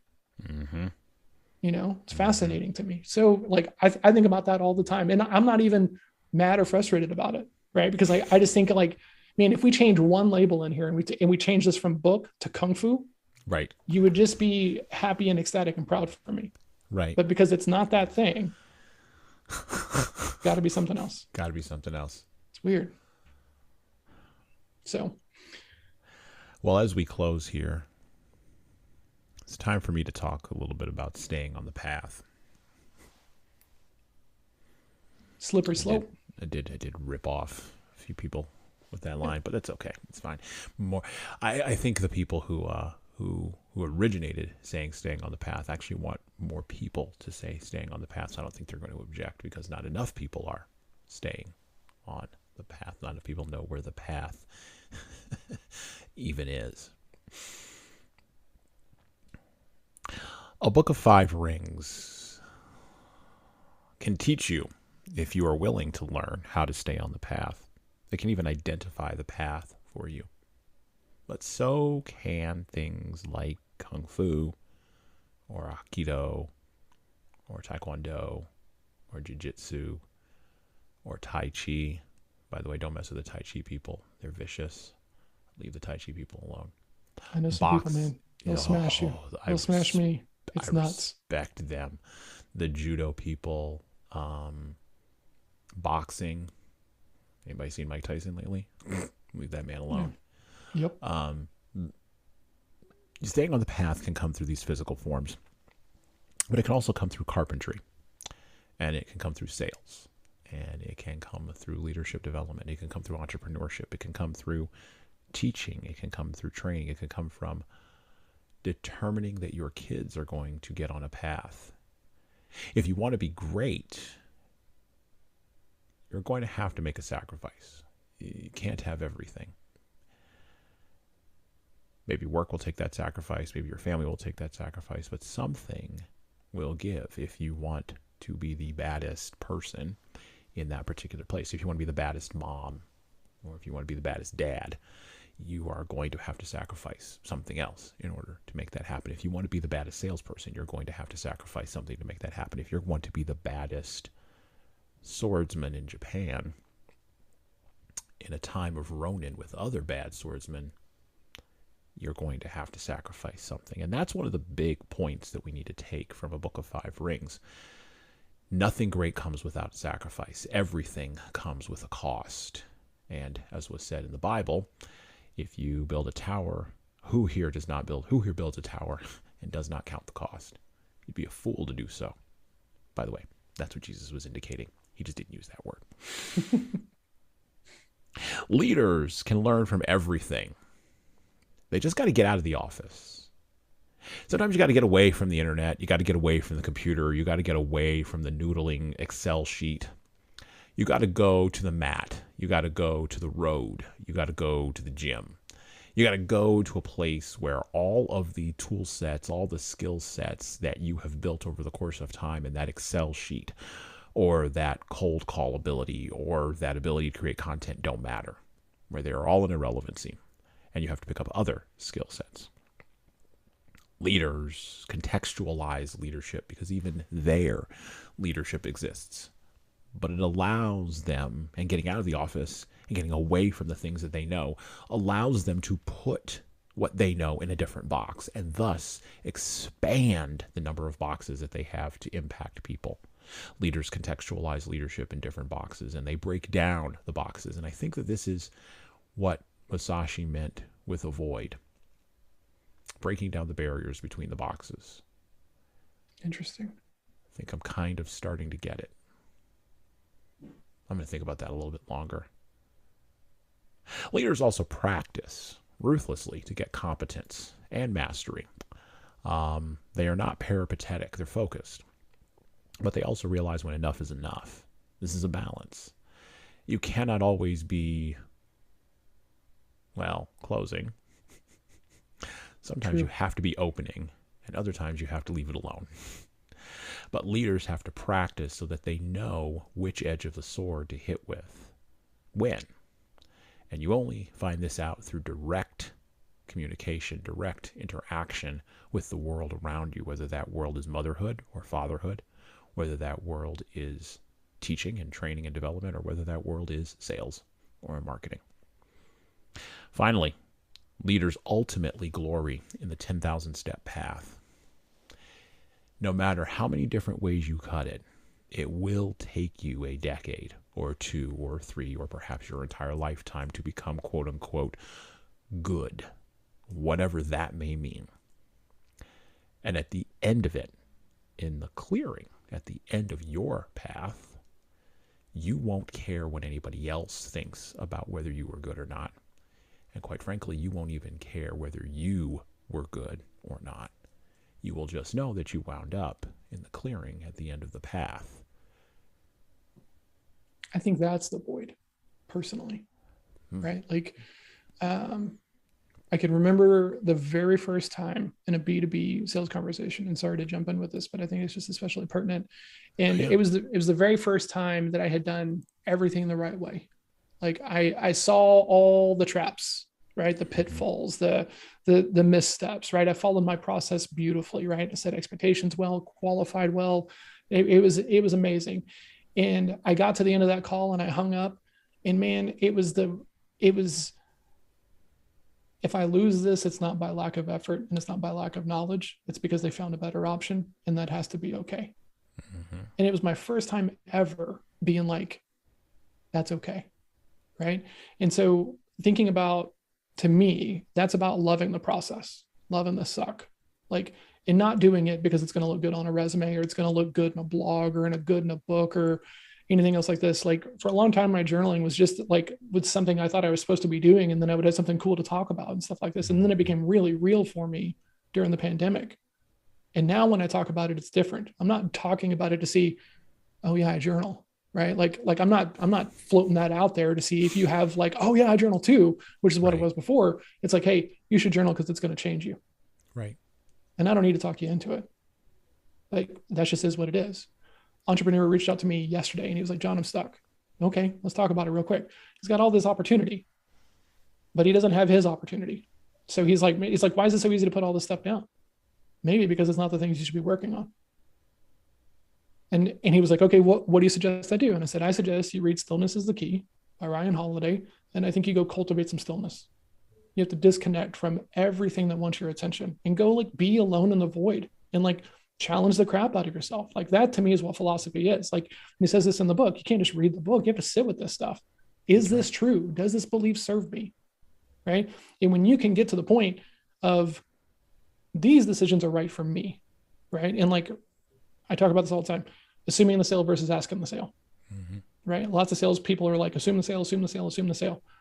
I'm a big believer in asking for the sale. You have to make a good ask, but adults want to be asked. They don't want to be assumed on, because I hate whenever someone assumes that I'm ready to go, or makes an assumption about me that isn't valid, and everybody on the planet hates it. Yep. So why do we continue to push this forward as like sales practice? Because it does work, but I can appreciate the fact that it works and not want to do it myself. And that only comes from time alone and space and stillness and room to contextualize all that stuff. That to me is what it is. You have to take yourself out of the flow of everything that's around you and spend time just with your thoughts, just with your intentions, just with how you think about these things, and challenge yourself. Does this thing still serve me? Because if it doesn't, you're allowed to change. And that was a hard thing for me to like really kind of begin to wrap my head around, because I kind of thought that if you change, you were selling out, or, trying to be something else. But like, I'm not the same guy that I was 4 years ago when I started my company. I'm not the same guy I was when I started Kung Fu. I'm not the same guy I was when my daughter was born. I'm not the same guy who joined the army because he couldn't find anything else to do and $3,000 sounded like a really great bonus. Seriously? It's nuts. But all that, we're allowed to change, but we can't change intentionally for ourselves if we're always being buffeted by the opinions and thoughts of like everybody else, and everything has to be okay with everything else. You have to go sit and like, are you sure about this? Yeah, I'm sure about this. That's where your intention comes from. Right. And if you can't find it in a period of like calmness within yourself, you're not going to find it in a crowd. You're not going to find it in that sales call. You're not going to find it in the martial arts gym or in the leadership position. You're going to fail. And it's just because you haven't really leaned into the self inner resolve that it takes to be great. That's how I think about it. You can be great at anything, but you can't be great at everything. pick your choice as well. The path to greatness lies through, well, the human heart sometimes. Agree with that, man. The army is a bit of a brainwash machine, right? And I think that people understand this, but like it's not ever talked about it this way, you know. And so when I talk about like, I was brainwashed by the army. Mm-hmm. Like the whole goal is to turn you into a trained killer who's going to go kill in the name of your army.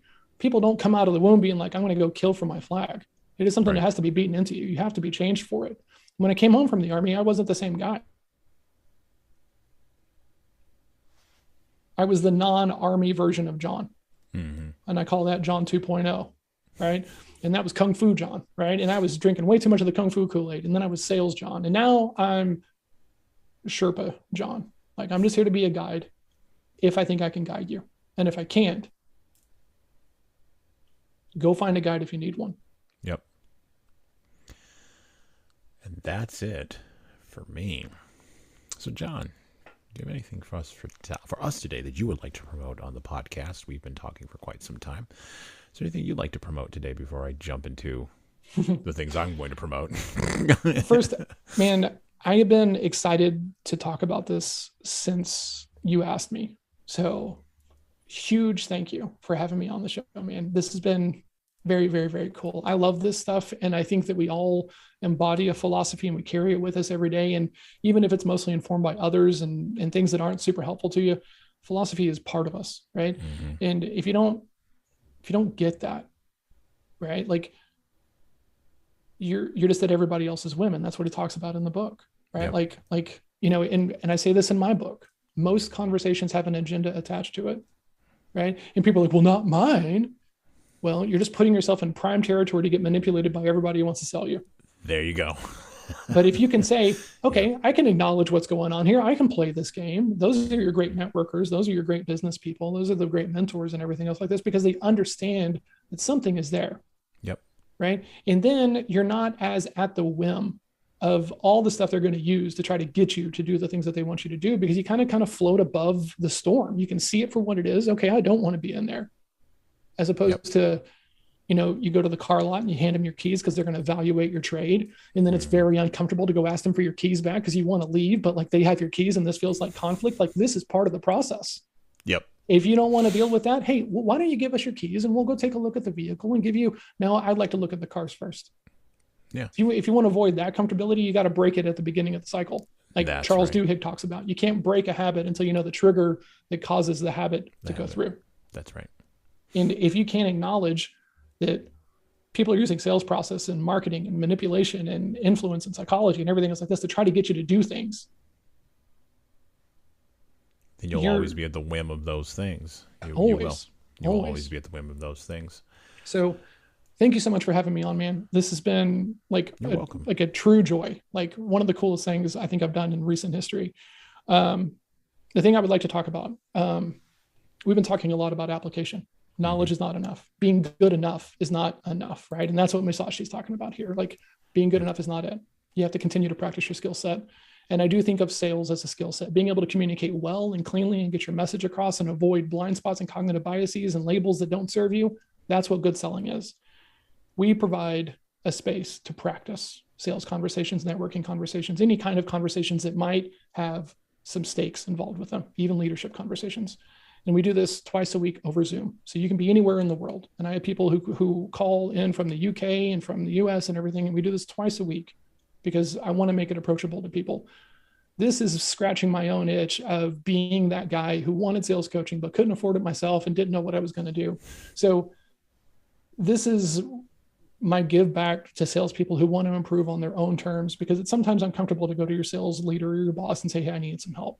So Sales Practice Lab is what this thing is called. It is $150 a month for up to 8 hours of consultative sales coaching in a group environment led by yours truly over Zoom. And if you want to get to black belt in sales or leadership or marketing or growing your business, this is how you do it. So if you listen to this and you want to come take a look at it, I would love to give you a month for free. So just come in, try it out. We'll put you in the Slack community. We'll get you on the invite. You can come in, you can try these things. And then if you would like to continue, we can have the conversation about it. And if not, no harm, no foul. Because once again, most people don't make it to black belt. But if your livelihood is depending upon your ability to communicate well and cleanly and get people to take action on your behalf, you should come try this out. We will have links to that offer in the podcast player, in the notes below the podcast player on all the major podcast platforms on which we are distributed. We will also have links to connect with John on LinkedIn, and anywhere where he is scattered across social media. We will have all of those areas where you can reach out and virtually engage with him and send him messages. We will also have his website and links to his book, which you should also be picking up. Where can they get that book? Is it on Amazon, Barnes & Noble? Where can they go get a copy of that book? Great question. And man, it's cool to say this. My book is on Amazon. It is on Barnes & Noble. We have self-produced an audiobook internally. I read the entire book. So if you're not tired of my voice yet and you prefer audiobooks, nice.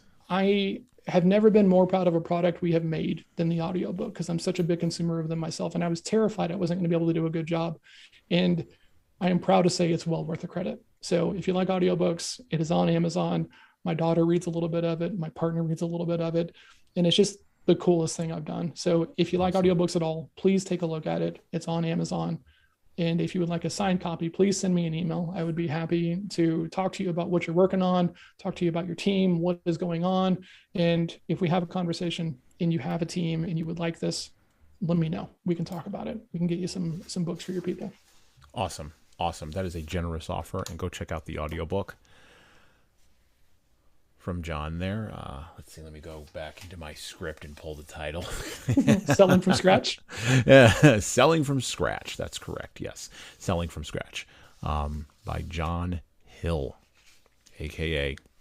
Small Mountain. Small Mountain. If you'd like to stay on the path with us, there's many different ways you could do that with HSDT. So, and go check out our Leading Keys platform, which is designed to create managers and supervisors and to turn them into better leaders, featuring asynchronous video-based content with forums and online guides that you can access every month for a low subscription fee, and it can be spread across your enterprise organization. Go check us out at leadingkeys.com. If you want something a little bit more personal, we have webinars that are live. Unlike most people who do webinars in the leadership development space, we're not running them once and then giving you prepackaged webinar content. We run our webinars live. We make them personalized and customized for you. And if you would like, we also offer our Leadership Toolbox webinar-based product. We offer, through that product, it's close to, I believe the last time we looked at it, it is 180 hours of training, plus coaching and other content, including forum access, that we give to you and we customize for you for your organization. You want to go check that out at leadershiptoolbox.us. When you head on over there, you'll be able to subscribe to this podcast, Leadership Lessons from the Great Books. You should subscribe to this podcast because reading and attempting to understand literature like Miyamoto Musashi's A Book of Five Rings, or the Brothers Karamazov, or Amitav Ghosh's A River of Smoke, which we'll be reading next year, or About Face by Colonel David Hackworth, which we'll be reading later on this year. If you want to understand the great works of the Western canon that actually inform the great business books of the Western canon, if you want to get back to the ground level of everything, well, you should be subscribing to this podcast. Leadership Lessons from the Great Books. We are on Spotify, Apple, iTunes, Google Podcast, and every other major podcast player, including, interestingly enough, Audible. So you can go catch us over there. If you like this podcast, you should subscribe. You should also tell your friends, and you should leave a rating for us on Apple iTunes. That does help us grow the podcast. If you don't want to leave us a rating on Apple, or if you don't think that 4 hours of your time listening to myself and John talk about Kung Fu was worth your time, well, don't leave a rating at all. Just go away. If it's not for you, that's fine. But you probably figured that out in the first 15 minutes if this was for you or not. So since you made it to the end here, go leave a rating. I know you want to. Just go hit that button and leave us a 5-star rating on Apple iTunes. Once again, Leadership Lessons from the Great Books. And of course, subscribe and tell all of your friends who are managers and supervisors who are looking to stay on the path, because Reading and understanding literature is better than trying to read and understand yet another business book. Finally, we've published a few books here, just a few, that have my name on them. Our most recent book is 12 Rules for Leaders, the foundation of intentional leadership, co-written with my contributor, Bradley Madigan. This book is kind of like getting coaching from me, but without having to pay my full coaching fee. Paperback, hardcover, and ebook. We are on Amazon, Barnes & Noble, Kobo booksellers, and everywhere where you go and get books. Literally, you type in 12 Rules for Leaders, you type in my name, Jesan Sorrells, and boom, it pops up everywhere. Just go order it right now on Amazon or through Barnes & Noble print on demand. Finally, if you really want to stay on the path and you really want to grow, you can always reach out to me and email me directly, ceo@hsconsultingandtraining.com. I'm always happy to answer questions. I'm always happy to take inquiries about guests on the podcast or offers from sponsors. We don't turn down money here. We are capitalists after all. But of course, we also want to make sure you stay on the path. And so it's really more important for us to make sure that you do that. So please feel free to connect with me on LinkedIn, on Facebook. Send me an email if you would like. You could follow me on Instagram or on Twitter. I don't tweet nearly as much as I used to, and I don't Instagram post nearly as much as I probably should. But you can go check us out on all of those platforms and all of those places where you get your social and your medias. By the way, the video of this will be on our YouTube channel. You should go subscribe to that on YouTube, on the HSCT Publishing YouTube channel. So just go to YouTube, type in HSCT Publishing, it pops right up, and just click subscribe. Every time we upload one of these videos, you will get a notification and you will be able to watch the vidcast of us and see my glorious backgrounds with my glorious books behind my glorious head. All right. I think that's it for me. Jesan Sorrells, out.